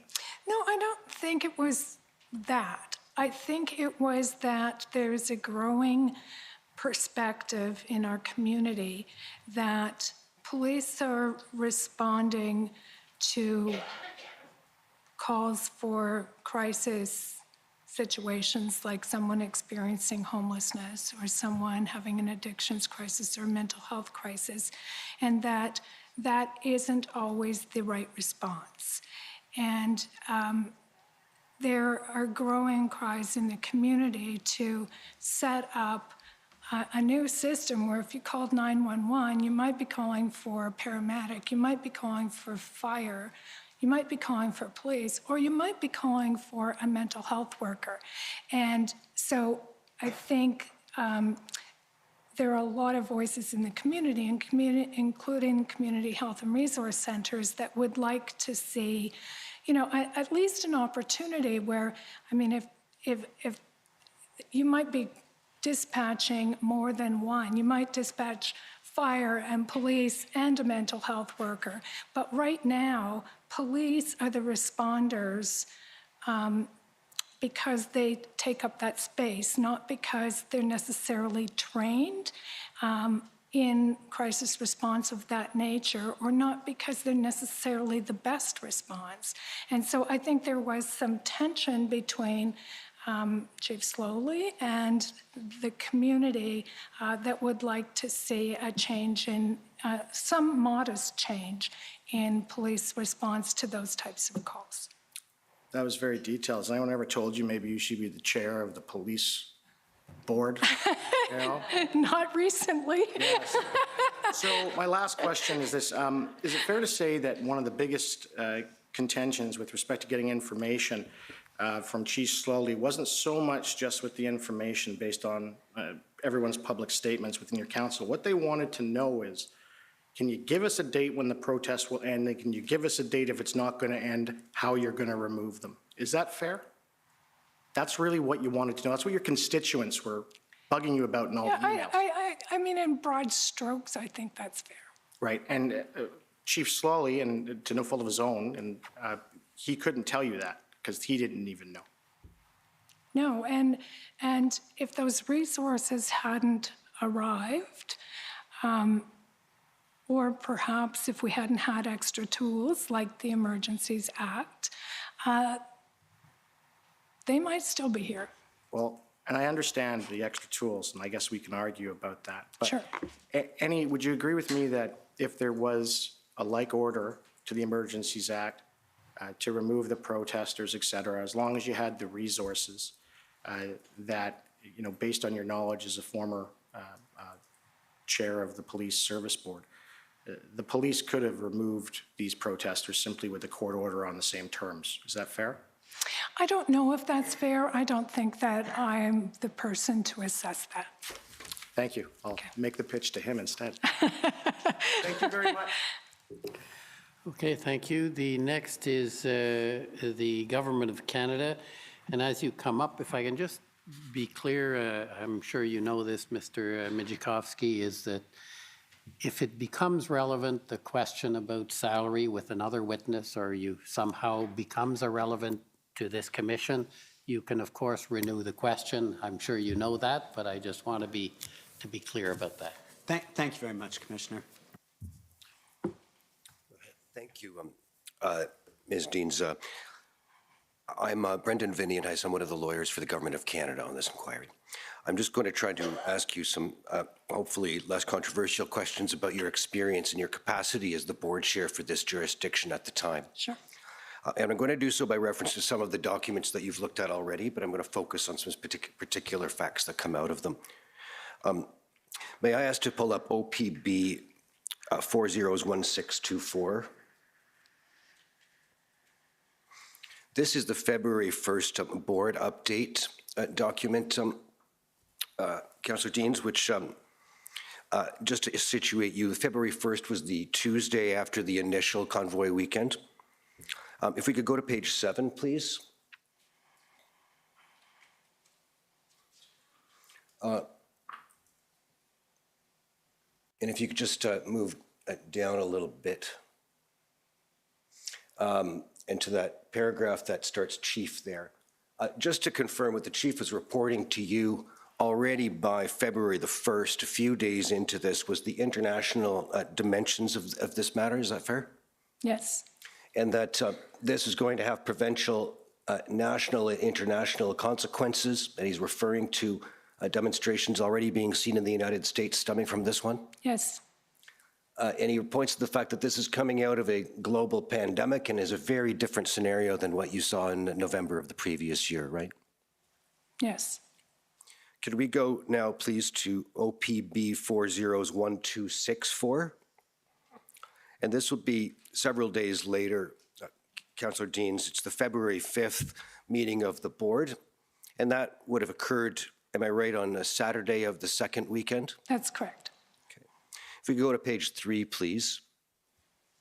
I think this is the initial occasion on which Chief Slowly, both in this board meeting and elsewhere, indicates his view that there may not be a policing solution alone to the demonstration. Do you see that? Yes. And if we look further down the page on page 3 to the third last paragraph, just a little further down, thank you. It's that paragraph that starts in the medium term there. Do you see that there's an indication that the service in the second sentence is highlighting the need for additional legal supports in the short and medium term and is requesting assistance to find uncharted legal territory? Yes. And you appreciated that you were being informed that the criminal code powers, the Highway Traffic Act and the City of Ottawa bylaws were somewhat limiting in respect of their application to the trucker convoy? Yes. If you could just go over the page to page 4 in the third paragraph. The service pointed out to you and the rest of the board, did it, that there was an ability of the demonstration organizers to spread a narrative via social media? Yes? Yes. And that this was connected to the need for additional legal resources to advocate for legislative changes that would provide for increased powers of enforcement in these kinds of situations. Fair? Fair. And did you take that as a suggestion that existing legal authorities at the time were, at least in the view of the service, not adequate to deal with the situation already by that second weekend? I took that they believed there was a possibility that through legislative changes, we could create a better situation. Okay. Can we go to OPB 401647? This is the continuation of that same meeting, but the in-camera portion of it. And if you could go to page 3 of the in-camera minutes. If you could just move down the page a little bit and just stop there. Do you see the paragraph in which Chief Slowly is speaking and comparing the situation to that of the 2011 Stanley Cup riots in Vancouver? Yes. And here he characterizes a distinction here in the last two sentences. He says the demonstration ongoing in Ottawa consisted of thousands of people convinced that the pandemic approach has been wrong, right? Yes. And that's an approach that was taken by not just municipalities, but by the federal government and, of course, by provincial governments across the country. Yes. Yes. And he suggests that the service's intelligence at that time suggested that some participants, for them, being arrested, injured, or even killed was viewed as achieving a level of martyrdom rather than a deterrent. You said that? Yeah. Was that a serious concern when the board heard that? I think all of this was taken seriously by the board, yes. Okay. Could we go to COM 50641?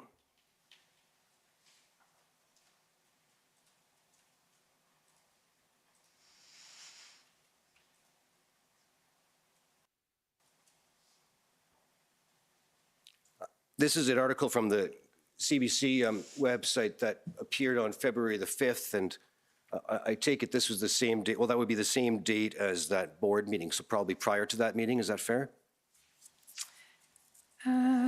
Yes. Okay. Yes. If we could go to, I think it's the second page. Just continue on downwards. We're looking for a quote from yourself, Councillor Deans. If you just keep going down the page, maybe a bit further.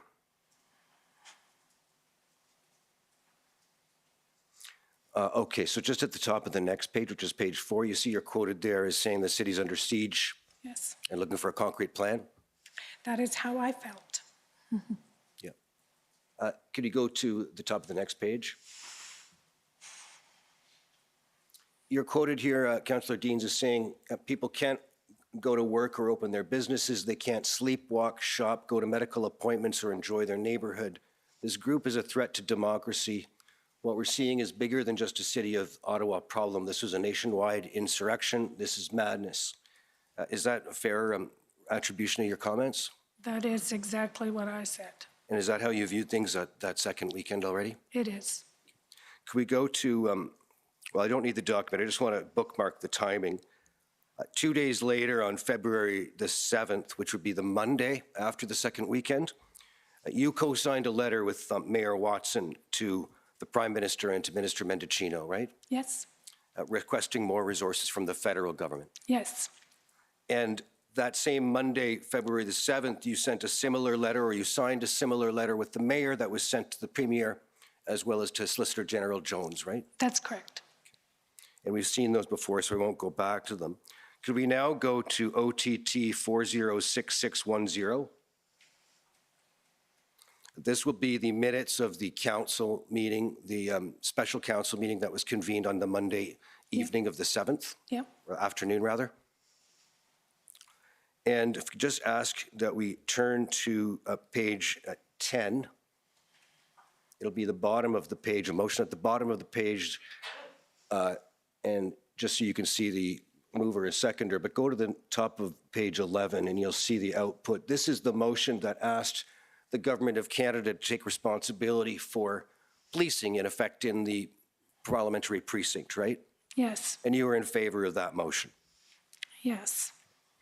And if you go then to page 17 of the same document and carry down the page, you'll see this motion moved by Councillor Meehan and Councillor McKenney, referring to the Federal Emergencies Act and resolving that the city should enter into discussions with the Minister of Public Safety to see whether the Emergencies Act could be invoked, right? Yes. And that's because you saw the need already for additional legal measures from what the service had been telling you to date. Yes.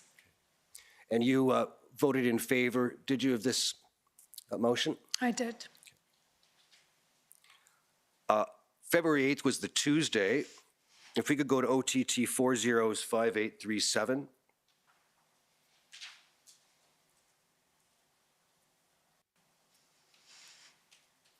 And I don't need to spend a lot of time on this, but this is a note from Chief Slowly the next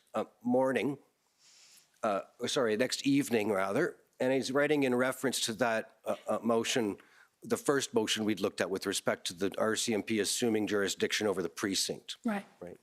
And if you just scroll down the page in fairness to you, do you recall Chief Slowly providing you this information to remind you, I'm sure you're familiar with it already, but that under the Ontario Police Services Act, the RCMP is not defined as a police service, right?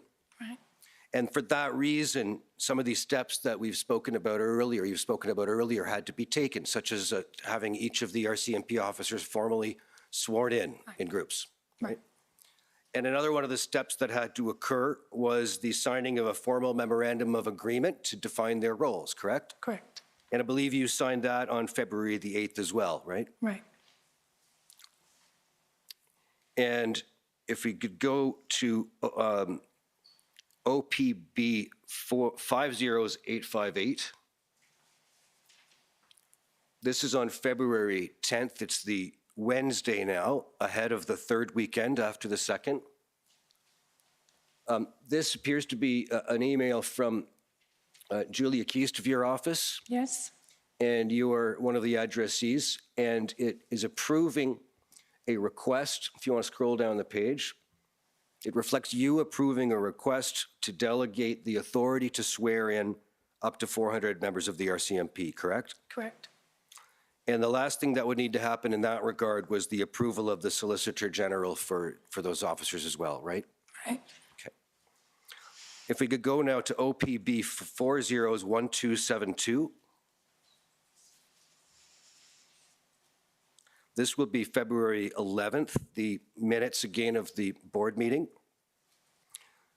And these will be the public minutes. That will be the Thursday ahead of the third weekend, right?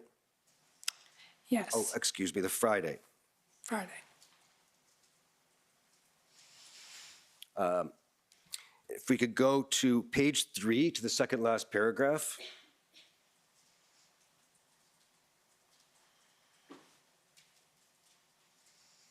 It was emphasized again to you by the service, if I'm understanding this right, that there was a number of different reasons that individuals were demonstrating and no one particular line of thinking, right? Right. The demonstrations had become or continued to become a local, provincial, national, and even international issue. Yes. And the service was concerned about money and supports coming in from other countries, including the US. Right.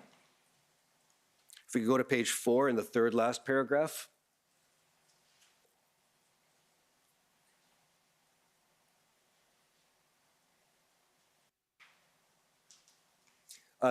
There you'll see the note that the service had been in conversation regarding the mitigation of risks associated with counter-protest. Do you see that? No? It's right. Oh, right. Okay. Yep.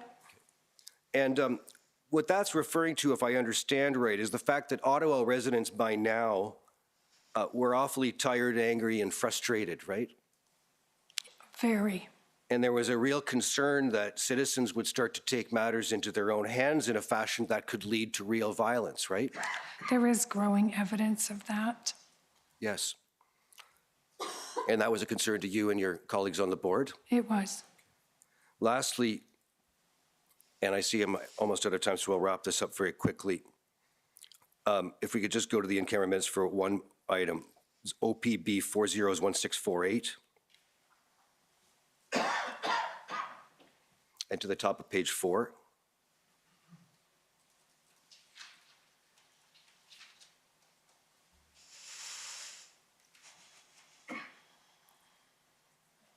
Thank you. And I just want to point out that, again, here you're informed by the service in camera that national and international security blind spots were being pointed to. And due to the cumulative blind spots, the OPS lacks the capacity to address the unfolding situation, right? Yes. Did that refer in part or a substantial part to the awareness of the organization of the convoy online and the impact of social media on those who'd come in to occupy Ottawa? I believe it did. Thank you. Those are my questions. Thank you. Next is the Democracy Fund and JCCF.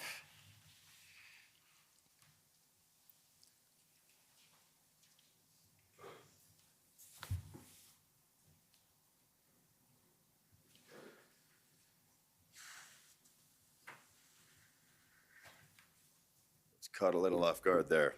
And for the sake of the sign language interpreters, who I'm sure I tortured a little bit yesterday, I'll try and go a little more slowly today. Good afternoon, Councillor Deans. I'm Rob Kittredge. I represent the Justice Centre for Constitutional Freedoms. As someone who is caught up in, as you put it, what happened in Toronto during the G20 and in some of the more egregious events addressed in the Morden report, I was encouraged to hear that you did your best to prevent similar mistakes and overreach in Ottawa. And in furtherance of that goal, you felt that you and the OPSB might have been able to intervene to help with OPS requests for assistance from other police forces or various levels of government. Is that correct? That's correct. You understood the OPS's expressed need for, quote, additional resources to mean that they needed additional police officers, correct? Yes. After that February 5th meeting, when Chief Slowly outlined his resource requirement, not all 1,800 were uniformed officers. Some were civilian, but he made that clear at that time. Right, but it was essentially people on the ground that Yes. he meant by resources. Skilled resources, yes. Did he use the word resources to refer to anything other than people on the ground? You mean like weapons, or what are you No, suggesting? like I guess I'm just getting at the point that we've heard the word resources a lot today, and I just want to understand what that means. Yeah, I think by and large it means skilled, trained people. Right. While we've heard that the criminal code, existing bylaws, et cetera, may have been somewhat limiting, the OPS didn't express to you any specific need for any specific additional legislated powers, did they? I do not believe so. And your understanding was that while legislative change may have been useful to police, it wasn't required, strictly speaking. Is that a fair characterization? I don't know the answer to that question. I mean, it may well be required, and it might be something's very useful. But in the moment, it probably wasn't going to happen. Right. Do you feel that OPS was making effective use of the resources, personnel, and equipment that they had available to them at all times during the protest? I'm probably a question much better put to Chief Slowly, because as we've made pretty clear, I'm not involved in the day-to-day operations. Right. As a citizen of Ottawa, were you satisfied with with the use that they were making of the resources, personnel, and equipment that they had available to them? Yeah, another kind of difficult question to answer, because, you know, was I satisfied with the response the whole way through? No, I was not. But did that mean they weren't using their resources wisely? I couldn't answer that question with any degree of certainty. I was aware that they did not have sufficient resources. Fair enough. And a similar question that I suspect will get a similar answer. Did you feel that the OPS was effectively enforcing existing laws and bylaws at all times during the protests, given the resources available to them? I was frustrated with some of the enforcement efforts, especially getting calls from constituents and other members of council about enforcement. I understood the reasons that were given to us, that they had to put public safety first and the safety of the bylaw officers and their officers first. I certainly understood it, but from a public perspective, it was frustrating.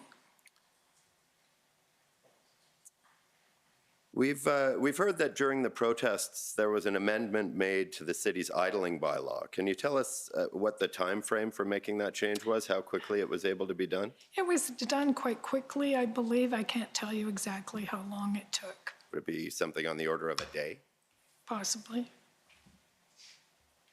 Would it be fair to say that if the OPS required further bylaw amendments, these could also have been put in place very quickly? Yes. And in light of us having reached a reasonable set of agreements on my questions a few questions ago, I'll skip this one. So how would you say that the tension between yourself and the mayor interfered with the resolution of the protests? We've heard a lot about the fact that there was tension, but how did it interfere with resolution? You know, that as I said earlier, I believe that everyone needed to be working together. You know, you can equate that to a team sport, of kicking the ball up and down the field in two different directions, and you're on the same team, you're probably not getting where you need to go. And I don't think it was just the mayor and myself. I think that there were, you know, just listening to the evidence about the information that was shared with the City of Ottawa and not shared with the police board is frustrating to me. We all needed to be on the same team, and I think, you know, I'm not going to center out the mayor for special attention. I just think that, I mean, and possibly part of it was the pandemic, and we weren't all in the same room. We weren't all operating out of City Hall. I was operating out of my home the entire time. And, you know, perhaps some of it was that too, because when you're not together, you're not getting that same dynamic as if you're all in the same room. And there might have been some of that too. And in that, I understand there was some tension between Chief Slowly and Bill Blair, and also some infighting at the OPS that may have also contributed. Is that fair to say? I think it's fair to say that we weren't all in the same boat, rowing in the same direction at all times. Right. It wasn't optimal. All right. You would hope that Ottawa would avoid the sort of mistakes and overreach that occurred under then Chief Bill Blair's command at the Toronto G20 in 2010. But OPS didn't really have a plan to deal with the protests. The city lost control of its streets, and in the end, a national emergency was declared. And here we are, hard at work on Ottawa's own version of the Morden Report. As much as well-intentioned people like yourself tried to apply lessons from Toronto's G20, you weren't able to prevent mistakes and overreach on a similar scale, were you? Not entirely, no. Maybe we made different mistakes. If you don't learn from your mistakes, you risk repeating them, and I think that's the benefit of all of this. Hopefully, we're going to learn from our mistakes, and the next time something happens, it will go smoother than it did this time. Right. But this time, the crisis was mishandled by police and all levels of government, wasn't it? I think we could have done better. Thank you very much. Those You're are my welcome. questions. Okay, thank you. Next, we have the National Police Federation. Commissioner, they've advised Commission Council that they're ceding their time. Okay. So we're now back to the final, the Ontario Police, the Ottawa Police Services Board. Do you have any re-examination? None whatsoever. Thank you very much. I think the City of Ottawa had some time. It did, and I skipped you.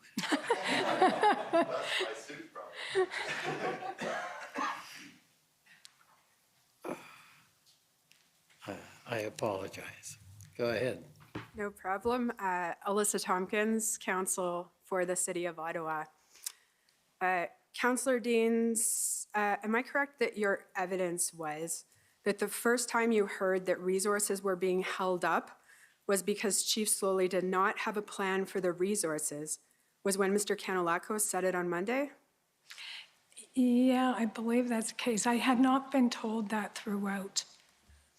Okay, so Mr. Commissioner, can I have permission to take the witness to her witness summary to refresh her memory? I think it's been entered, as I understand it, so yes, Okay, you can bring it up. can we please bring up document WTS.0000010?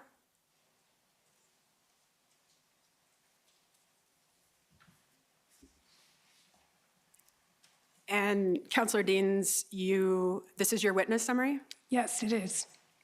You reviewed the summary and had an opportunity to make any changes I that you did, wanted? yeah.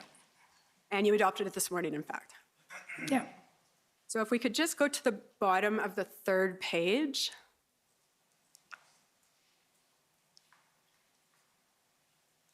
And that last complete sentence states, according to Councillor Deans, there is a possibility that resources were being held up because Chief Slowly did not have a plan for the use of the resources. Councillor, you'll agree that in fact, this is something that you suggested during your interview with Commission Counsel and not something that you heard for the first time during Mr. Kanalakos' evidence. Yeah, I'm going to agree with that because it's right there, but I can't recall exactly what I was referring to in this statement. I mean, the level of detail that I've been hearing through this process and heard from Mr. Kanalakis and are in the reports from the OPP and RCMP about their level of concern was never intimated to me. I mean, I may have broad scale heard something, but I had no detail that is now entered into evidence from this commission, and it came as a huge surprise to me. No further questions. Okay. Yes, Commission Counsel. I think that was it for the, oh, sorry. Could I address you on just one point, Commissioner? The question that you ruled not relevant holds great significance for the board as the employer of the former chief, and we're not a party. And I don't know how we would deal with the possibility of that being revisited. I know that counsel for Chief Slowly and the board would take the same position, but I don't know that there's any, is there some other way to deal with that if the board's interest were engaged. Again, I may not be able to achieve anything, but I thought I would at least raise it with you. Well, you can raise it. I think Chief Slowly's counsel, or former Chief Slowly's counsel would raise the issue if it is brought up, as I understand it. I just was pointing out the normal routine, and if it becomes relevant, I'm not sure how we would deal with it. It was simply there because when Chief Slowly testifies, I can't anticipate what's going to happen. And sometimes something is not relevant at one point, but further evidence raises issues. Not much I can do about that, but I'm on notice that you have a view, and I think we can deal with it when and if the time comes. Thank you very much for your consideration. That's all I have today. Okay. So that completes, as I understand it, subject to re-examination, because I take it you have no further submissions on behalf of the board? None Or whatsoever. Thank you. questions, rather? Okay, so go ahead. Two brief questions. Councillor Deans, you were asked a number of questions on cross about the information you received. Do you feel that the board received the information it required to exercise its oversight functions? I believe the board could have done a better job in exercising its oversight function if it had been provided with relevant information that it did not receive. And we listened to the recording. There's a number of questions about that as well. In your view, did the mayor interfere with the board's autonomy by exerting pressure on the chair?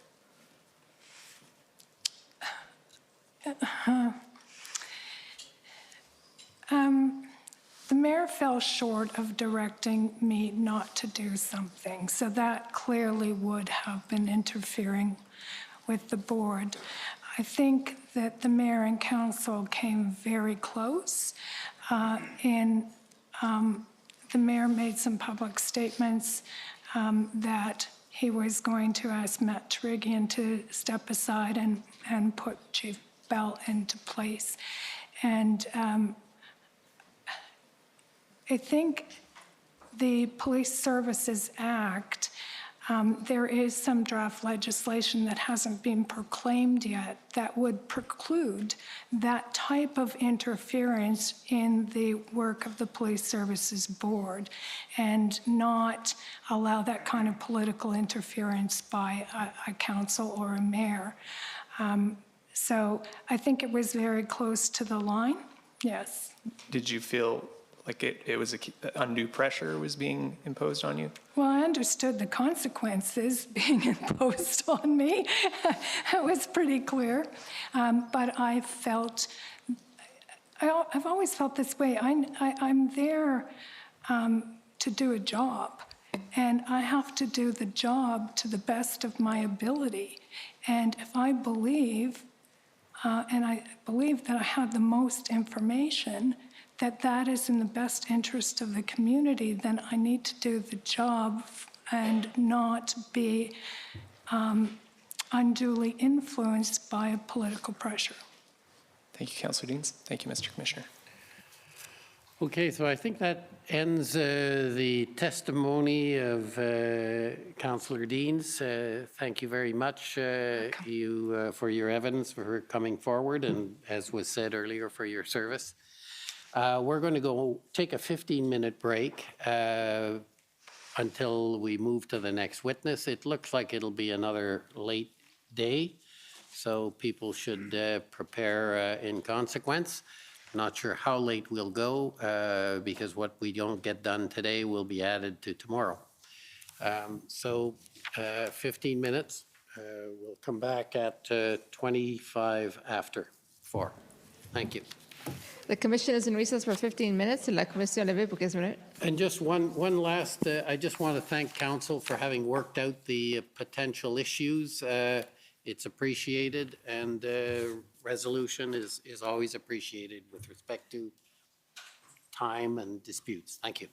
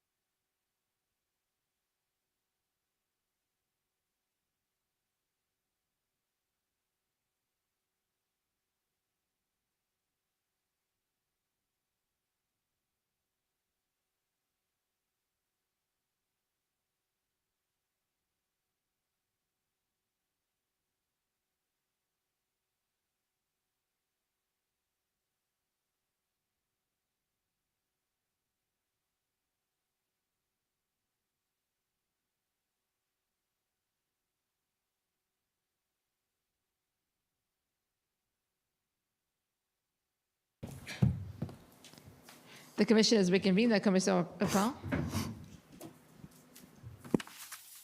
Okay, go ahead. Commissioner Eric Brousseau, Commission Counsel, and I'd like to call OPP Superintendent Pat Morris as the commission's next witness.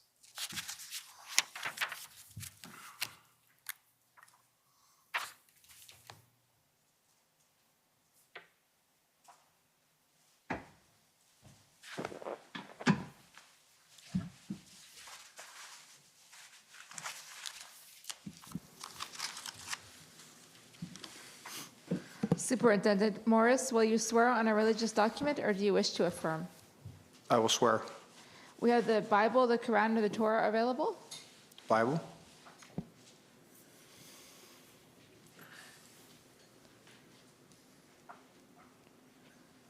Please take the Bible in your right hand.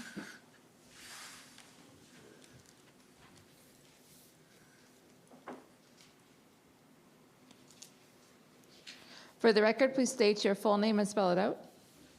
Patrick John Joseph Morris, M-O-R-R-I-S. Do you swear that the evidence to be given by you to this commission shall be the truth, the whole truth, and nothing but the truth so help you God? I do swear.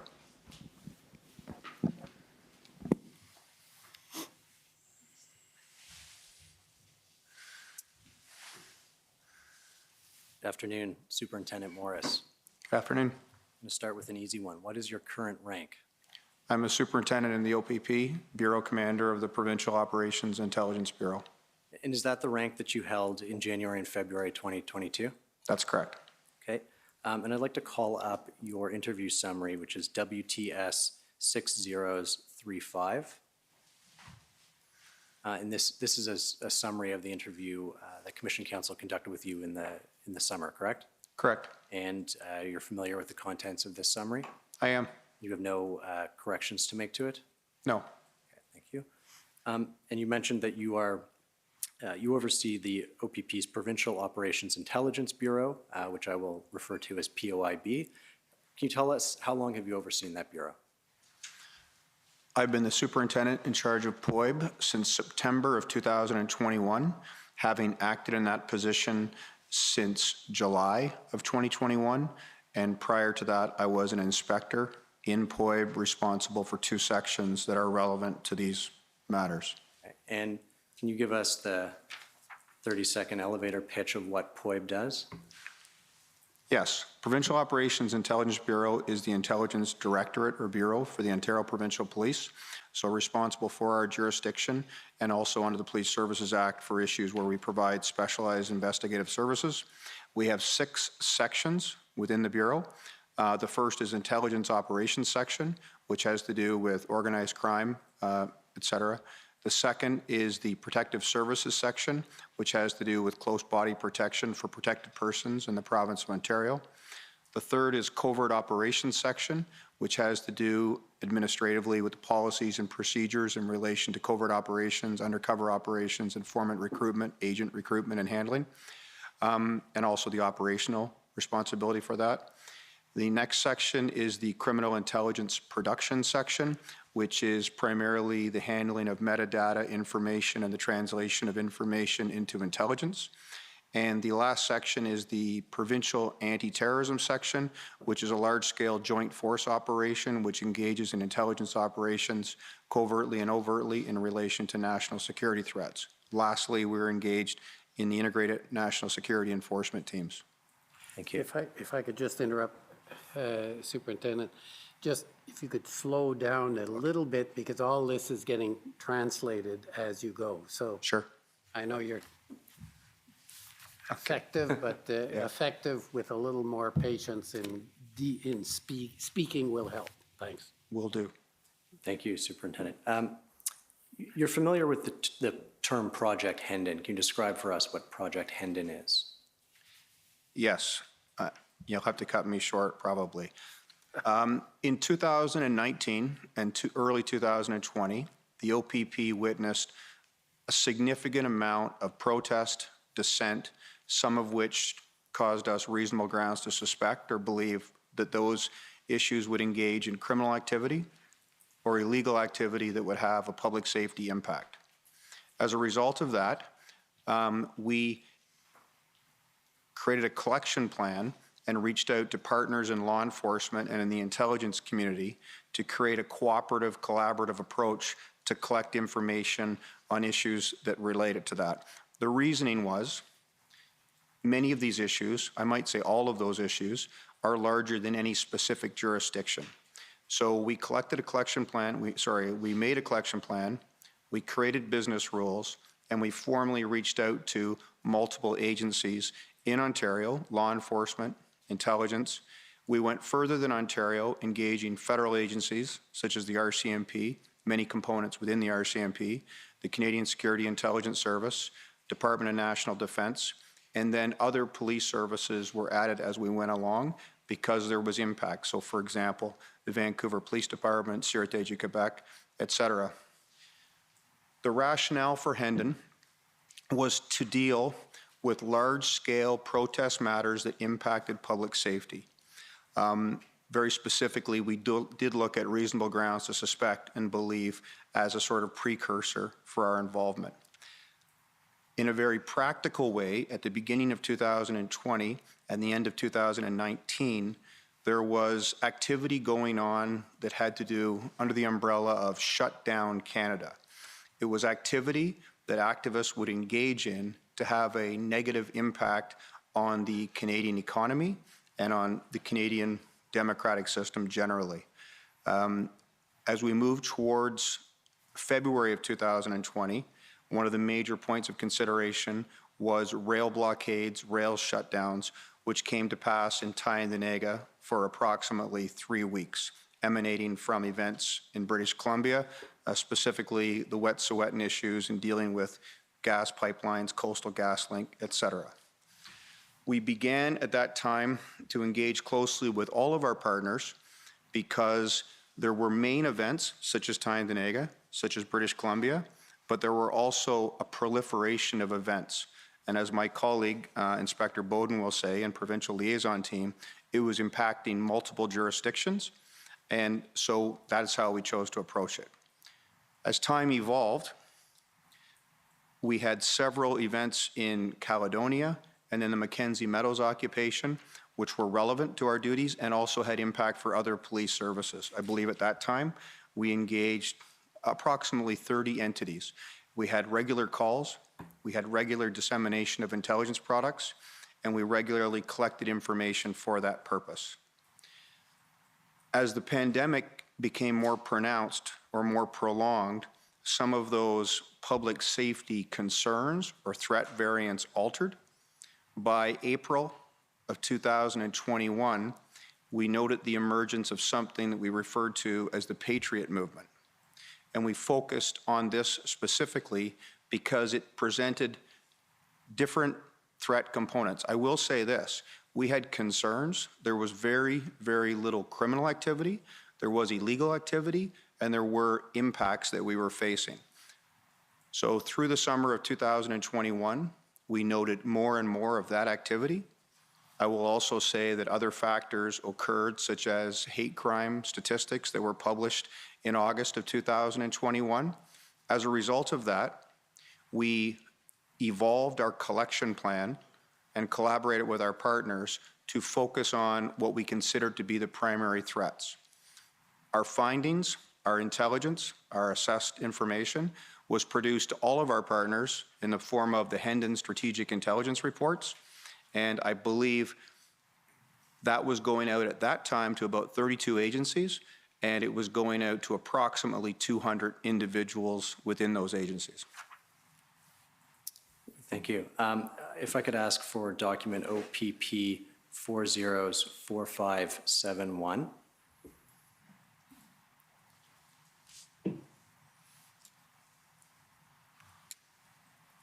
And Superintendent Morris, I don't know if you can see that on your screen. Is this a list of the Hendon reports and who they were distributed to? Yes, so I recall this list very specifically. What you note in blue is a Hendon Strategic Intelligence Report or situation report that was disseminated. What you note in white in the first column on the left is a teleconference, because that was regular as well. And then we evolved our dissemination. We had our main Hendon group.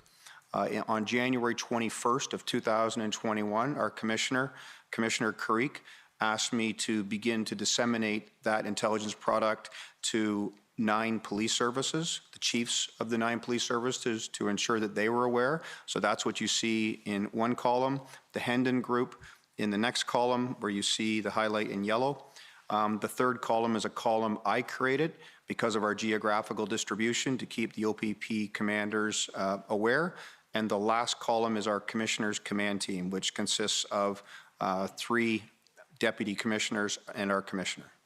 And those are all individuals or groups who received the Hendon reports, is that right? That's correct. Thank you. And you also mentioned teleconferences, and so I'd just like to bring up document OPP 401782.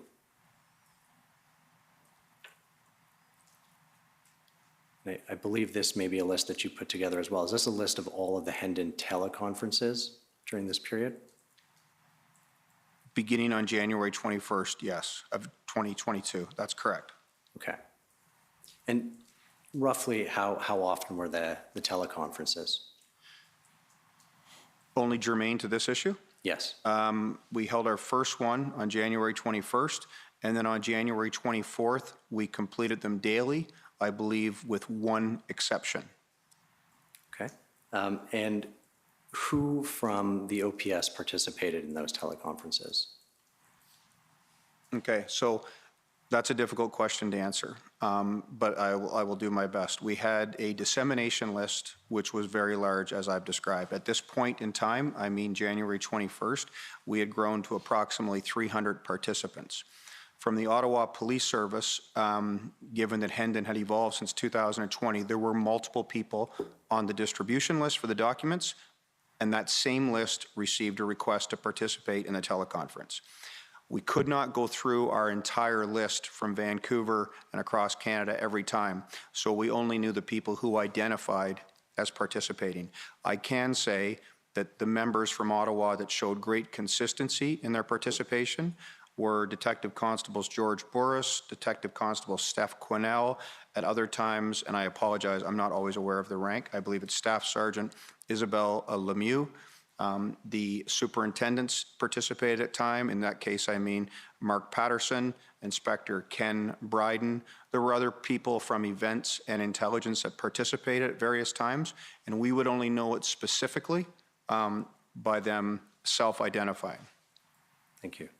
I want to take you to one of the early Hendon reports. It's OPP 401600. This is the Hendon report from Thursday, January 13th.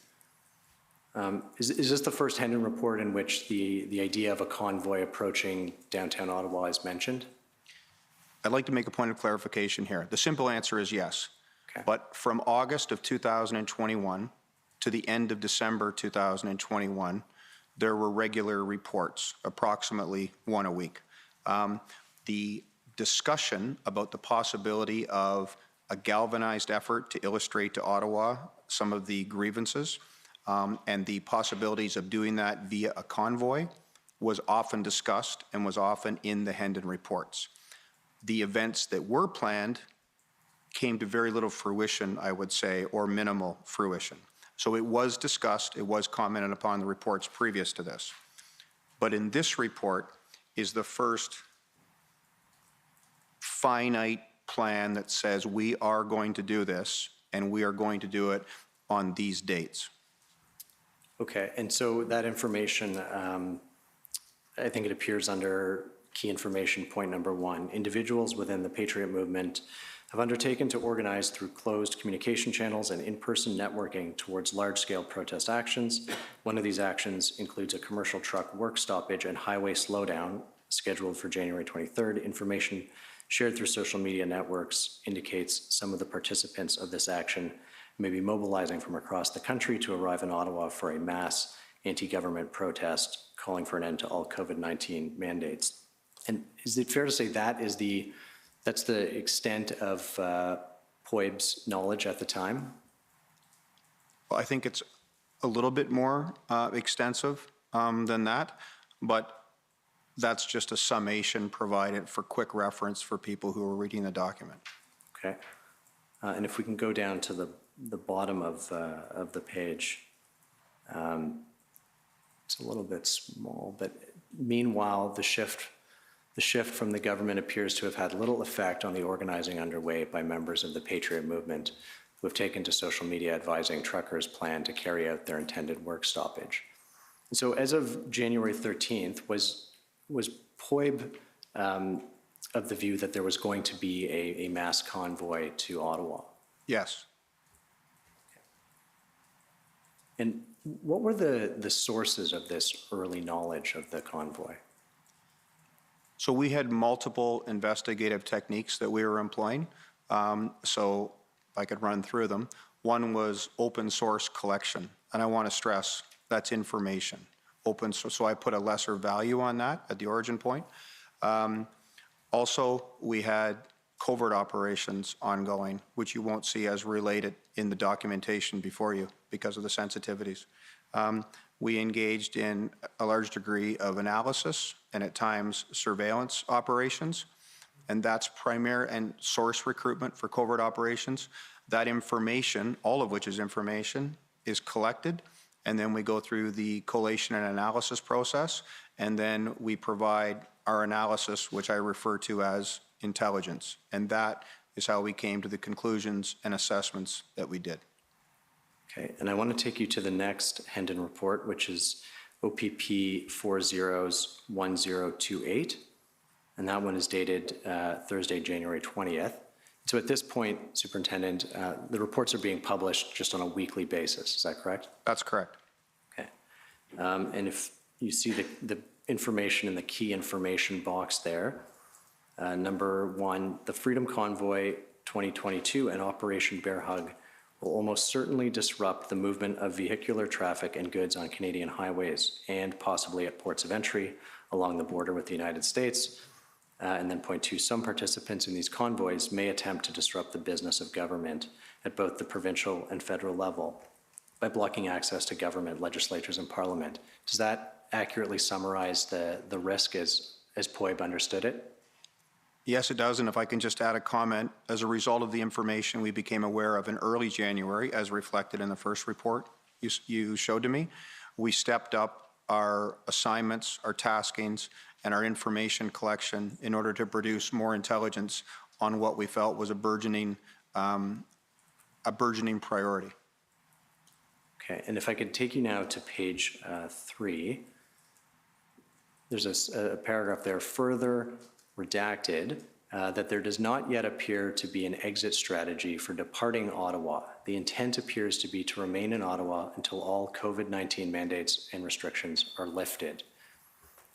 So what can you tell us about what POEB understood the timeline for this protest to be as of the date of this report, which is January 20th? Yeah, it's an important question. For those not actively engaged in intelligence operations, there are knowns and unknowns. And we key in on those as intelligence gaps. So in this case, the fact that there was no exit strategy, but there were extensive demands being placed, and the fact that we felt those demands could not be met, it meant that they, meaning the protesters, would be there for a long period of time. And I do want to say this might appear to be anecdotal. I refer to intelligence as being engaged in acquiring secrets or mysteries.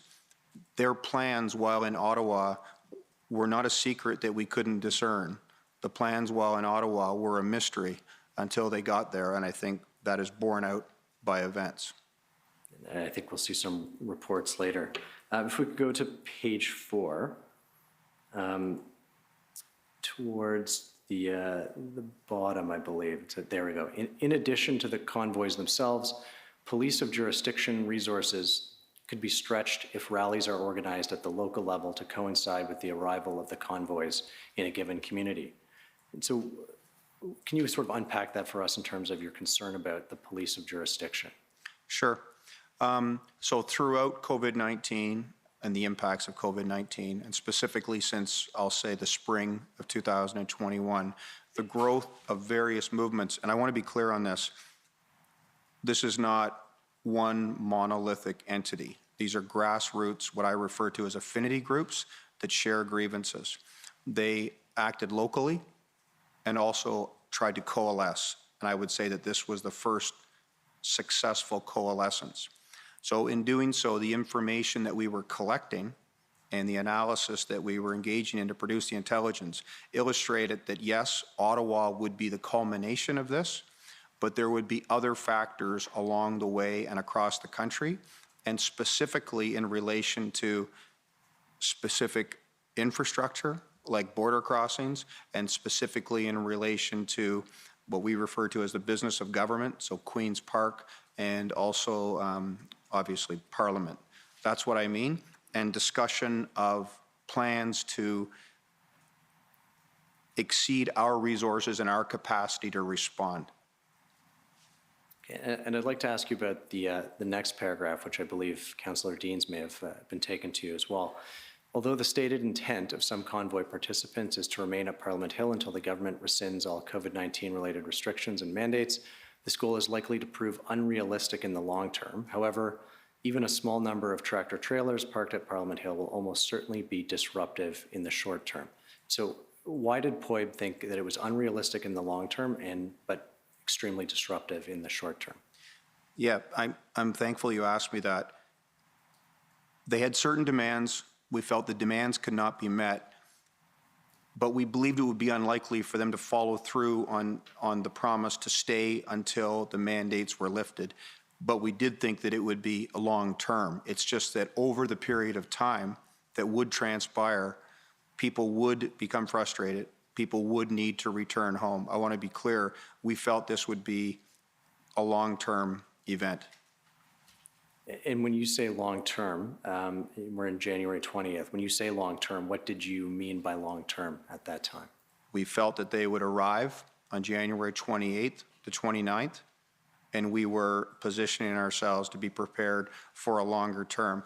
I don't know that I had a specific idea in mind, but we were even beginning to schedule and plan at that time for, 2 weeks, 3 weeks, a month, et cetera. And we also didn't know what the nature of negotiations or discussion would be, i.e. in Tyendinaga, that occurred with multiple levels of government, so those things would have impact as well.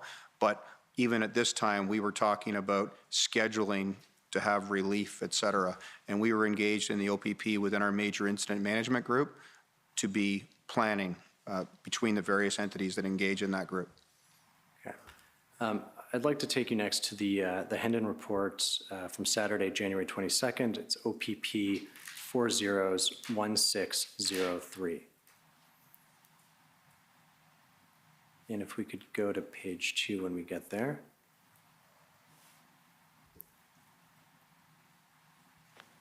Under the assessment, it says, it is almost certain that the Freedom Convoy will disrupt the flow of traffic and goods along Canadian roadways and at border points. So how is it and why is it that POEB had concluded that was almost certain by January 22nd? Because the information that we were collecting from open sources and other venues, it was consistent that this is what they intended to do. That's one point. One of the critical points in producing intelligence is the reliability of the source, but also the validity of the information in juxtaposition with all the other information. Traveling from British Columbia or Nova Scotia to Ottawa shows an incredible motivation, and we felt that it would be there for a long period of time. And we felt that for the most part, the entities that were engaged in the planning would follow through on what they were saying. Why did you feel that the entities engaged in the planning, you mean the organizers, the convoy organizers? Why did you feel that they were going to follow through? The pronouncements they made were in earnest. I felt that they meant what they said. The grievances, and I want to stress there were multiple grievances, had been expressed at this point for about 18 months. We had seen expressions of those grievances in multiple jurisdictions throughout Ontario specifically. There were new factors that we took into account. The experiences that were faced during the federal election illustrated that people were prepared to go to further lengths to illustrate dissatisfaction. The experience with the incoming passports that had occurred in relation to COVID-19, the impacts in the workplace for some people and how some people experienced that, the vaccination, I think it was called pediatric vaccination. These were all factors that for the people involved, for the people motivated, impacted their motivation and increased their frustration, and we believe that they would follow through on what they were saying they would do. If we could scroll down on the page, there's a section called Intelligence Gaps, Collection Requirements. Can you explain for us what appears in this section? Sure. In any intelligence initiative, you create a collection plan. And when you satisfy the collection plan, then you feel you've filled that gap. But always you have gaps that are still there. The numbers are always a gap. Like, so for example, I've been asked a lot about the numbers. We couldn't possibly know what the numbers would be because until that given day, we don't know how many people will arrive. What we could do, and what we did do, was reach out to our colleagues in the RCMP through the divisions to get assessments of the numbers of people to the extent they could, the numbers of vehicles to the extent they could, and specifically on tractor trailers, the types of vehicles, the mood, the behavior, et cetera, et cetera. So we were trying to determine the size, the impact of the protest, et cetera. Now that's for all. Now also in terms of being armed, I want to be clear on this. We had no, we produced no intelligence to indicate that these individuals would be armed. And there has been a lot of hyperbole about that. That was something we wish to, when people think about what happened on January 6th of 2020, that is presence of mind, but we produced no intelligence to indicate that that would be the case. I understand. If we could go down, I want to go to the last 2 points in intelligence gaps, which are on the next page. Oh, if we just scroll up, sorry. The last 2 points. One is plan for any further action should demands not be met, and plans for departing Ottawa. So this is information that POEC does not have at that time. That's correct. So if I could just use, I guess, perhaps some of my experience, I've worked in undercover operations and managed undercover operations in entities that have significant grievances. And in some of those instances, very specific plans are made and followed through or not followed through. Apart from stages, music, speeches, et cetera, we could see no specific plans for actions of that type. And we believed, because of the amalgamation of affinity groups, there really was no specific plan in relation to that. It was a matter of, we call it being event-driven, and we'll see what happens when we get there, et cetera. We had no expectation that their demands would be met, and so we wondered if that would create increased frustration, and then we tried to collect information to produce intelligence on how that frustration might be borne out. Thank you. I want to take you to the Hendon report for Monday, January 24th now, which is OPP 401608. And I'll take you to page 2 under assessment when we get there.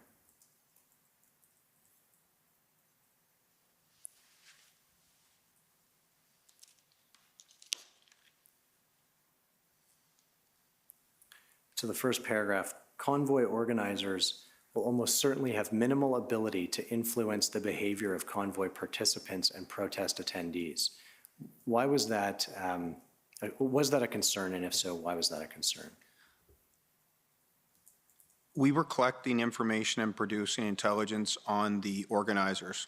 That was a fast-moving atmosphere of individuals that we didn't necessarily know a lot about, nor do they come from our province.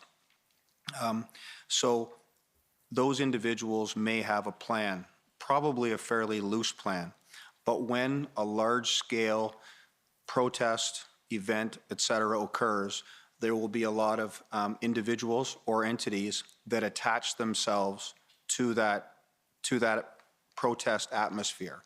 And then they may engage in activity that has absolutely nothing to do with what the individuals who are organizing the protest entertain.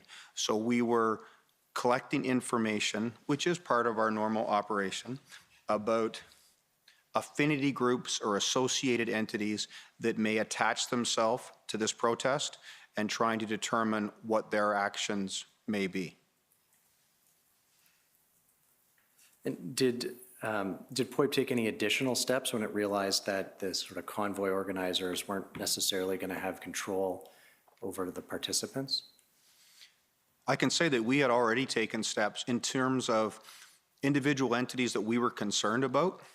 We already had ongoing operations that would inform us as to what was occurring in those milieu and would they be engaged, et cetera. If we could pull up OPP 401047, please. This is an email exchange between yourself and Sebastian Tremblay. And I just want to go down to the bottom of the first page. Sebastian writes, you loved that you asked the RCMP to take some lead on their side to get information from West and East. I can't believe that you had to ask, though. So can you tell me a bit about the process of getting information from the RCMP and specifically what that comment there was referring to? Our collection plan for this issue specifically needed to have the information on numbers, vehicles, mood, et cetera, that was emanating from several different locations at various times. If I could just give an example, from BC on January 22nd. But it's not just BC, Alberta, Saskatchewan, Manitoba. It's various locations. Also, en route, there were a number of mini events that occurred in Regina, Medicine Hat, Winnipeg, and I'm only speaking to the west because that was the longest period of time. And we needed to get that information. And so we were reaching out, during the Hendon calls to basically create what we refer to as an intelligence requirement for the divisions of intelligence in the RCMP. And the reason Sebastian is referring to it is we did the same thing with the Sûreté du Québec. Thank you. If we could pull up the Hendon report for Tuesday, January 25th, which is OPP 401609. And so here we're, just to situate us, we're Tuesday before the sort of the arrival of the convoys in Ottawa. If we get on page 1 under information, those first 3 bullet points, I won't read them all, but it suggests that there's 1,200 trucks coming. The Regina Police said there were 1,200 trucks coming. There's another unconfirmed information about 162 trucks and 1,000 private vehicles. And the Sûreté de Québec says 1,000 to 1,500 trucks. Is it fair to say that as of January 25th, it was anticipated that the convoy would involve thousands of trucks and vehicles? It's fair to say that the numbers would be extensive, and I would say in the hundreds. And the reason I say that is this. A lot of the events in the western part of the country were still a great distance from Ottawa. And may not come to Ottawa. And there were a lot of localized events where people might just drive and participate exuberantly, yes, but they might only participate as far as Winnipeg. And for us in the Ontario Provincial Police, we are cognizant the drive from the Manitoba border to Ottawa is like a 20-hour drive. So we could not assess necessarily whether those truck drivers or the drivers of private vehicles, commercial vehicles would continue. In Quebec, much easier to do due to proximity when Sebastian in Quebec Quebec City and Montreal. Certainly, though, to your point, we knew it would be in the hundreds, and we knew it would be significant. And there were multiple convoys because that's the information coming at that time from the west due to the distance to be traveled. But there were multiple convoys from within Ontario that just hadn't left yet. Okay. And I'd like to go down to page 2 of this report and to the second last bullet. And I just ask you about fundraising. It indicates that at this point, on the 25th, the GoFundMe is at $4.4 million, which is an increase of almost $1 million in the last sort of 24 hours. Was this something that POEB was keeping an eye on and concerned about? We were definitely keeping an eye on it, and here's why. For any type of event of this nature, no matter what the motivation is, social media has altered the way we collect information and the meaning that we derive from it. We can always significantly discount some of the numbers that like it or say they'll be there.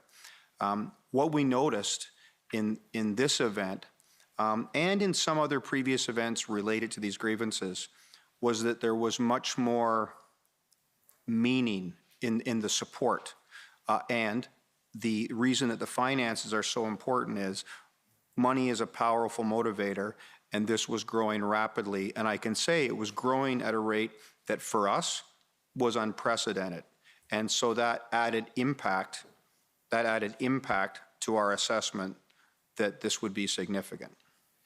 And if you can just help me understand, was it concern about what the money would be used for, or is it that the money coming in is a reflection that this is truly there's some widespread support for it, and that's concerning, or is it both? I think it's both. We definitely felt there was widespread support. I mean, I realized that the narrative, going back to the spring of 2021, the narrative was that people who felt a certain way were a small number of people, were et cetera, the fringe, so to speak.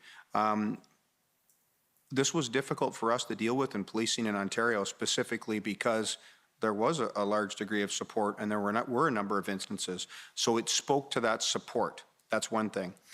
And yes, how the money would be utilized. There were a lot of ways we knew the money would be utilized in our information, fuel and logistics, et cetera. We didn't know all the factors, but the biggest takeaway from the money was the degree of support and the means that would be in possession to make it more long-term, even for things such as accommodations. If we could go down, I just want to ask you about the last paragraph under assessment. The lack of information related to the OPP about events in Ottawa during the period from January 28th to the 29th and on January 30th represents a serious intelligence gap.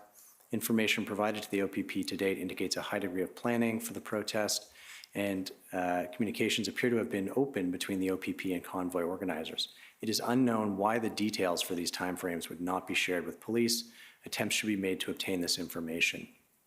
Why weren't you able to get that information out of the convoy organizers if there was a kind of good rapport with the PLT or undercover officers? I think the answer is quite simple, because there was no major definitive plan.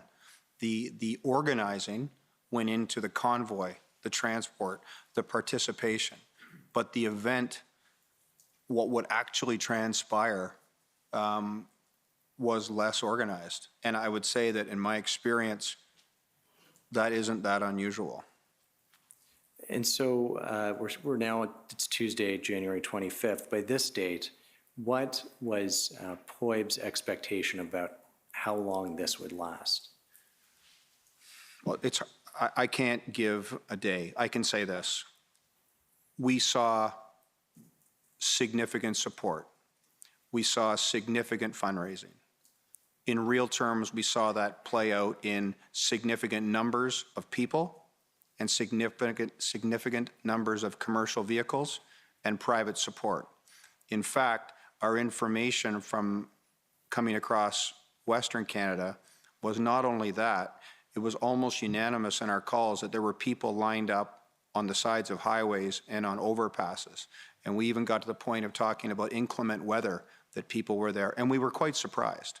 So we felt it would be a significant event, and it would be a long-term event, specifically because the demands could not be met. And the promise was to stay until they were met.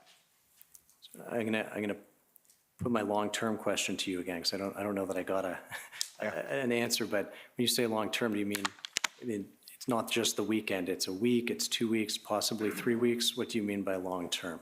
Oh, certainly a couple weeks, 3 weeks. I mean, there's just so many variables after a plan meets a response that I can't speak to that. And I didn't know what the plan of the Ottawa Police Service was. So when I say long-term, I'm going to say, certainly a week, probably 2 weeks, et cetera. Okay. And why isn't it that it was ever spelled out in that degree of specificity in the Hendon reports to say these people might stay for 2 weeks or 3 weeks or 4 weeks? Yeah, it's a good point, and perhaps that's something that we can take away to improve our products in the future. These are strategic intelligence reports. There were other products that were provided that were operational and tactical in nature. We felt that we were stating that this will be a significant event and a long-term event, but we didn't say the number of days, and I can't. I played this back in my mind in terms of knowing what I know today. What would I say if I could put myself back on January 25th, to use an example? And I would basically say what we said, but I don't know that I could have put a day to it. I understand. If we could pull up OPP 401612. This is, I believe, a situational awareness bulletin for the Freedom Convoy. So who would have received this, Superintendent? So these are documents that we create and put out to our frontline officers so that they are aware of what's occurring. And and there may be an officer safety component, it may just be informational, but we also have a vested interest. It's a way to collect information. So this document absolutely would have gone to every member of the Ontario Provincial Police. And I have an independent recollection that this document was sent with our Hendon report to our recipients. So in so saying, that would go to approximately 32 services as well. We also provided it to the Criminal Intelligence Services of Ontario so it could be further disseminated. So it was disseminated broadly. And it would have been up to those other agencies to disseminate it to their officers if they chose to. Right. They could utilize it in any way they could, parade briefings, shift briefings, et cetera, or dissemination. Okay, and if we look at the second paragraph under background, I won't read that whole thing, but this is generally POEB's understanding as of January 26th, that there's no express departure date for when participants will disperse or the action will end? That's correct. Did, on the Hendon teleconferences, did you or anyone from POEB specifically say, take the next step and say, so you should be preparing for a 2-week protest, a 3-week protest, a 4-week protest? We talked about it being long-term. We talked about the logistical capacity of the entities involved. We talked about the degree of grievances. Most of the discussion was involved in collecting, just to give you, I would do an overview and introduce it and say what the pertinent issues were for the day in terms of information collection and intelligence production. Then our inspector, Brian Barkley, who was our case manager, would have an analytical overview provided by our lead analysts strategically and tactically. And then we would go to the other entities in basically an order of primary importance, Ottawa Police Service being key, the RCMP being key, and the Sûreté du Québec being key. And then we would do a roundtable for everybody's input, et cetera. Certainly, we discussed this being long-term, and what intelligence requirements we would have in order to be help out. We recognize that the Ottawa Police Service was our primary client. That there's only a few points in time over this period of time, roughly up till February 20th, where the clients alter to Toronto Police Service, et cetera. Ottawa is, and the Windsor Police Service. Okay. If we could pull up OPP 401611, which is the Hendon report for the next day, Thursday, January 27th. And on the front of this Hendon report, there's a list of convoys, and a number of them, I mean, the first one has 471, but many of them have a TBD. Why is that? So there's some, I noticed that we were being pressed for numbers. And at this point, I reached out to our Indigenous Policing Bureau, and that may seem strange to some people who are listening, but our Indigenous Policing Bureau houses our provincial liaison teams, and our provincial liaison teams are interlocutors to organizers, to truck drivers, to all of the people responsible for running the protest, and they had established relationships. So they were the individuals who were providing the numbers because they were there to observe them and stay in one place to do that. So at the start, it was difficult, and I believe in some of the cases there was really difficult weather, et cetera. So we made a clear delineation about who would be responsible for which tasks. So on this case, I'm sorry, what is the date of that? January 27th. Okay, so that's why the numbers weren't there on that point in time. Did POEB extrapolate or have any kind of estimate of the numbers as of that date, or was this is the best estimate there is? I think in our assessments we said, you know, it's going to be significant, like in the hundreds. Okay, if we could go down to page bottom. Could I just make a point? A lot of your questions have to do with preparation and the purpose of intelligence. I just wanted to explain my mindset. And this might seem anecdotal, but it's important to me. Intelligence is made up of two words, inter and legere, and in Latin that means to choose between. So I really see it as our job as the Intelligence Bureau, in so much as the Police Service Act permits us to help police of jurisdiction in specialized services, to inform decision-making, to allow them to choose between operational courses of action in their preparation. So that's the premise under which we were working. I see. If we could go down to, to the bottom of page 4. The first paragraph there, it is highly unlikely that heavy machinery would be transported in the convoy if there was no intent to use it or if some individuals in the convoy did not anticipate that it would be needed. What can you tell us about the risk of heavy machinery and what steps POEB took to gather that information? Right. So this is a key component. I'd have to put you in the mindset of the Ontario Provincial Police at this point. In terms of large-scale critical incidents and protests, Mackenzie Meadows occupation, which occurred in close proximity to Six Nations, for which there was an injunction in September of 2020, was something that we were contemplating at this time. There was the theft of some large-scale heavy machinery and the use of that heavy machinery to tear up roads and impact rail lines and to threaten critical infrastructure such as gas lines, et cetera. So that was something that was heavy on our minds at the time. We had no intelligence to indicate what the use of that heavy machinery would be it compressors, be it tractors, et cetera, apart from some in relation to snow clearing for the purposes of parking. So that was a key thing that we were trying to determine, because the inductive leap there is, why bring the equipment if you have no intent to utilize it? What kind of heavy equipment did you see? There were, like, on the back of flatbeds, there was a large compressor. There were all-terrain vehicles, and I'm sorry, I don't know I mean a very, very large, like a monster truck type all-terrain vehicle. And then there was equipment that could be utilized for digging, et cetera. Okay. If we could go to the next Hendon report, it's OPP 50815. And this is the report for Friday, January 28th. And it's got an updated list of convoy numbers at the front. And so by the next day, essentially, you've got some more information about convoys coming, descending upon Ottawa.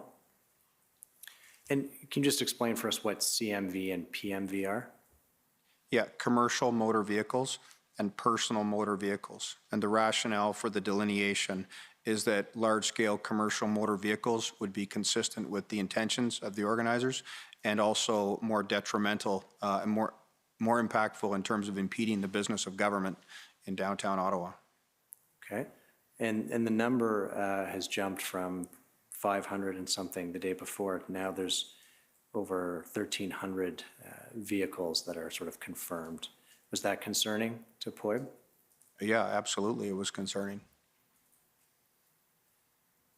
I mean, just from a planning perspective, what this is causing, this puts me in a hard spot because I'm not in the Ottawa Police Service. But if I was a detachment commander in Aurelia, and if I was facing this situation, you're saying to yourself, where are these trucks planning to go? And how will we house this? How will we manage this? And at a certain point, the numbers become irrelevant because once you surpass a certain number, it basically becomes impossible. And did you know where the trucks were planning to go or where OPS was planning to put the trucks at this point? No, I was not involved in OPS planning. Okay. If we could go down to page 7. Before we get there, just were you concerned about what was being done with this information, sort of in the week leading up and the Hendon reports we've just looked at? Were you concerned, I know you just told us you weren't involved in the planning, but were you concerned that planning wasn't being based on the reports at all? Well, I'll be blunt, I wouldn't know if the planning was being based on the reports. We have an expression often in policing that you stay within your lane. And so my lane, pardon the pun, my lane is intelligence. And my goal, as I saw it, was to produce intelligence to assist in decision-making, both to the Ontario Provincial Police and to the Ottawa Police Service, which is what I was attempting to do. I was involved in planning, as I've mentioned, in the Ontario Provincial Police. We created the Major Incident Management Group. And so we were having discussions about that as it would impact other jurisdictions, including, and most specifically, including our own. Okay. And so just for clarity, did you observe anything that caused you to believe that the intelligence wasn't being actioned on the OPS planning side? No, I didn't see Ottawa Police Service planning. I assume they were planning. I now know information I didn't in terms of other people's witness statements. I assume they were planning. Ottawa is a very experienced police service and has dealt with many of these events. So I knew that they would be planning and utilizing that information. Okay. If we could go down to the bottom of page 7, there's under assessment, the first paragraph. The available information indicates that the protesters plan to remain in Ottawa at least until February 4th. We continue to identify indicators to support at least some protesters remaining beyond the weekend of the 29th and 30th. These indicators include collecting donations of cash, food, and water from supporters. When was the February 4th date chosen, and how was that date arrived at? I can't recall specifically why February 4th was said, but I believe it was the collection or capturing of open source information that cited February 4th. But I'll say again, that would have only been from one entity of many. And so for me personally, the dates are less important than the fact that there was going to be significance and longevity to the event. Right. If I could just use an example, I know you're asking a lot about that, and it's an important question. In other events, such as Toronto, both on the 5th of February and the 12th of February, in that case, we had definitive information about timing from the events. We will not be there for long. It will be this long, et cetera. We will not stay. I'd like to take you to the Saturday, January 29th Hendon report, which is OPP 401614.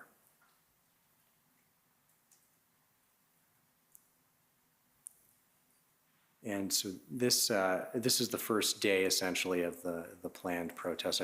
Some of the convoys arrived the day before, but this is the first day. And if we go down to page 3, under the assessment, there's a bolded paragraph, or a sentence, sorry. The protest in Ottawa has the potential to pose a real public safety and officer safety threat. And so can you unpack that for us and tell us why POEB had made that conclusion on day one of the protest? Yep, just with the numbers that were there and the grievances that were possessed, we felt that there was the potential for a public safety threat. And an officer safety threat due to the role that police officers are put into in these situations. There was specifically a great deal of frustration in the province of Ontario with police services in Ontario enforcing the Reopening Ontario Act because a lot of people, and some people who are philosophically supportive of that side, felt that it wasn't our role, and that even the fact that it was unjust and unconstitutional, and that would elevate the threat posed by some people towards the police. And so I guess, what can you tell us about, was that just a worry, or were you actually seeing sort of threatening or aggressive behavior right at the outset? So first, coming across Canada, and I'm going to speak bluntly, but I have to say that I'm trying to be blunt, but I don't have all the facts in relation to this. There was almost no reported criminal activity of any of this activity coming across Canada. There was a motor vehicle collision on the day before the event, and that had to do with somebody running into somebody who was in the Freedom Convoy. So it was conspicuous for the absolute lack of criminal activity. So we were concerned because when a plan meets a counter plan, we didn't know what would transpire. We were also concerned in large cities such as Ottawa, such as Toronto, protests attract a multitude of elements who may have absolutely nothing to do with the protest. There's been a lot made of extremists, et cetera. That's a difficult word for me because it doesn't really have a definition in law and it's very subjective. But even individuals with an individual agenda, sometimes I refer to it as an independent asymmetric threat in the vernacular, lone wolf. That's a type of thing that we were more concerned about. Got it. If we could go to the next day's Hendon report, Tuesday, February 1st. Yes, not the next day. OPP 401617.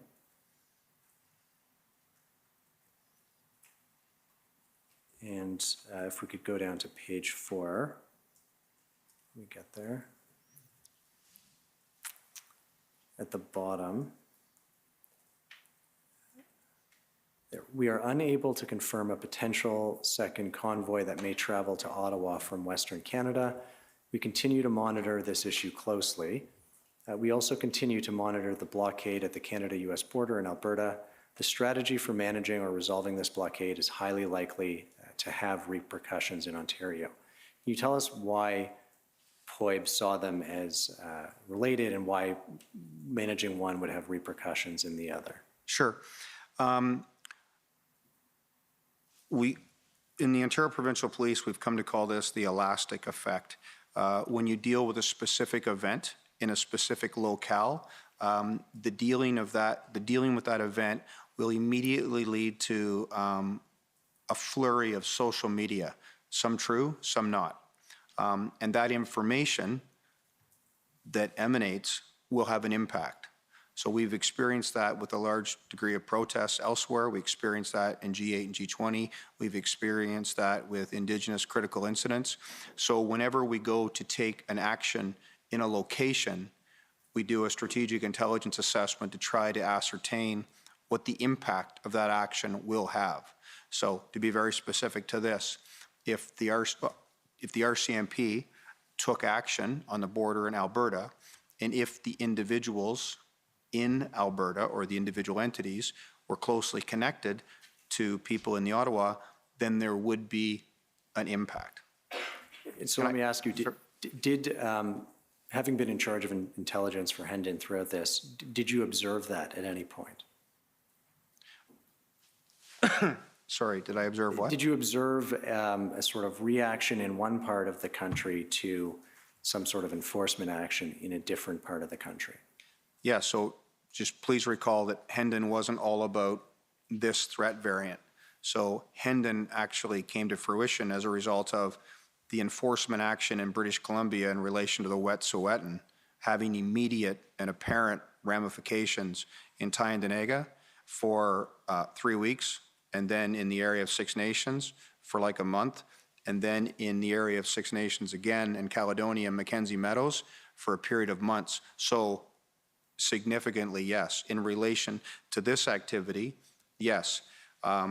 The publications of enforcement in relation to the Reopening Ontario Act led at times to other activity and other protests. I remember specifically events in Toronto that had to do with certain restaurants acting in defiance of the Reopening Ontario Act,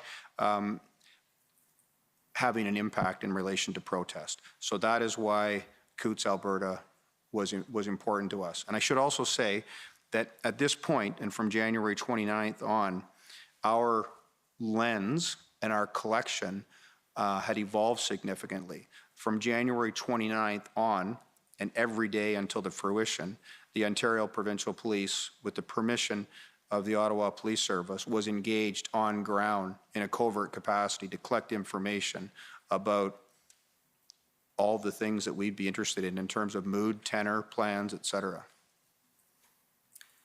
I'd like to go to the Hendon report, OPP 401619. This is from Thursday, February 3rd. And when we're there, if we can go to page 5 under the combined assessment heading. The ongoing truck blockades in Ottawa and Coots, Alberta have the potential to develop into a national civil disobedience movement that could extend to maritime transportation and potentially other major transportation sections. It is highly likely that new convoys, blockades, and protests in support of the Ottawa blockade will occur in Ontario for the foreseeable future and will strain law enforcement resources. So can you tell us why you thought, or why the term national civil disobedience movement was chosen here? Yeah, civil disobedience or direct action are terms we use for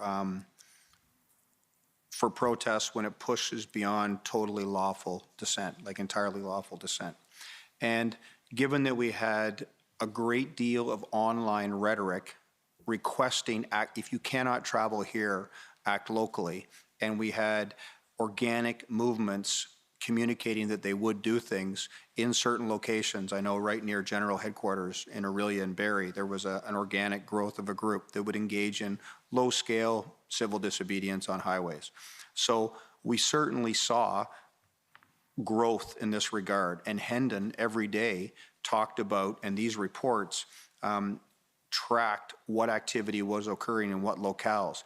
And there was an extensive amount, so much so that some things we just didn't look at because it was sort of not below our radar, but below the threshold of what we would engage ourselves in.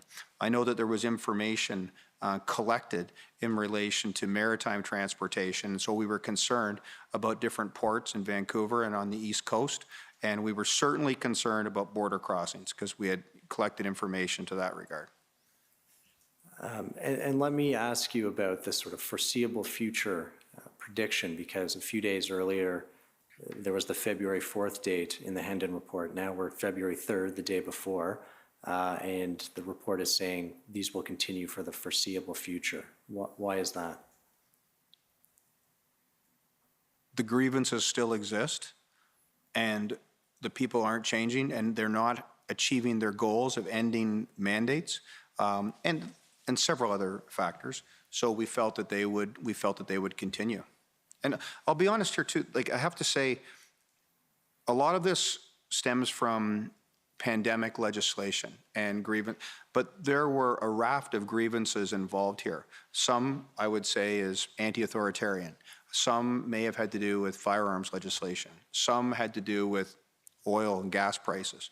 There were a multitude of grievances that people possessed. Some was specific to individuals, such as the Prime Minister or the federal government. So there are a multitude of grievances occurring. Some was specific to our Premier, Premier Ford.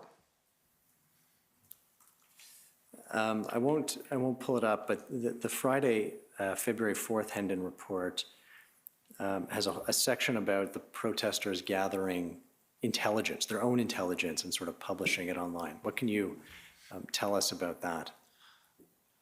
That's a fairly common event. If I could go back to even the G8 and G20 in Kananaskis and the G8 and G20 in Huntsville area in Toronto, entities of various natures create a security culture and collect information and produce intelligence reports. And that is how they maintain their own security.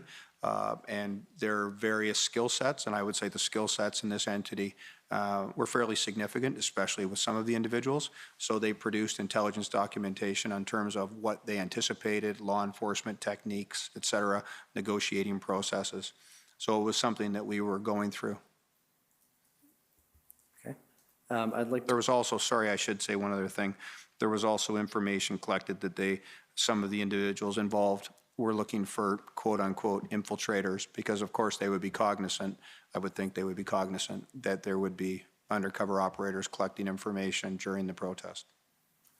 I'd like to take you to the Hendon report for Sunday, February 6th, which is OPP 401622. And if we can go down to the assessment section. Paragraphs 4 and 5, so just down a little bit more. I won't read them out, but it talks about support from public officials or other influential figures having an effect on the protests. And I'm wondering if you can speak to that in terms of what you saw from an intelligence perspective. Yeah, I would say that for any protest of this type, and I mean various types of protests, they're primarily made up of regular citizens, and they're looking for a form of legitimacy. And then in the media, they are presented in very different light depending upon the nature of the media, whether it's news reporting or editorializing. But by and large, they're looking for legitimacy. So, and I'm not casting a judgment on this, but when they receive legitimacy, whether it's an Indigenous issue in Tyendinaga based upon past grievances, residential schools, or whether it's a freedom convoy issue in Ottawa based upon perceptions of civil liberties and constitutional rights, they become emboldened because they feel themselves to be legitimate already, and when they're lent legitimacy, they feel emboldened. Thank you. And they communicate to that effect. That's part of the strategy. I want to take us to the next day's Hendon report, OPP 401623, and under assessment on page 5. Sorry, I lose track of the date. What? Okay, This the 7th. is 7th. Monday, February 7th. So we're past the sort of second weekend of the protest in Ottawa. And so the assessment, the first paragraph, the situation in Ottawa remains volatile and represents a public safety threat, an officer safety threat, and potentially a national security threat. The available information suggests that the blockade has ample moral, logistical, and financial support to remain in place long term. Why did it use the phrase national security threat? Yeah, it's a great question. It's one I anticipated, and it's one that on that day we had a great deal of discussion about. Why? We put in that there was a potential national security threat because of the movement to the borders, and specifically to the Ambassador Bridge. The apparent long-term capacity for the protesters to stay in place in Ottawa, the ongoing calls for actions elsewhere, the events in Coutts, and the movement to the Ambassador Bridge, and discussion of the tunnel. The Ambassador Bridge specifically because I believe it has the largest sort of exchange in terms of financial, like a dollar value in our country. So that is why we put that in terms of a potential. I will say, I spoke about that with colleagues from the Canadian Security Intelligence Service and with the Integrated National Security Enforcement Team, and they did not see things that reached their threshold in terms of what would be deemed a threat to the security of Canada. So we were an anomaly in that regard, but we phrased it as a potential. And so you beat me to it, but I'll take you to an email where you reference that. It's OPP 401038. This is an email from yourself to Jim Walker and Brian Barclay, and just after midnight on February 8th. So just after you've published this Hendon report on the 7th. If we could scroll down at the bottom to point number 5. In terms of national security, the wording in Hendon assessment concerned me slightly. I agree with the potential for officer safety and public safety, but INSET and CSIS concur that there are no national security concerns. Confirmed today. If we have access to something they don't, we can meet them to discuss, but I'm not aware of it. And so what is it, again, from your discussions with them, what were their concerns about your use of the word national security threat? Sorry, okay, I just want to be clear. They weren't concerned about me utilizing it. I wanted to be certain that we were using the best terminology we could in a very fluid situation. So when this information is collected, our analysts are, I use the phrase, drinking from a fire hose in some regards, and trying to produce intelligence under tight timelines. So they came to the determination that there were potential national security threats. I reviewed the report, and we had, Inspectors Barclay and Walker, and I, significant discussions about it, and it's why I reached out to my colleagues. I became content with the phrasing that it was a potential, and that I was also content with their assessment. I want to take you to the next day's Hendon report, February 8th, which is OPP 401624. And we'll go to page 4 when we get there, under the assessment section.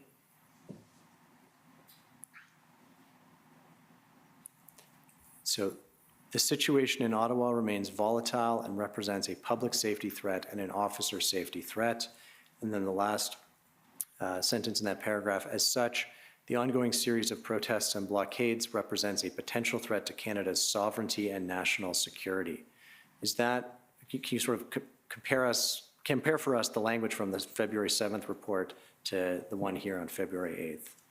I think in essence, it means the same thing, that we have a potential concern in terms of sovereignty in our border crossings and our economic integrity in terms of trade and national security in that regard. It might also have to do with the analytical assessments of threat to reputation by virtue of coverage in the international media of what was transpiring in Canada. Okay. And do you feel that that assessment was accurate at the time, that it was a potential threat to sovereignty and national security? I agreed with the fact that it had potential to be so. If we could pull up OPP 401837. These are meeting minutes. I think they're dated February 11th. I believe the meeting may have occurred a couple of days earlier. This is an early integrated planning cell meeting. Your name is in the attendees. Do you remember attending this meeting? I've never seen this document. I did have a meeting with the integrated planning cell when it was initiated. So I'm going to say yes. I'm just not familiar with the document. Okay. And if we could go down. I believe, just to be clear, I was contacted by then Chief Superintendent Party of the Ontario Provincial Police, and he was contacting me together with, I believe, a Chief Superintendent from the RCMP, Lou, and they were in discussions about the creation of a joint planning cell, an integrated planning cell, and I offered to them an intelligence briefing. I believe that's what this is about. Okay. And if we go down to page 4, there's a something that's attributed to you, Superintendent Morris. PLT framework has been excellent in the past. We have a significant portion of this event. If proper messaging and options in the form of negotiation could occur, this could dissipate. Chief Superintendent Party agreed. Meeting with Chief Slowly at noon today, and we'll be stressing the need for a plan and an overview. We need to come to terms with what the intelligence really is versus what is perceived. I want to ask you about that last part, if you remember sort of. Yeah, so this is a bit difficult because these aren't my notes. Okay, so I was discussing provincial liaison teams, and I believe that they are an absolutely excellent source. They're an excellent aspect to two-way communication in events of this type. So they can communicate the situation to people who are engaging in terms of perhaps what jeopardy they may be in, what consequences they may face, and also lead towards negotiated solutions. So that's a very positive thing that we'd utilized in the past if it's done properly. That was my component of this. In terms of the meeting with Chief Slowly at noon, that's not me. That's Chief Superintendent Party. I know that we discussed the intelligence with Chief Party, and there were other, I'm sorry, I didn't look at the list. I had my entire intelligence management team to give a complete overview. Chief Party was of the opinion that the planning wasn't intelligence-led, and so he wanted to have a discussion of that with Ottawa Police Service. Okay. If we could go to OPP 401158. This is an email that you sent on the same day, so, it's on February 10th, the next day. And you sent it to Mark Patterson. Who was Mark Patterson? Mark Patterson was the superintendent of the Ottawa Police Service Intelligence Directorate. We were notified of that in January, early January.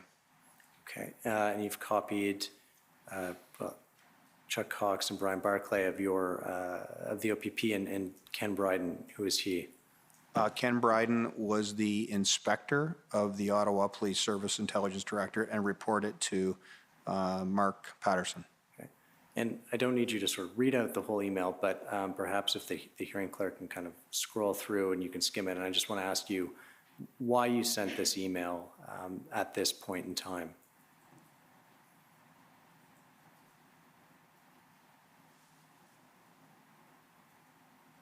Sorry, my eyes aren't the best. I'm trying to keep up. Yeah, okay, so I began giving, I was requested by Commissioner Creek and Superintendent McDonnell of the OPP to provide intelligence briefings to what were referred to as the Big 12, meaning the Big 12 services of Ontario, the chiefs of police. I did so. And following that briefing, there's parts of this that don't involve me. So I believe Detective Constable Stefan Quinnell of the Ottawa Police Service sent an email to Inspector Barclay of the OPP, and that email stipulated that Chief Slowly wished to have every Hendon report since its inception. And I was surprised by that request because the Ottawa Police Service did have every Hendon report since its inception, and Chief Slowly himself had received every Hendon report since January 1st of 2021, so for over a year. And so we were very, very engaged in a lot of operations and analysis, and I didn't want people to be looking for reports to disseminate for the course of what was almost 2 years at that point when the police service already possessed them. And they weren't relevant. The Hendon reports in February of 2020 were not relevant to the situation at hand. So I was explaining this to Mark Patterson so that he could deal with it internally in the Ottawa Police Service. And did you understand why someone on your team was being asked to put all this information together?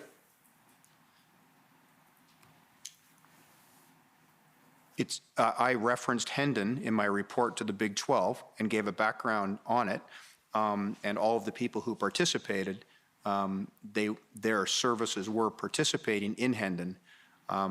It surprised me that we got that request because I would have thought they would have already known and had their reports.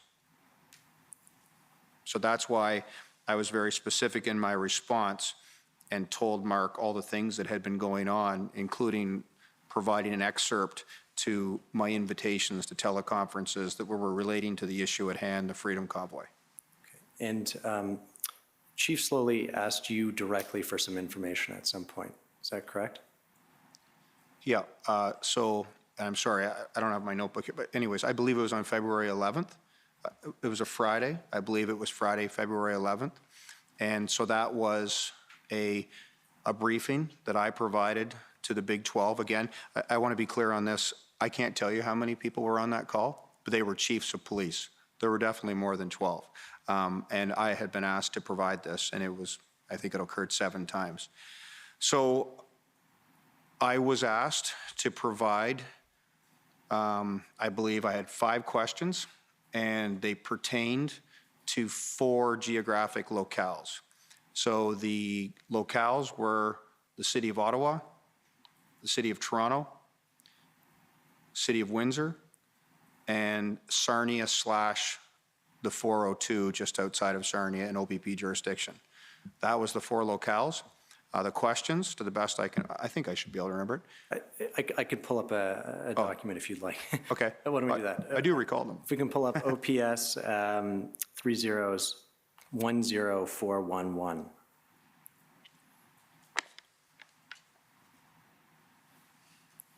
This, I believe, is an email. It's a forward of your email that you ultimately sent answering the question. So if we could just scroll down to the body of your email. I think the next page, there it is.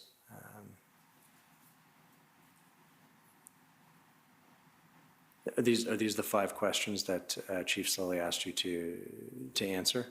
Yeah, that's correct. And if we could just scroll down, if we stop there, he clarified that he wished the answers to be provided by confirmed intelligence, not aspirational information. What did you understand that to mean? Well, what I understood it to mean is the best information possible, but he was very clear in articulating only confirmed intelligence. And that's problematic in that you receive information, you produce intelligence. Intelligence is not necessarily always factual, it's an assessment. And I certainly cannot provide a confirmation of a quantitative factor about the future. So in terms of, I only want confirmed intelligence of the number of people in a location in the future. Intelligence tradecraft, or any tradecraft, could not possibly provide that. And had you had this request previously in the last 2 weeks before this, or was this the first time you had faced this request? No, that was the first time we had the request. And was it unusual for the chief of police of a sort of different police force to ask you for this kind of information? Yeah, I've never experienced it before. I found it unusual. And one thing that I perhaps found unusual is that generally the chief of police is trying to ascertain information or intelligence about their jurisdiction. And, you know, the Ontario Provincial Police or the RCMP may be different in that regard, but not about the exact number of protesters on Highway 402 in Sarnia in the future. And I understand the next day, so that puts us at Saturday, February 12th, you gave a presentation to the OACP. Do you remember that? Yes. So, yeah, sorry, there are two presentations. So just for clarity, there were a lot of briefings that I was asked to provide. The Ontario Association of Chiefs of Police had formulated a planning entity. Our lead in that regard was Superintendent Mike McDonnell and Superintendent Dan Alakis. So I would provide briefings on what was transpiring in multiple jurisdictions and what I felt would occur in those locations. And the specific purpose of that was that the various police services could then make decisions about the dispersal of uniform resources, be they uniform resources or public order units, soft tack, hard tack in terms of that. So that's the OACP meeting. Right, and you attended one on the 12th, and I believe Chief Slowly was there, correct? Yeah, so that meeting occurred later in the evening of the 12th. I know it was set for 1900 hours and it may have been delayed. And that's the so-called Big 12 meeting, which is a different meeting than the OACP. Okay, and can you tell us about what happened at that meeting? I was asked by the OPP Commissioner Creek to provide an intelligence overview. I have to say that on that day, for Thursday and Friday, I'm sorry, I'm going by memory, the 10th and 11th, there were multiple priorities. So the convoy protesters or the leadership of several segments were planning to not move the entire protest, but to make a show of a protest in Toronto and specifically at Queen's Park. So I created and my team created a separate collection plan and an operational plan to assist the Toronto Police Service. And it involved multiple entities, I mean police services, because there were multiple rallying points and we were dispersing our intelligence personnel to go to the rallying points to collect the information, to produce the intelligence for Toronto in real time in their incident command center, major event center, et cetera. That protest was to have occurred and did occur on Saturday the 12th. So the meeting you're referring to occurred after that. So I gave an intelligence overview of what was transpiring across the province. Obviously, Toronto, the events in Toronto played a significant component or took up a significant component of that. Chief Slowly was not happy with the briefing or the presentation. He made his displeasure evident and articulated that he didn't like comparisons between Toronto and Ottawa, and then spoke about Hendon, basically about the Ontario Provincial Police not fulfilling their intelligence mandate to assist police services of jurisdiction, and that he and his, I don't want to misspeak, I'm going to say his team, but he referred to a scribe and he referred to a lawyer that were present, which surprised me. I never encountered that before in an intelligence briefing either. Had reviewed the Hendon reports, and there was nothing, I don't know what his word was, so nothing of value or nothing of significance or nothing that could have assisted them. So the meeting, I mean, it was difficult. Our commissioner intervened, and we ended up having a separate discussion between this is all virtual, between Commissioner Creek, myself, and Deputy Commissioner Chuck Cox. And what was your view of Chief Slowly's assessment of the Hendon reports? Well, I completely disagree. I'll use the terms inter and legere. I believe we provided, I believe that a discerning read of the intelligence products throughout the fall of 2021 and certainly from the 13th of January in 2022, and then with the teleconferences that Ottawa Police Service participated in, and the intelligence products that have been produced daily since that period of time, leading to, on this date, February 12th, said that there will be a significant event in Ottawa. It will begin on the 28th or 29th of January. It will incorporate large groups of motivated people who are protesting. These are their grievances. It will incorporate large use of commercial motor vehicles, tractor trailers. Their intention is to impede the business of government and to be in the downtown area. We use terminology like gridlock. We said there was no exit strategy and their demands could not be met, and it would be significant, and there would be other calls for resources because there would be other events. I believe I did say to him, there's no golden key. Like, sometimes when people look for a product, an intelligence product, it's like a golden key that will answer absolutely everything. Intelligence is designed to inform decision-making. I believe that our information collected and our intelligence produced from our entire partnership were instrumental in informing decision-making about what would occur. So I disagreed. But I did say that in terms of his displeasure with what he referred to as a comparison of Toronto and Ottawa, one of the issues is sometimes in planning, people fail to appreciate an event that hasn't occurred yet. I call it a deference of the important for the urgent. When Toronto acted, Toronto had the benefit of the experience in Ottawa to say, yeah, this is a big deal. This is really going to happen. So I agree with that. And I did also tell him that he and the Ottawa Police Service were faced with a difficult situation, 100%. I totally agree with that. I want to ask you about one last document, and then I'll be done, which is the Hendon report from Monday, February 14th, the day the Emergencies Act was invoked. It's OPP 401630. If we can go to page 6, there's a bolded paragraph. The situation in Ontario remains volatile. Protesters and their supporters are unlikely to be significantly deterred by any invocation of the Emergencies Act. The potential for conflict or an act of violence is likely increasing as the Ottawa blockade continues.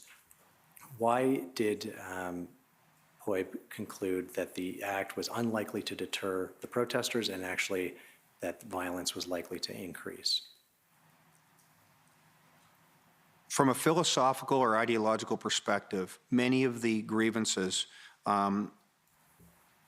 believe that the legislation that was being passed during COVID-19 was unconstitutional and unjust, and that the restrictions on their freedoms were resultingly unjust. So new legislation being passed was a self-fulfilling prophecy. I mean, some people on one side of the coin call it a conspiracy theorist. There's a conspiracy theory that they're going to invoke the Emergencies Act. So when the Emergency Act is invoked, it impacts the people who feel that way, and it aggravates their perspective and creates more frustration. So the people who were engaged in the protest did not believe that the Emergencies Act should be invoked, did not believe government should have more powers and police should have more powers. So they are seeing, from their perspective, the correctness of their stance. Thank you, Superintendent Morris. Those are my questions. Great. Thank you. We're going to keep going if you're up to it, and if so, I take it you are up to it? Okay, so we're going to take a 15-minute break so that you can load up with water or whatever and come back and we'll go through the cross-examination. Okay, 15 minutes. The commission is recessed for 15 minutes. La commission levée pour 15 minutes.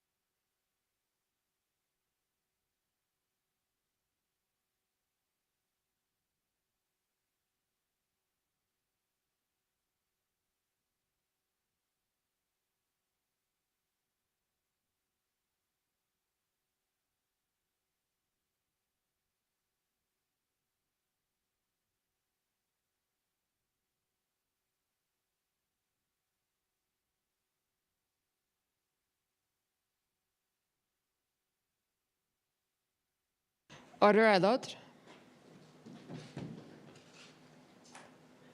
The commission is reconvened. La commission reprend. Okay, welcome back. First up is the Ottawa Police Service.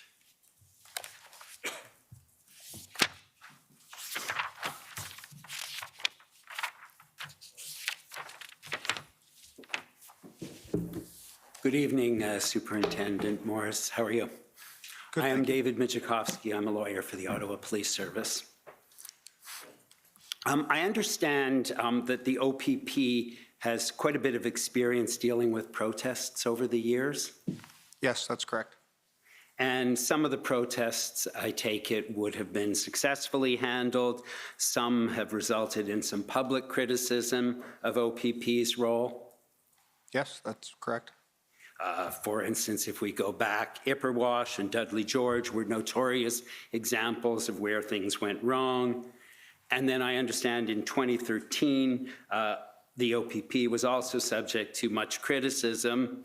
I'm not saying merited, but criticism for how it responded to the Idle No More protest. Is that right? I'm not aware of the criticism in relation to I don't know more, but that is certainly possible. I seem to recall that there was criticism of the OPP for not ending blockades of rail arteries at the time, and injunctions had been issued.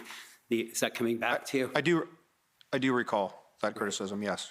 And as I recall, the OPP commissioner went on YouTube and said it can be sometimes difficult for the public to understand why the police don't always immediately take enforcement action.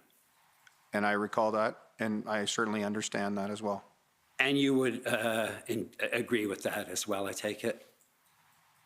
I agree that the events are difficult.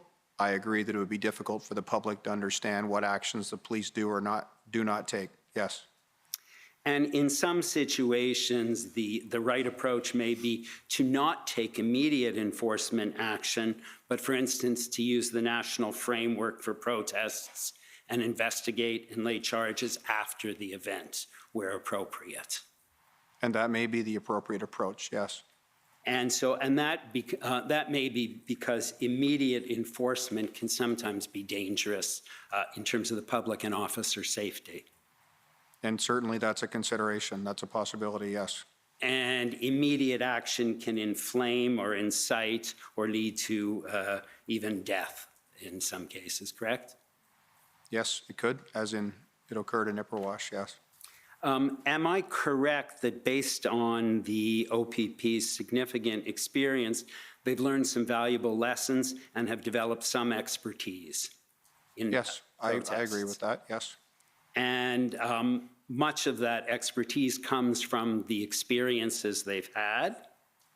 And I take it after a protest is handled by the OPP, there's probably a review and an analysis of what went well and what did not. That's correct, yes. And then you build on that experience to address policing protests in the future to hopefully do it better. That's correct. And the situation in Ottawa, we've heard, was unique and unprecedented, are words that we've seen. And you agree with that, correct? I agree that there were elements of this protest in Ottawa that were unprecedented. The financial component, the travel. I agree with elements of that were unprecedented, yes. And a demonstration of this size involving large vehicles, which became an occupation and resulted in upheaval and trauma to the community. There's no other municipal police service in Canada that's experienced something like that, is there? I don't know that I can answer that necessarily. I can say this. I do believe there were elements that were unprecedented, as you said. I do believe there have been attempts to do things like this for shorter periods of time, as in Toronto on February 12th.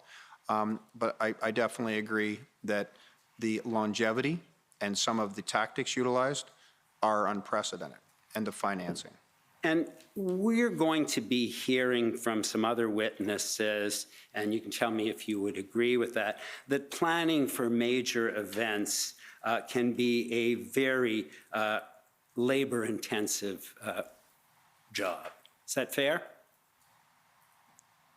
It's fair that planning can be labor intensive, yes. And so sometimes months of planning take place with consultation with many experts in different areas in preparation for an event. It's true that months could be required in relation to certain events. It's also true that circumstances present themselves that require more immediacy in terms of planning. The G8, G20 is an example of the months of planning. Other examples illustrate themselves and don't permit that. Right. The first mention of the Freedom Convoy, I think, was on the January 13th Hendon, is that correct? That's the first production of intelligence from the Ontario Provincial Police, yes. And then 15 days later, it began to arrive in Ottawa on the 28th of January. That's correct. And so there wasn't a lot of advance notice. No, that's true. There was 15 days, yeah. And then the January 13th, I'm not going to pull it up in order to save some time, but I think you're pretty comfortable with it. But if you're not, please let me know. The January 13th Hendon report did not provide a lot of information because not a lot of information was known at that time. It provided our best assessment based upon the known information, and it stimulated further collection. Right, so there was no indication in that report of the size of the convoy.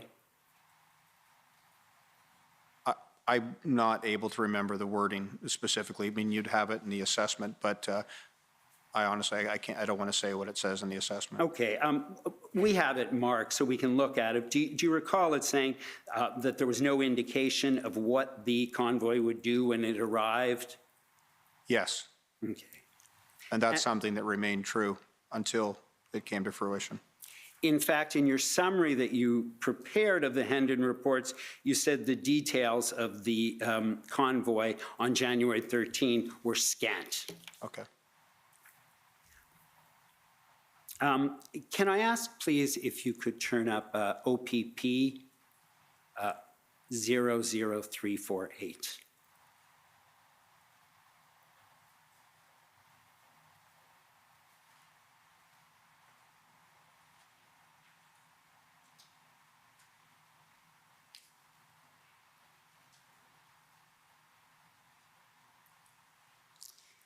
And if you scroll down a bit,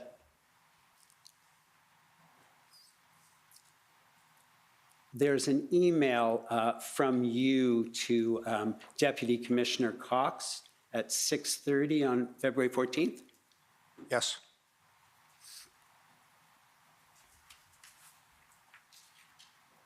And if we go to the second page of that email,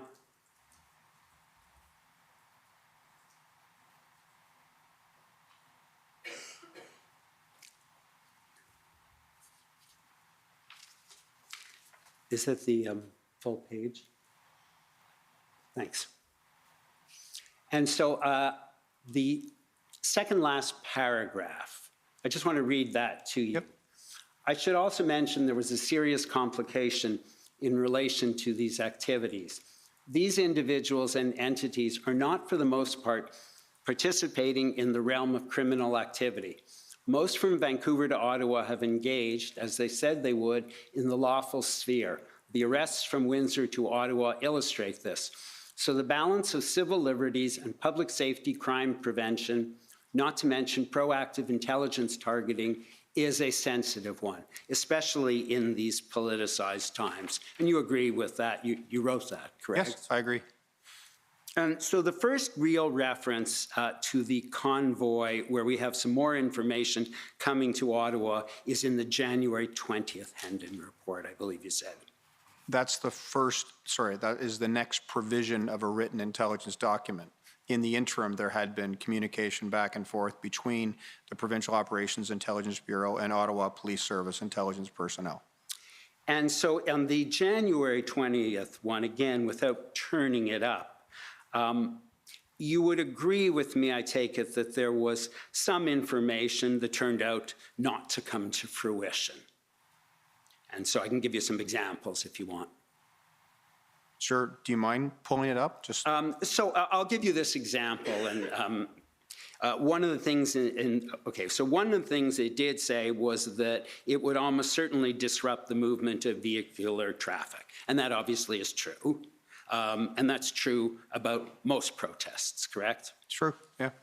And then it said some participants may attempt to disrupt the business of government at the provincial and federal level by blocking access to Parliament. You remember that? Yes. That didn't happen in Ottawa because the work of Parliament went on throughout the convoy, correct? I think that they did impede the activity of government by virtue of their presence, and I think that led to significant discussion about the workings of Parliament and some security concerns. I think they also attempted to impede activity in Toronto in relation to Queen's Park on February 5th and 12th. Right, I'm sorry, my question wasn't clear. I'm talking about Ottawa. The work of Parliament continued, correct?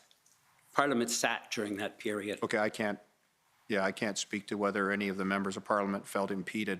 So, yeah, so another thing noted at that time was that some individuals from the United States may join, and that appeared occasionally in Hendon reports. That didn't occur either, did it? I can't honestly say. I mean, I guess if there was any American citizen that participated, I guess that would be true.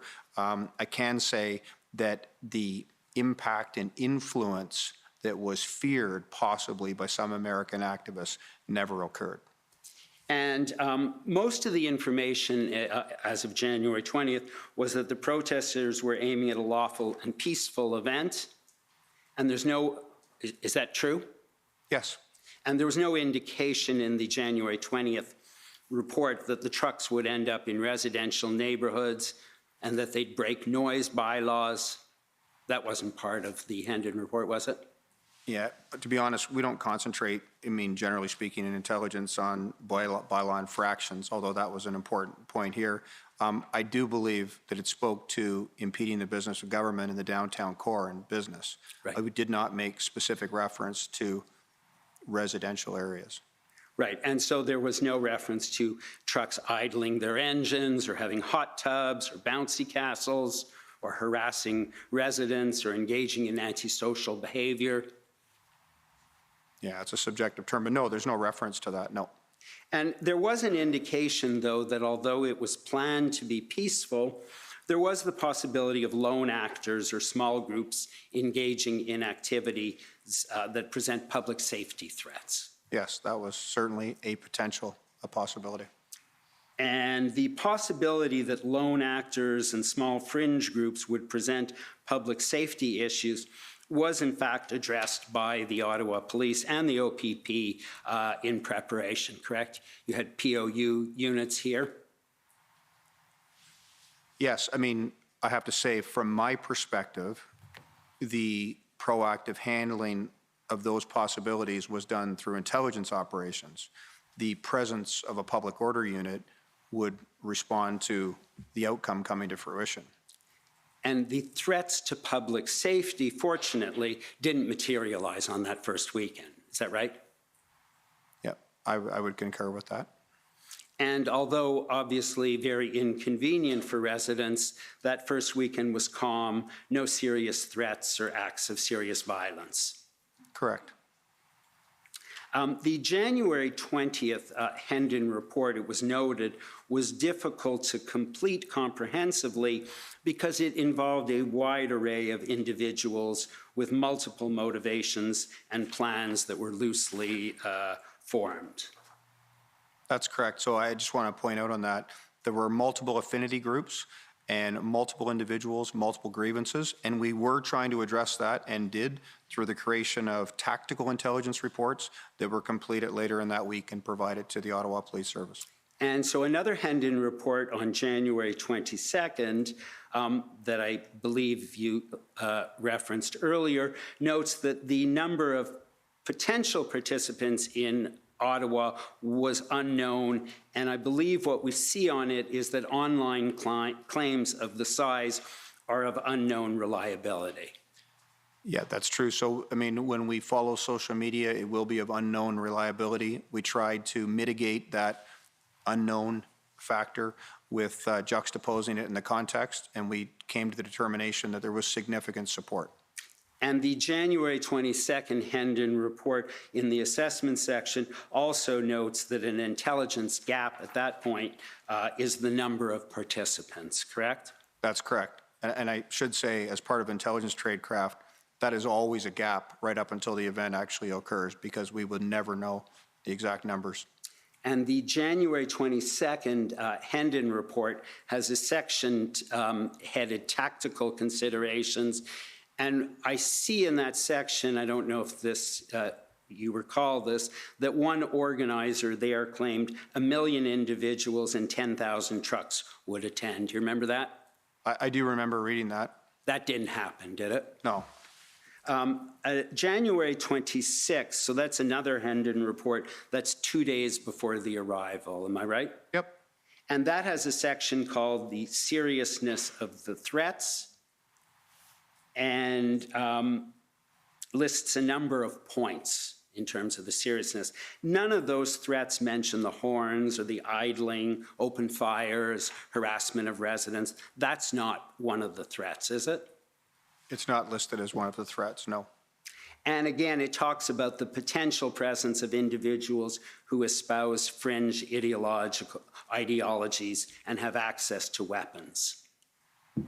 And that, too, wasn't a problem in Ottawa, correct? That's correct. Well, I should comment on that. In terms of, it's a subject, weapons? No. In terms of being discerned as such? No. Presence of people with fringe views? I would say there were people present with fringe views, depending upon your determination of fringe. And I believe that Hendon report indicates, so 2 days before, and it's, I believe in bold, that Project Hendon has not identified any concrete, specific, or credible threats with regard to the convoy. That is accurate, true. And the concern about the heavy machinery, that heavy machinery wasn't used for any destructive purposes in Ottawa, was it? Not that I'm aware of. That would be best posed to the Ottawa Police Service. I just want to point out, I was involved in the production of strategic intelligence and providing a best assessment to inform decision-making. In terms of some of the questions you're asking, in terms of the use of, I think that's best to the operational commanders from the City of Ottawa, or sorry, from the Ottawa Police Service. And if we look at January 26 again, even 2 days before the arrival, we still don't have any good indications, and I'm not being critical of the intelligence, of the numbers and the length of the stay, correct? Well, words such as significant in terms, I mean, the numbers to me become, if it's significant and there are large numbers, then perhaps the actual quantity is not as important. But no, we didn't mention the length of stay, but we did certainly say that we felt it would be long-term based upon the fact that they were going to stay until their demands were met, and we felt they couldn't be. And the OPP and the Ottawa Police Service did work together from even before the first convoy arrived, and had POU units in Ottawa cooperated with each other? So we worked together in Hendon with the Ottawa Police Service, and that was sort of my purview of responsibility. In terms of public order, et cetera, that would be a question that should be asked to Superintendent Abrams in terms of the OPP operations. Okay. I didn't see any memos or briefings or emails from the OPP to the OPS saying, what are you doing? What are your plans? You're not aware of such memos, are you?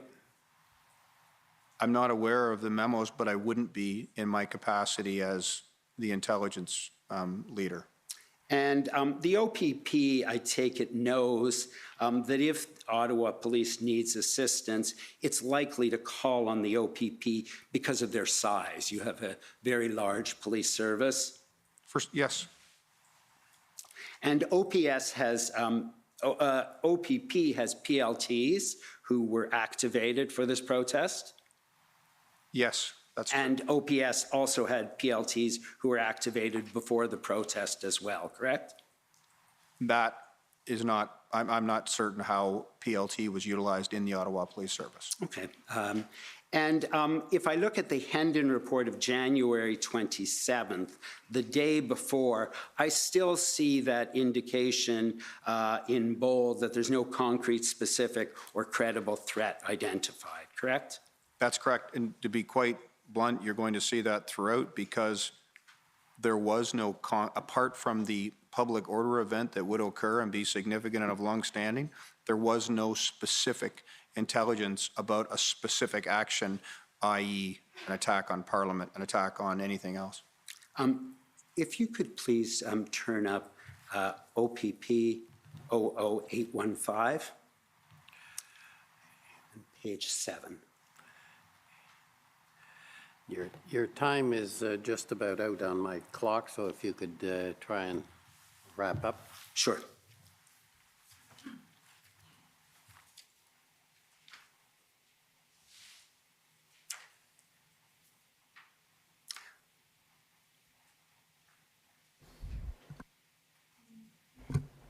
Sorry, can you repeat the number, Councillor? OPP 00815.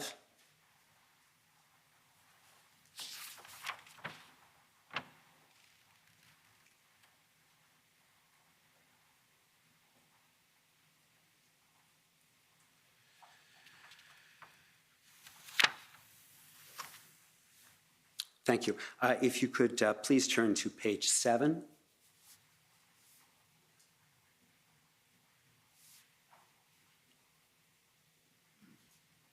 And under the section assessment. So this is the January 28th report. So January 28th being the date that they're here. And so what we see in the first paragraph is the available information indicate that the protesters plan to remain in Ottawa at least until February 4th, 2022, correct? Yes. And then we see we continue to identify indicators to support at least some protesters remaining beyond the weekend of 2022-01-2930. So in other words, some of them are going to remain past 2930, and some of them are going to remain until February 4th, correct? I want to be clear on this. We felt it would be of long standing. The reason that February 4th was cited was because there was a specific piece of information that they would be there until at least February 4th. But it does not preclude the long-standing significant event that we said that would occur until the demands were met, which they wouldn't be. And finally, my final point is I understand that the OPP provided some assistance to Toronto when they had the protest occurring in Toronto the following week, correct?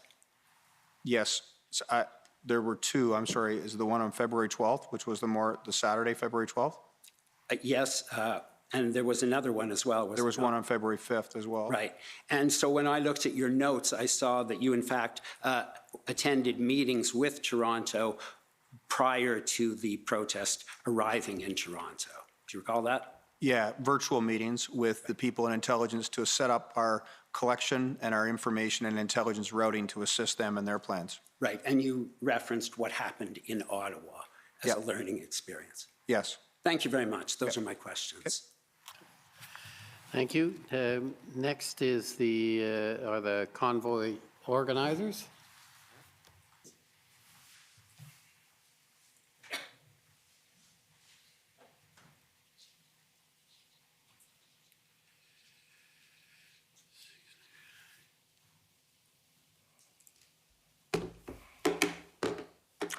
Hello, sir. My name is Brendan Miller. I'm counsel for the Convoy or Freedom Corp, which is an entity that represents the protesters that were in Ottawa on January and February of 2022. I just have a few questions for you. Okay. First, again, thank you for your service, and thank you very much for your forthright testimony earlier. Just on something you spoke about in your evidence in chief, you spoke about the demand of protesters, and those demands would simply not be met. I take it that by that you mean the demand for the removal of vaccine or COVID mandates. Is that correct? In the main, yes, there were a multitude of demands, but those were some significant ones, and for the federal government to drop some of their regulations and mandates, and we didn't feel that would be met, yes. Yes, right. And these questions are going to be, you're going to be able to know exactly where I'm going, so I'm just going to be blunt. You didn't see any evidence in the intelligence of espionage or in support of espionage. Is that correct? That's correct. You didn't see any evidence in the intelligence of sabotage or anything in support of sabotage. That's correct. You didn't see anything in the evidence, any evidence in the intelligence of any form of foreign influenced activities within or relating to Canada that involved the threat to any person. I saw media accounts, yes. I saw no information collected or intelligence produced in that regard, no, to support that, no. Now, for my following question, when I say serious violence against a person, you'll understand I mean violence that would result in serious personal injury, okay? You didn't see any evidence in the intelligence of activities within or relating to Canada directed toward or in support of the threat of a use of acts of serious violence against persons for the purpose of achieving a political, religious, or ideological objective within Canada or a foreign state. So yes, I know where you're going, and I want it to be fair to my colleagues in planning. I saw online rhetoric. I saw information on social media. I saw assertions of that type of activity. Information. I'm aware of no intelligence that was produced that would support concern in that regard. Thank you. And now, for my next question, when I say serious violence against property, you'll understand I mean violence against property of the nature such as arson or destruction, a bomb, that sort of thing, okay? You didn't see any evidence in the intelligence of activities within or relating to Canada directed toward or in support of the threat of use of acts of serious violence against property for the purpose of achieving a political, religious, or ideological objective within Canada or a foreign state. So again, not to be contradictory because I'm just trying to be fulsome. Our role is crime prevention, law enforcement, assistance to victims, public order, and emergency management. Therefore, in relation to the things you're discussing, we collected all the information, which some information asserted attempts at that. So we did see that and had to consider that. Did we have any credible intelligence that that would occur? No. Thank you. And you touched on in your oral evidence about the labeling of someone as being an extremist. You said that that term you have a lot of problems with, and I'm wondering if you can elaborate on that for me. I can. Sorry, where did I say I have problems with that? You said just in your evidence in chief. Okay.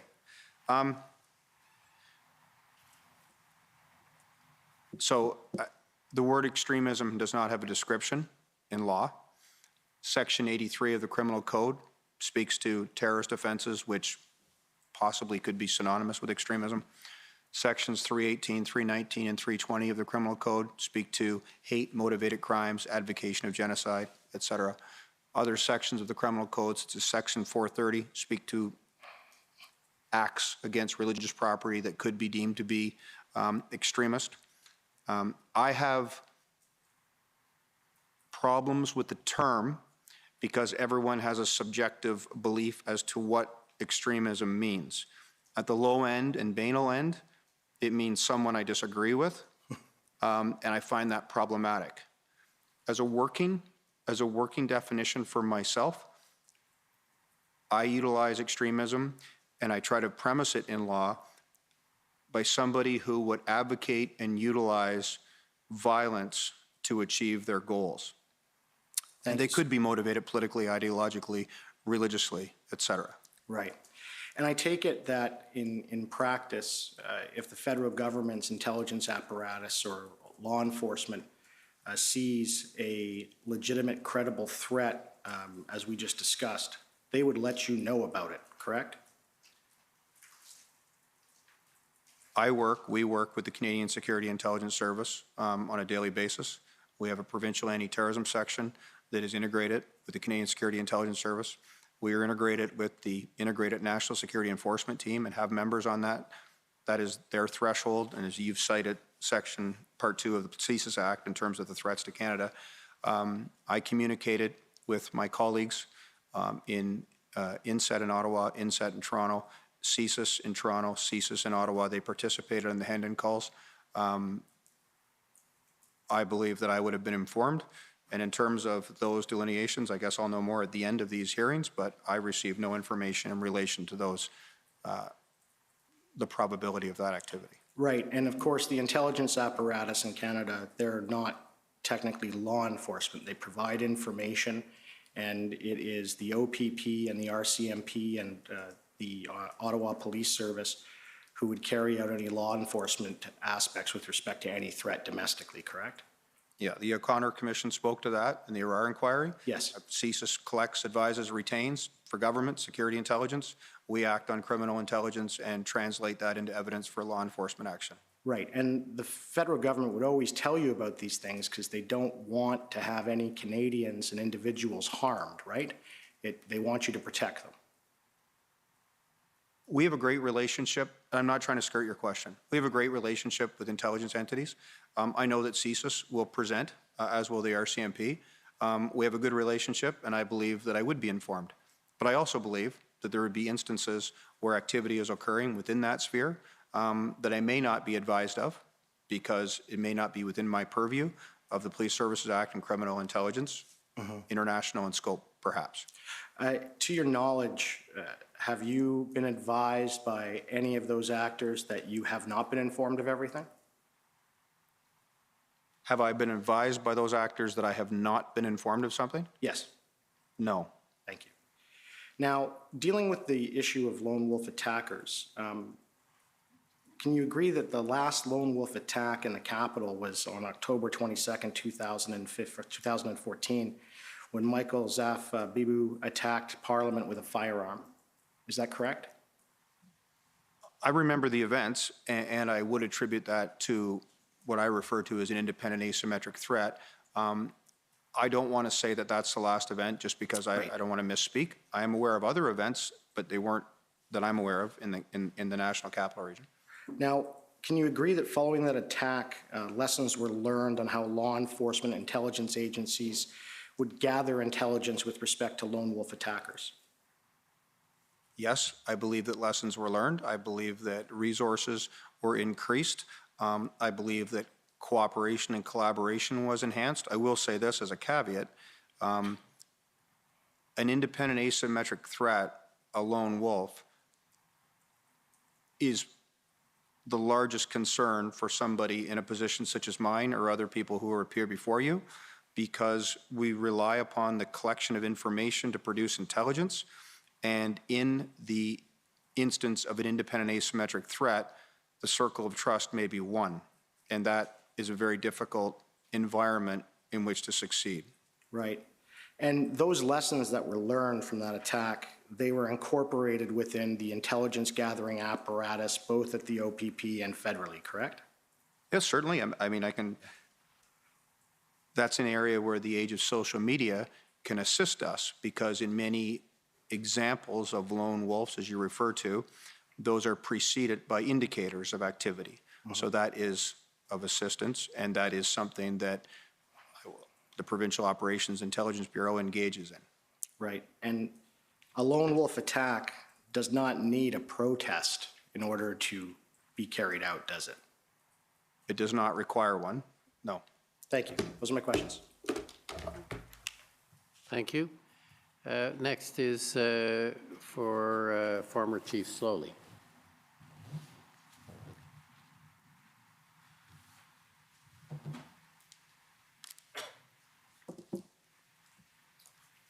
Superintendent, I'm Tom Curry.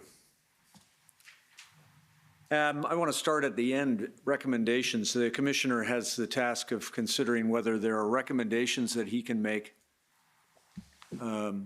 concerning the issues that we're here about, Emergencies Act demonstrations of the kind. One of the things that Chief Slowly I anticipate, will say to the commissioner is that there, in his experience, are what he would describe as structural deficits in gathering intelligence between agencies. You've mentioned them: CSIS, RCMP, OPP, other law enforcement and security agencies. Just stopping there, do you agree that the commissioner should consider a recommendation that will enhance a national security framework for intelligence now? Can I give you my answer in two parts? Yes. Okay. I would always agree with any recommendation such as that to review what transpired and to review how we can improve. I myself have done that already in relation to these events. I will say that I honestly believe that we do have a high degree of collaboration in this province and in this country, and we do have trusted partnerships, and we do produce credible intelligence. It is not perfect, and it can always be improved, and I would gladly participate in any entity of that sort. Right, thank you. One of the things as well that I expect you'll also be able to help the commissioner with is this. Am I correct that Hendon and the work that your intelligence bureau does arose in order to fill a gap that you saw in the way that you described, and I don't have time to go back through that history. Am I correct? That's how it arose, to fill a gap? I think that's a correct assessment. Right. I just want to give you like there are issues we face as a law enforcement community proactively that are broader than our jurisdictions, and galvanizing and collaborating can assist us in that regard. And in that respect, I haven't met someone from an agency that doesn't want more funding, but am I correct that a recommendation from the commissioner to consider the funding question to support those initiatives as the issues have arisen that you have identified would be helpful? That's difficult ground for me. I can't speak for the Ottawa Police Service. I can say that I'm happy with... I'm going to stop you. Not Ottawa. Okay. Ontario Provincial Police. Okay. That would be for other people to consider. I do believe that we had the resources that were required. I'm speaking of intelligence, to engage proactively and strategically to ascertain what would transpire. The coalescing, back to these events now, please, the coalescing of these disparate groups that you described and the financing that you described that you had seen for the first time, you described those as unprecedented in your experience, correct? Aspects of it. The fundraising, yes. The issues, the grievances were different. So there are certainly unprecedented components of it. Fair. And in that respect, just focusing on the funding alone, do you accept that that represents a paradigm shift in protest and dissent of the kind that you're experienced with? It presents a logistical change in the capacity of entities to fundraise. But I will say that we had already experienced that in Mackenzie Meadows' occupation and had approached entities such as GoFundMe to take steps in relation to that in lines with their terms of agreement. Right. Mackenzie Meadows, if I understand that protest or occupation was a single development parcel. That's a First Nations or Indigenous dispute, land dispute. Is that correct? It's roughly, yeah. It's complex, but that's accurate. Complex. And the coalescing of on a national scale, people coming from across the country to one destination, that's a first. Yeah, it's different for sure. 100%. I agree. Now, my colleague for the Ottawa Police Service has already reviewed some details of the Hendon reports. I don't have the time to go back through them, but suffice it to say, it was not your purpose in describing the Hendon reports to provide operational planning. It is an input into operational planning, correct? Yeah, sorry. I think I understand. our purpose in the strategic intelligence reports of Hendon was to inform decision-making.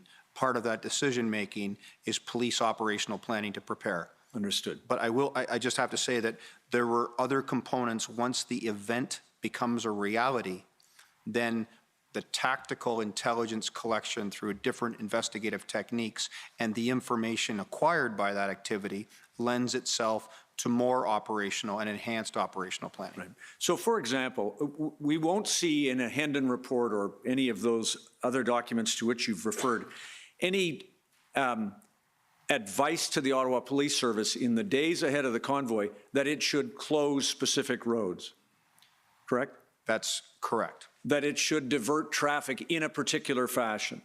That's correct.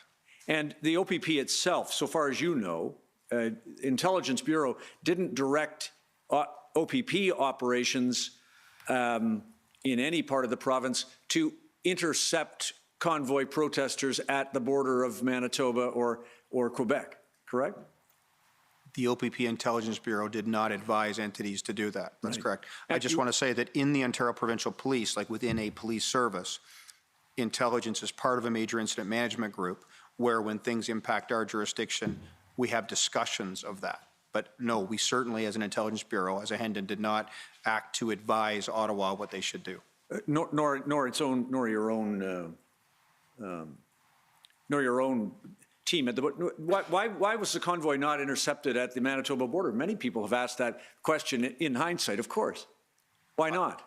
I think the answer there was no reasonable grounds to believe that they were committing a criminal offense at the time. Right. They were in transit, and we were collecting information for that purpose. They were in transit, and they were engaging in a lawful way. In fact, that was impressed upon us by the information collection. Right, and that remained true as a convoy protester, individually or collectively, came into the border of the city of Ottawa, correct? I would agree with that assessment, and also the intelligence said that there would not be an event, a public order event, until they entered the city of Ottawa. Right.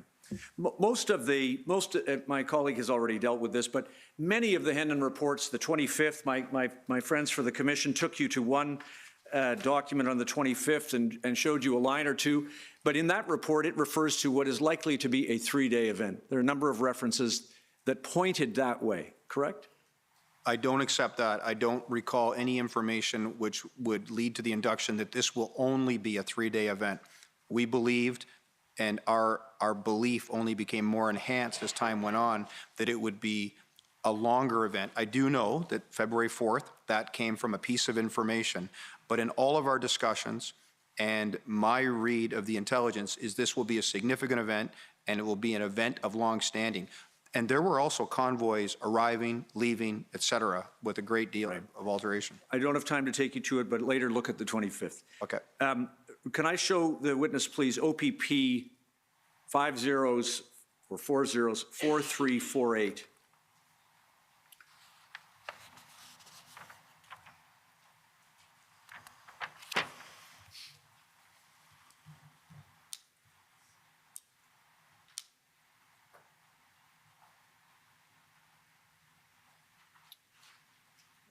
You see this now, 27th of January. Do you recognize this situational report? Sorry, I actually don't. I don't know if it's the color scheme. Is there something at the top? It's an OPP. Yeah, well, it's an OPP document, and maybe. I think this is a provincial liaison team document. Something different, but do you recognize this as a situational report from your police service?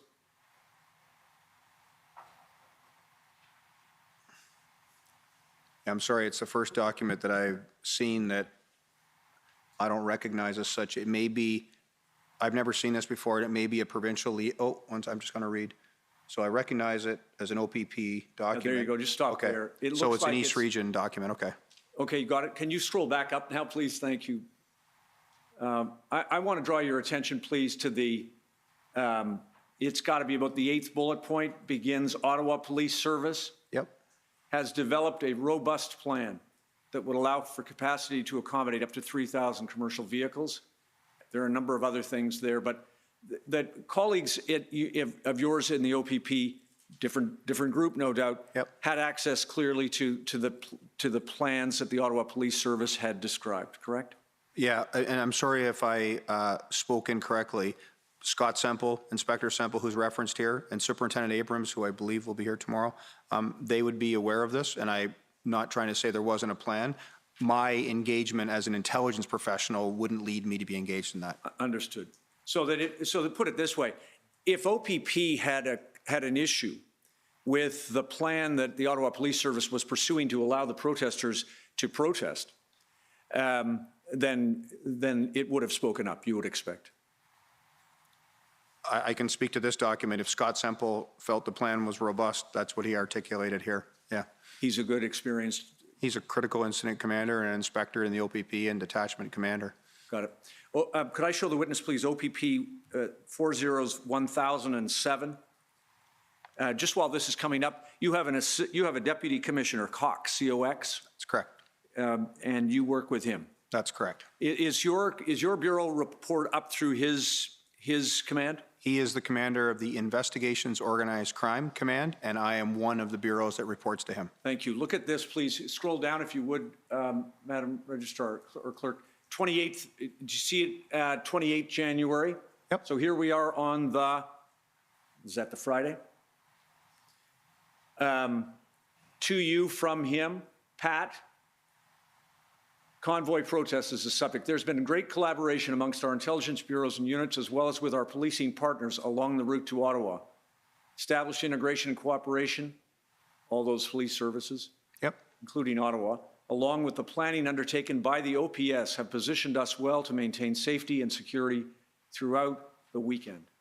Please extend my gratitude, etc. And you responded to that. Please just scroll up, show the witness. I won't read it all, but you express your gratitude and you share the thanks with your team, correct? Yes. Clearly, the Deputy Commissioner thought this was going to be a weekend event, didn't he? I can't speak to that exactly. I think that may be the case. I think that he had a discussion, I'm going from an independent recollection, with other police services, including Ottawa, and he got a lot of positive feedback, and he sent that email. I think that that's what happened. No, great. I accept that the Hinnon reports provide very important intelligence, and Chief Slowly will confirm that. But in terms of what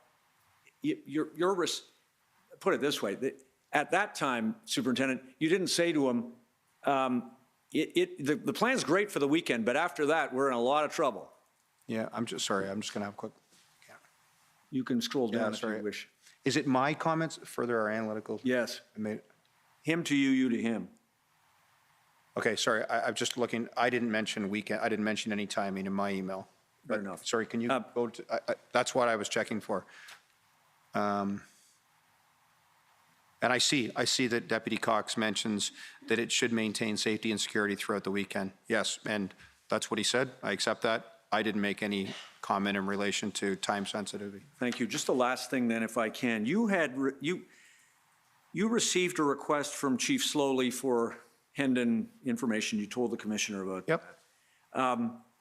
And at the same time, or just ahead of that, actually, you received another communication, this time from someone who reports to Chief Slowly, named Patterson. You've described him already, Mark Patterson. I think he's an inspector. He's a superintendent. Superintendent. Yep. And he told you you are about to get a response, or you were about to get a request from Chief Slowly, or a bunch of questions from Chief Slowly. Don't respond to them. Do you recall that? I can show you your notes if it helps you. Yeah, I remember. Sorry, I just want to be clear. So the requests from Chief Slowly, and I'm speaking to the 4 locations, the 5 questions, that came on the 11th. I believe that the comments you're referring to, and I do remember them, came on the 13th, and that had to do with a request to appear before the Ottawa Police Services Board. Thank you. So they're 2 different factors. Fair enough. So thank you for that. You were asked by Chief Slowly to come and brief the Police Services Board on the 15th, correct? That's correct. And of course, he resigned before that presentation and it was adjourned? Yep. Okay. Thank you for orienting me to that. What was unusual, you agree with me, was that a superintendent of the Ottawa Police Service told you that you were about to be invited to that Police Services Board meeting to give a briefing with the chief, and that you should not attend, correct? It was unusual. I mean, to be blunt, the entire circumstance was unusual. It's unusual to be asked as the head of intelligence for the OPP to brief the Ottawa Police Services Board. That's point one. And then to be followed up with the next day, I think, I'm sorry, I don't recall her name, Christiane, I think it was the lawyer for the Ottawa Police Services Board that provided the email. And I know that Superintendent Patterson felt that we, the OPP, should not be doing that because that should be the responsibility of the Ottawa Police Service Intelligence Directorate. And that is the entire situation is unusual, yes. So, I mean, I take it you didn't decline the invitation to go to the Police Services Board when Chief Slowly asked you? So Chief Slowly asked verbally in the meeting, and he asked me together when I was with my commissioner and deputy commissioner. The formal invitation came the next day on the Sunday morning. When I received the invitation, I didn't respond at first. I discussed it with Deputy Commissioner Cox and Commissioner Creek, and we agreed. To attend? We agreed to attend. Yes. So as unusual as that might have been, you agreed to attend. Yep. And then you get a call from Superintendent Patterson saying, Chief Slowly is, and I'm reading you from your notes. I'll show you them if you need to be refreshed. I'm just in the interest of time. Chief Slowly is possibly trying to pin this on the OPP and the lack of intelligence. That's what Superintendent Patterson told you, right? That's correct. And did you report that to, I know you reported that to your own command. Do you know whether that information was ever shared with anybody at the Ottawa Police Service about what Superintendent Patterson was suggesting? I spoke about that with Deputy Cox and Commissioner Creek. That too was unusual. Not that I spoke with it, but that it occurred. I do not know if that was discussed by them with Chief Slowly. Right. I mean, a significant undermining of a command officer to have a superintendent speak about that, isn't it? I found it unusual. I will say that. I understand the desire to have the OPS intelligence brief the OPS Police Services Board. I found it unusual. To be honest, from the 11th, 12th, and 13th, 14th, and 15th, there was a lot that transpired that was unusual in relation to our integration and relationship. Inappropriate? Can I have that at least? What Superintendent Patterson did was inappropriate. And perhaps it's unusual for certain. I'll leave it. Thank you. Okay, next, call on the Ottawa Coalition. Good evening, Mr. Commissioner. Emily Tamman for the Ottawa Coalition of Residents and Businesses, and our questions have been asked and answered. Thank you. Next, the City of Ottawa. Good evening, Superintendent. We also have no additional questions to those that have been put to you so far. Thank you. Pressures on the Government of Canada.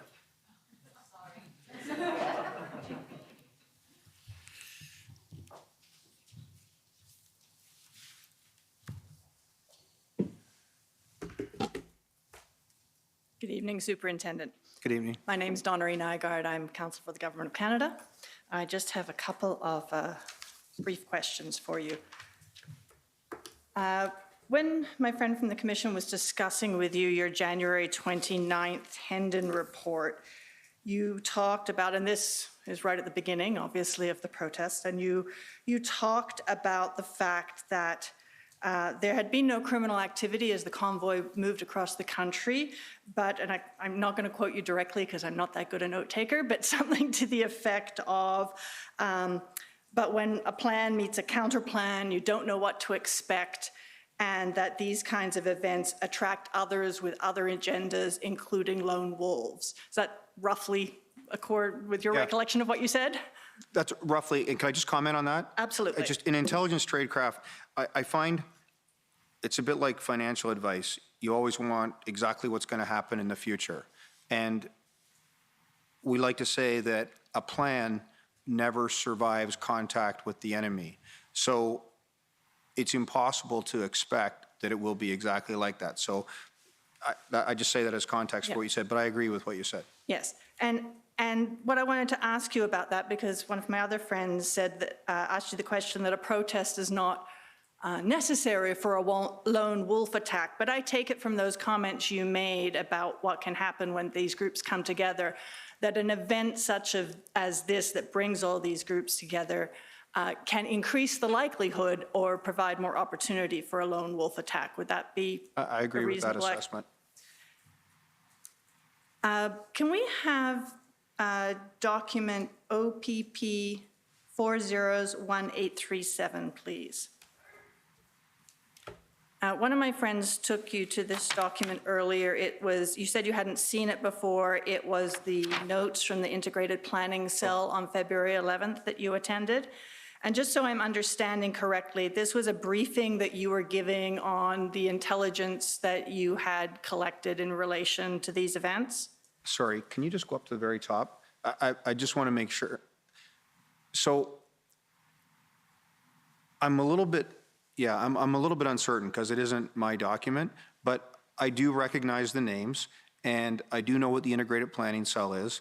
And I was contacted by Chief Party and others who are participating, and they had said what their purpose was and what their integration was and what they were trying to achieve.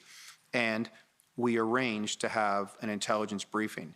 I'm thrown off slightly because it says start time 0700, and I'll be blunt, I got an invitation to a meeting that ran the entire day. I remember being confused by that because I didn't know when I was required to provide my briefing, which I believe I provided at either 0900 or 0930. Okay. So that is why I'm saying what I'm saying. And we provided a briefing on everything, and I had all of the managers there to provide the different aspects, provincial, Ottawa, all the different areas that were ongoing. So if we scroll down just a little bit so you can see where it says minutes and then it says that you're speaking, correct? Yep. And if we scroll on to the next page, just a few lines up from that redaction, it says, in terms of Ottawa Convoy, since they started on 24th of January, there have been very few criminal acts. Yesterday, there was an increase in hostility, antagonism, anti-police, anti-establishment sentiment. And then if we go down to the next 2 bullet points, this situation is incredibly volatile, which may have national security implications. And then the next bullet point. Sorry, I'm sorry. Oh, you're not following? I'm just trying to. No, I'm just trying to find where we are. So this situation is incredibly volatile. And then 2 lines down, there are extremist groups, Diagolon involved, and Farfada is a QC-based group. So just a couple of questions for you on this. I assume that you were telling this group all of this information because this was based on the intelligence you had gathered. Okay, so the difficulty with this for me is these aren't my notes. Yeah. And it's consistent with what we told Chief Slowly in relation to his questions. Everybody was asking about extremism. We weren't seeing much evidence of it. The group Diagolon, in my experience, they are an extremist entity. They hold extremist views. Farfada is a group that until this event, I was not familiar with. And I was informed by the Sûreté du Québec that they were not a violent group, although they were opposed to the pandemic mandates, et cetera, et cetera. So I referenced that Diagolon and Farfada were 2 entities, and that Farfada was geographically situated in a specific area, I believe Rideau and Sussex, and that we had people on ground ascertaining intent, motivation, individuals, mood, sentiment, et cetera. Okay. That is my recollection of what I was providing.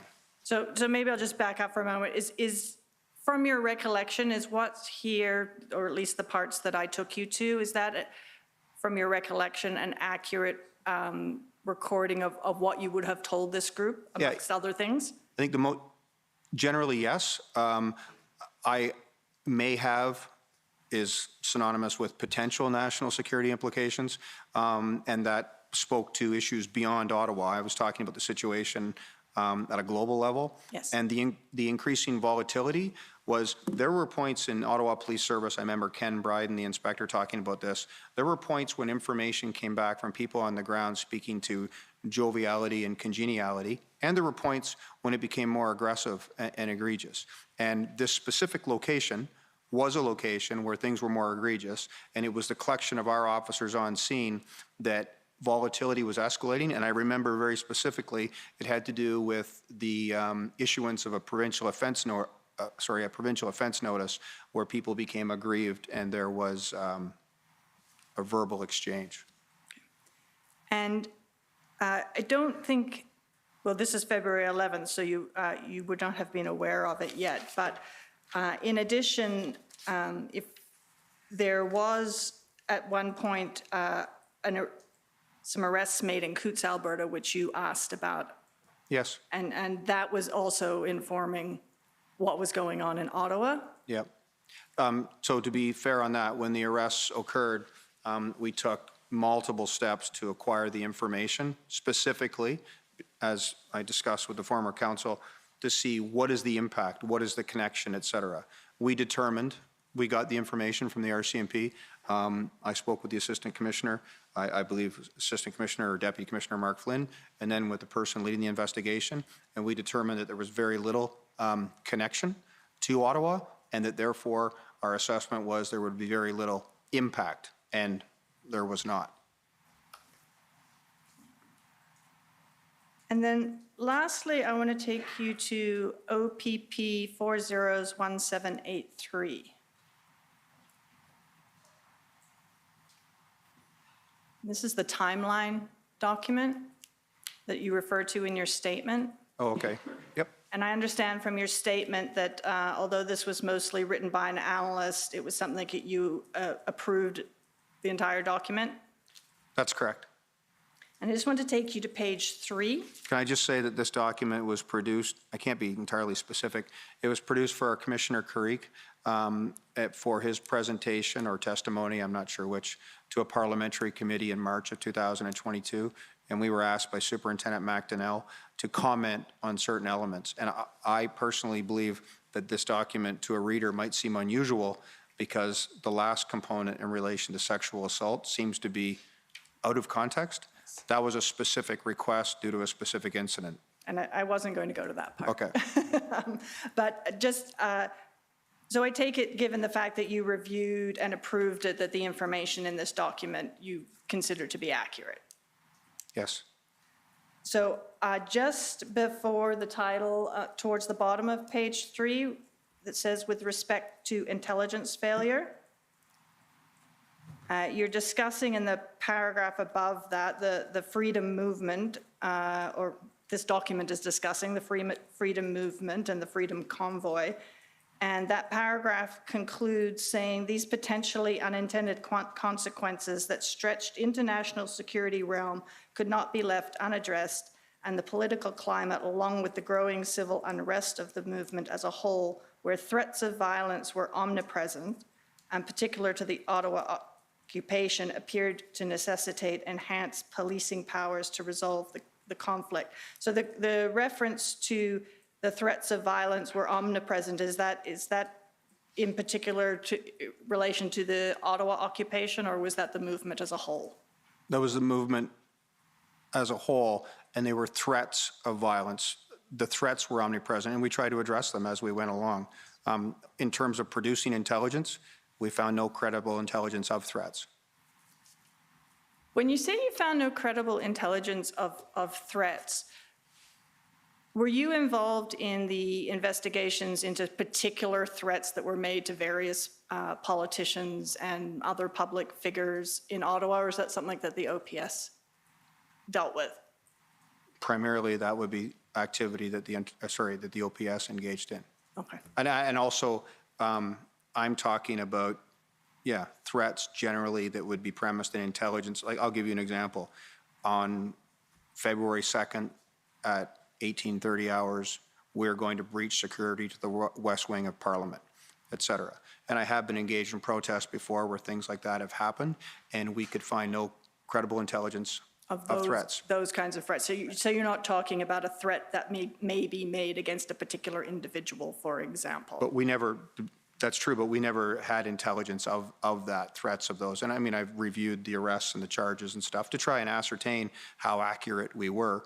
And there was, I would say, the lack of violent crime was shocking. The lack, I mean, even in the arrests and charges, considering the whole thing in totality, I think there were 10 charges for violent crime, 6 of which were against police officers.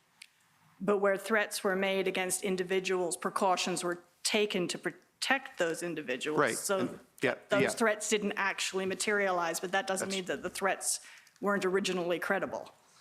Yeah, and I can't speak to whether those threats were, I mean, if they were, I guess charges would have been laid for uttering threats, death threats. Potentially. But you, Well, weren't, if there was involved an in, actual, you weren't involved in any of those. No, but if there was an actual threat, then there would have been an investigation. And if there was an actual threat, I assume the Ottawa Police Service would have laid a charge for uttering threats. If the person who uttered the threat could be identified. Right, right. Hard to lay a charge if you can't identify an anonymous threat. Or even to ascertain if it's an actual threat, if you can't identify the individual. No, but when security is provided, right, then presumably the threat is credible. Right. Thank you. Okay, next is the Democracy Fund.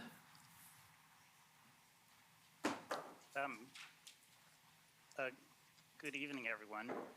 I just have I'm getting a message here that I cannot start my video because the host has stopped it. Mr. Commissioner, if it's fine by you, I will ask my questions without any video. I think that's probably the best way to proceed if we can't get video. If you're prepared to do that, otherwise we can find another option, but are you prepared to proceed on that basis? I am prepared to proceed on that basis. Good evening, sir. My name is Alan Honor, and I am a lawyer from the Democracy Fund. I only have 5 minutes, but most of my questions have been answered. Can somebody please pull up OPP 50789?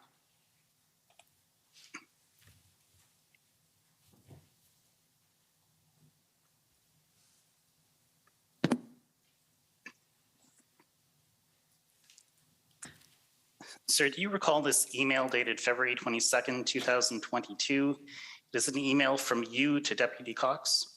I do. Sir, is it fair to say that in your view, policing should be apolitical, it should be objective, and it should view events in their context? Yes. In this letter, you say that law enforcement is at a critical stage in terms of its ethics, its operational independence, and its decision-making.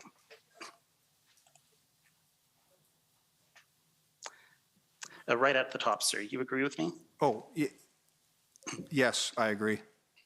Thank you very much. That was an easy one. And if we can scroll down to the second last paragraph of the second page, I'm going to read something to you, but before I do that, can you just confirm for me that it's fair to say that one of your concerns here is that the public discourse has become sensationalized and it's become inaccurate? Yeah, so this is a large conversation. I mean, I think it's evident that I was concerned by a politicization, and I was concerned by hyperbole, and I was concerned by the affixing of labels without evidence to individuals, movements, et cetera.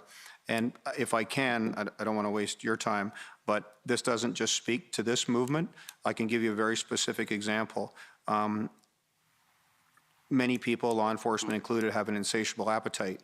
I can give you an example of person of interest profiles, et cetera. I've always been very hard and fast, no matter what the event is. I can use protests against Coastal GasLink, et cetera. that we don't do POI, person of interest profiles, unless we have reasonable grounds to suspect or reasonable grounds to believe that those individuals will be engaged in criminal activity or illegal activity that will present a public safety risk. And I believe that the public expects people like me in my position to consider those things in the course of my duties. Your concerns aren't limited to this protest, but they do apply to this protest. Is that fair? That's correct. Yep. And I'm just going to read you one paragraph here, and then I'm going to ask you the question which I really want to, which is what I really want to explore. And I'm almost finished here. But second last paragraph of the second page. But now the public discourse is dominated by political figures and the media. And the commentary is providing a very different picture from what law enforcement collectively gathered. It is painting a different picture. It speaks to extremism. It offers parallels to terrorism. It speaks of sedition. This is a reference to what is going on in Ottawa. Is that right? It's a reference to what's going on in relation to the protest writ large, not just Ottawa, but Ottawa is certainly the largest component of it. Thank you, sir. And here's my question to you. In your view, were politicians and the media responsible for a certain amount of disinformation and misinformation with respect to these protests?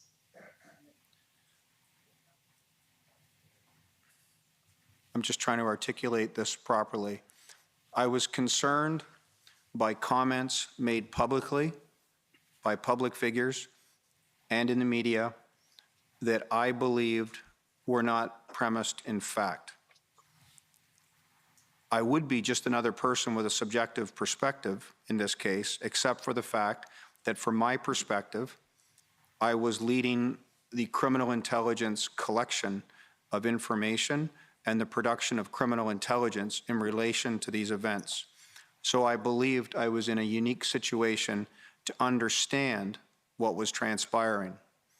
So when I read accounts that the state of Russia had something to do with it, or that this was a result of American influence, either financially or ideologically, or that Donald Trump was behind it, or that it was un-Canadian, or that the people participating were un-Canadian, and that they were not Canadian views and they were extremists, I found it to be problematic because what I ascertained from my role, which is not all-knowing, and certainly there may be information that is presented to this committee that illustrates the error of my ways, but I did not see validation for those assertions. You found it to be problematic, and the media was part of the problem. Is that right?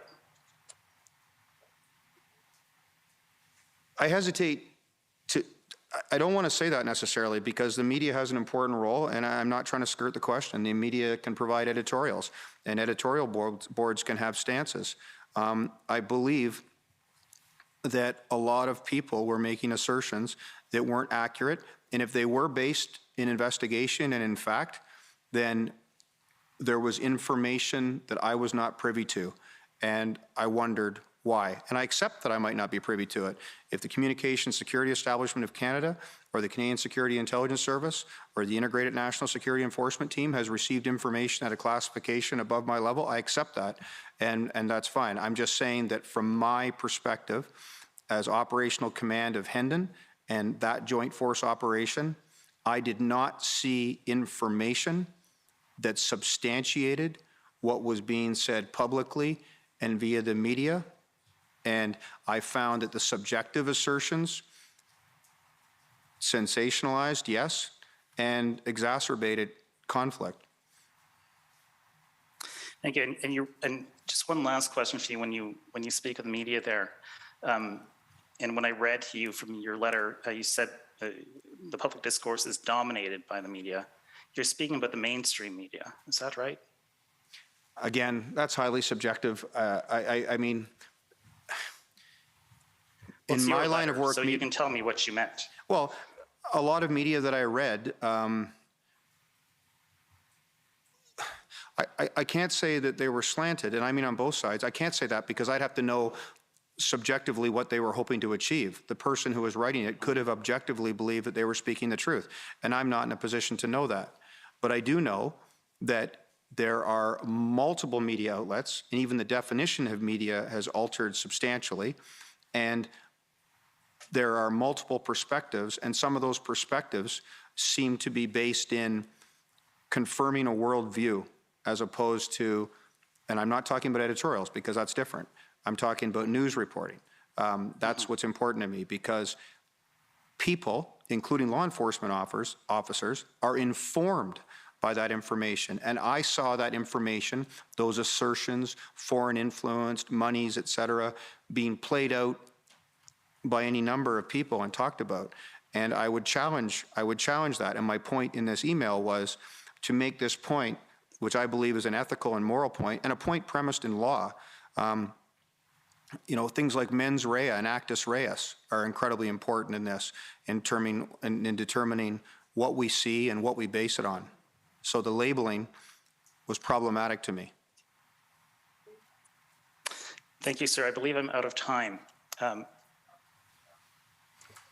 So thank you for your answers to my questions.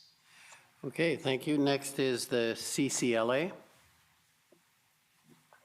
Good evening, Superintendent Morris. Can you hear me okay? I can. Good evening. My name is Kara Zwiebel. I am a lawyer for the Canadian Civil Liberties Association. I have also just 5 minutes with you, and I know I'm the only person now keeping everyone from their dinner, so I will try to be as brief as possible. If I could get the document actually that we just had up on the screen, OPP 40789, please.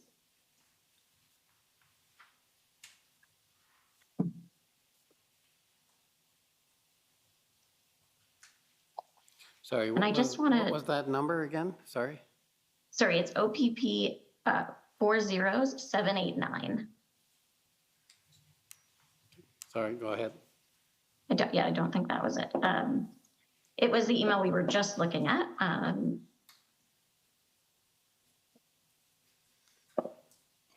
5 zeros. Oh, 5 zeros, I'm sorry. Thank you. So I just want to take you to, if you can just scroll. Okay, that's great. Thank you. And here you're sort of explaining why you're writing this email, that you have a somewhat unique view into the intelligence that was gathered leading up to these events. And in the middle of the paragraph that begins further, you say, by way of example, I see a marked increase in the conversation of extremists participating in these events and Canadians with extreme ideologies leading the charge. Although there are exceptions, I have not seen evidence of this. In fact, Hendon received and reported very little of this activity. It was not in evidence at the Ambassador Bridge, nor events related to the Blue Water Bridge. Further, the events in Toronto did not illustrate this. By way of example, the Canadian Security Intelligence Service had very little to report on and noted that their targets were not engaged. INSET, and sorry, can you just tell us what INSET is? Yeah, INSET is a federal joint force operation led by the RCMP. It stands for Integrated National Security Enforcement Team, and they have the responsibility to engage in investigations that meet the threshold of Section 83 of the Criminal Code. Okay, and so INSET reported that the activity did not meet their threshold in national security. So I do not know where the political figures are acquiring information or intelligence on the extent of extremist involvement.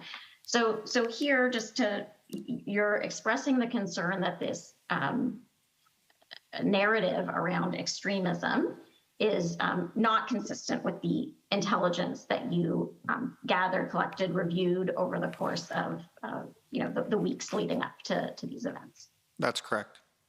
Okay. And is it fair to say, I think Commission Counsel took you to, I think it was the February 7th, one of the February 7th documents, where you had a discussion about sort of the use of the term a threat to national security, and why you were careful about that term and how you explained that to some of your colleagues within the OPP. Is it fair to say that at no point during the convoy protest did you receive reliable intelligence that would lead you to conclude that there was a risk to national security that would rise above the potential threat to national security that you identified in that report? That's correct. Thank you. Can I get document OPP 40850? I think it's 4 zeros, maybe it's 5.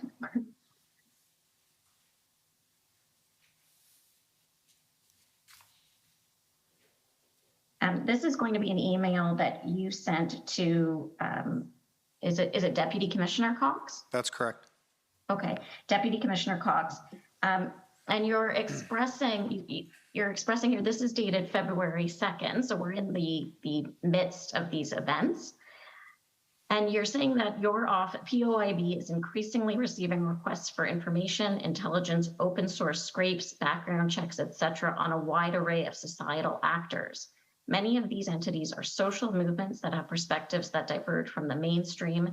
They may not be engaged in criminal activity, nor do we have grounds to believe or suspect that they are.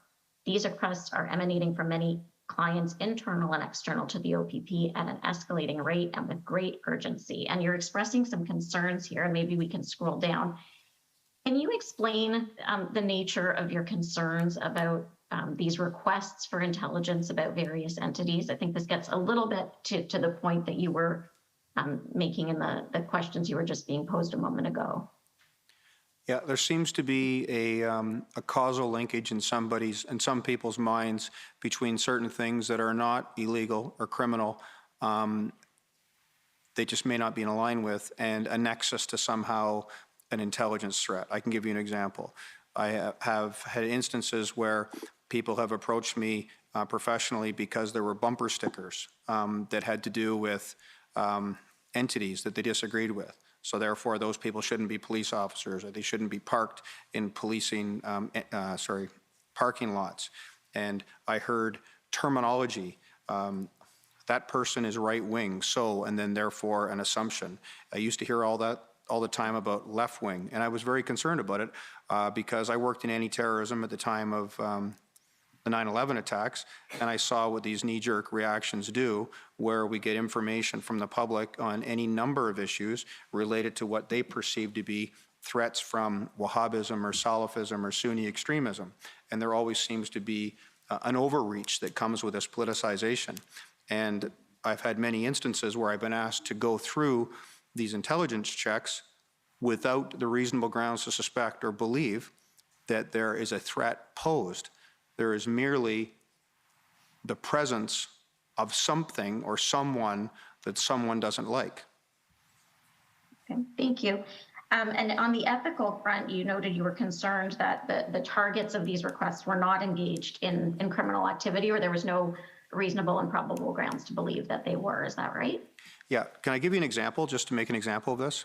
Sure. If somebody engages in criminal activity, violent activity, et cetera, that impacts people, such as has occurred in London, Ontario, such as occurred in Nova Scotia, these terrible things, or people who are engaged in weapons stockpiling, et cetera, or illegal activity, or we even have grounds to suspect that, then certainly ideological affiliations, religious motivation, political motivations, mental health issues, all become issues to assess and look at. But because somebody has, I'm just going to use an example, a Trump sticker on their bumper does not a requirement to put the powers of the state against that individual. It illustrates to me that somebody who owned that car previously or currently supported or wanted to be seen as supporting a former president or candidate Trump. And it's as simple as that. Okay, so it's indicative of politicization. Thank you. That was my timer. I'm just, if I can get the Commission's indulgence for just one more question.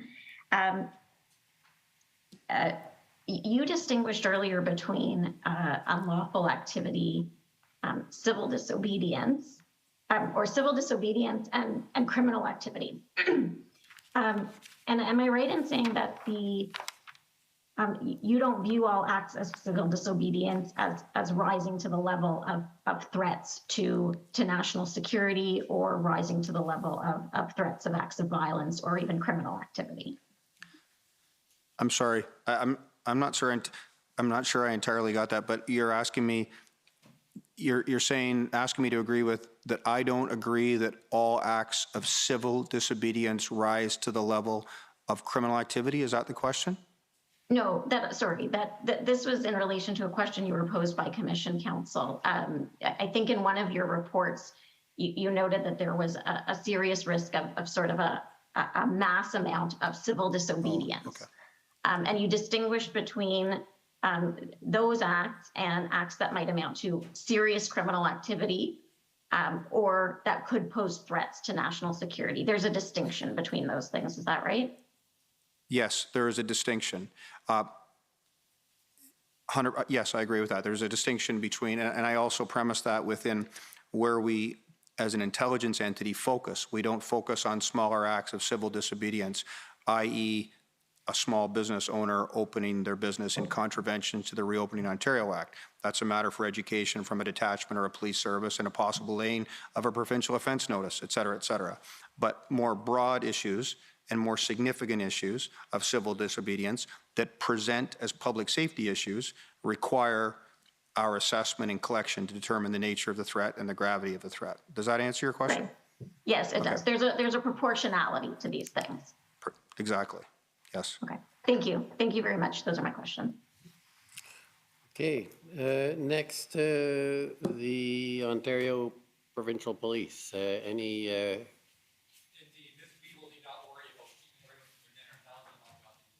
But I promise to be very quick.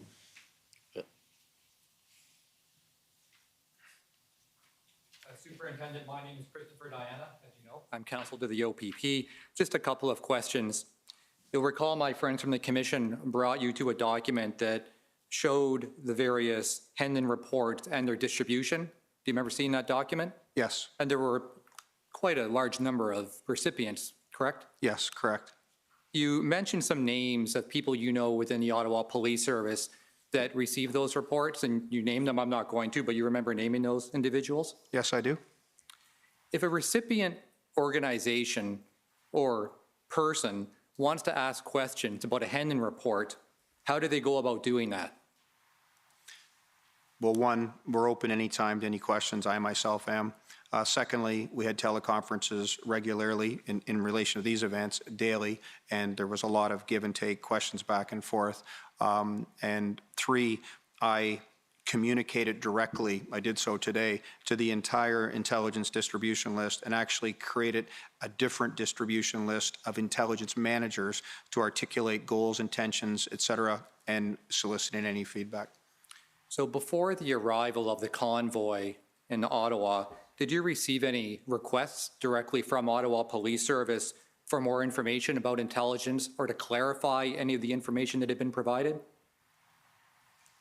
We received no requests for extra activity. That we received a great deal of gratitude for the activity that was ongoing. Do you recall whether you received gratitude from Ottawa Police Service? Yes, we did from the people involved in intelligence, et cetera. And do you recall any of the specific individuals that gave you that gratitude? Yeah, I remember Superintendent Mark Patterson saying thank you, for the collection efforts in the intelligence products.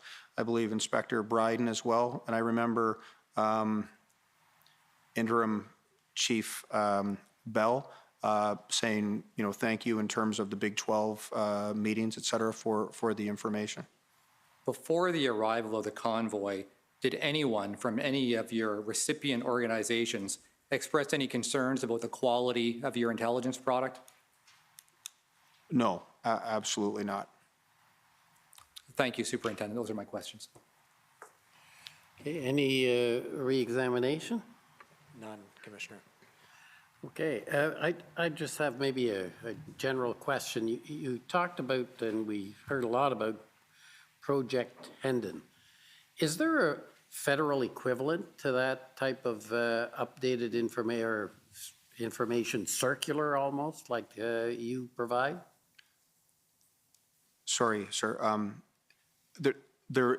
I'm not aware of any federal project that is equivalent to Hendon. I can say that my RCMP colleagues are very engaged in Hendon, and this can't be comprehensive, but the divisional intelligence officers are engaged, INSET is engaged, federal policing, national security is engaged, protective security is engaged.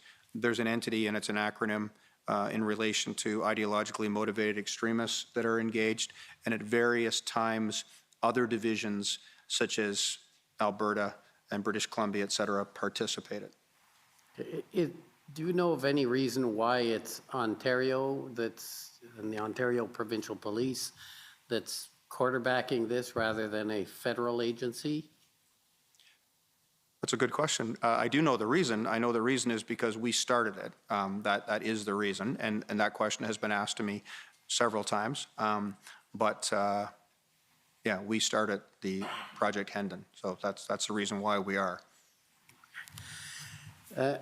And then just another thing, and I'm not sure, my note is not clear, but I thought you distinguished between a potential national security threat or a risk of national security, to national security. Is there a difference between the two? And could you explain that for me? I think it's lexicon or semantics. The highest level we got to was a potential for the national security threats. I would like to place that in context, just to be fair to all parties. So Ottawa is transpiring, Coots is transpiring, the events in the Ambassador Bridge occur, and then there was posturing on the 402, not at the Blue Water Bridge in Sarnia, Port Huron, but close. And we had other information in relation to the Nipigon Bridge, not a border, but an incredibly important logistical link in northwestern Ontario, and Pigeon River between Minnesota and Ontario. So when we talk about potential national security, that's what we were concerned with. If those events transpire, and if they're successful, then that's very problematic in terms of our national borders. Now, you didn't mention the Manitoba border crossing or the Surrey border crossing. Is there a reason for that? No, I didn't mention them. You know, I heard about them at the time. I honestly, sir, I haven't been. Were others. The Peace Bridge, Fort Erie and Buffalo was a significant one. The bridge at Cornwall was very short-lived, a threat. It was going to be, and it ended very quickly. The Lansdowne crossing east of Gananoque, Watertown, was also the organic mobilization. Once the example was set, these were all possibilities, and so we tried to posture to try to prevent. Okay. Well, thank you very much for your testimony, and it was very interesting and forthright. We thank you very much. You're free to go. Okay. Thank you, sir. So we're now going to break until tomorrow morning, 9:30, and tomorrow should be a little bit shorter day, but don't count on it. We have always some uncertainties, which makes it always a challenge, but also interesting. The commission is adjourned. La commission est adjournée.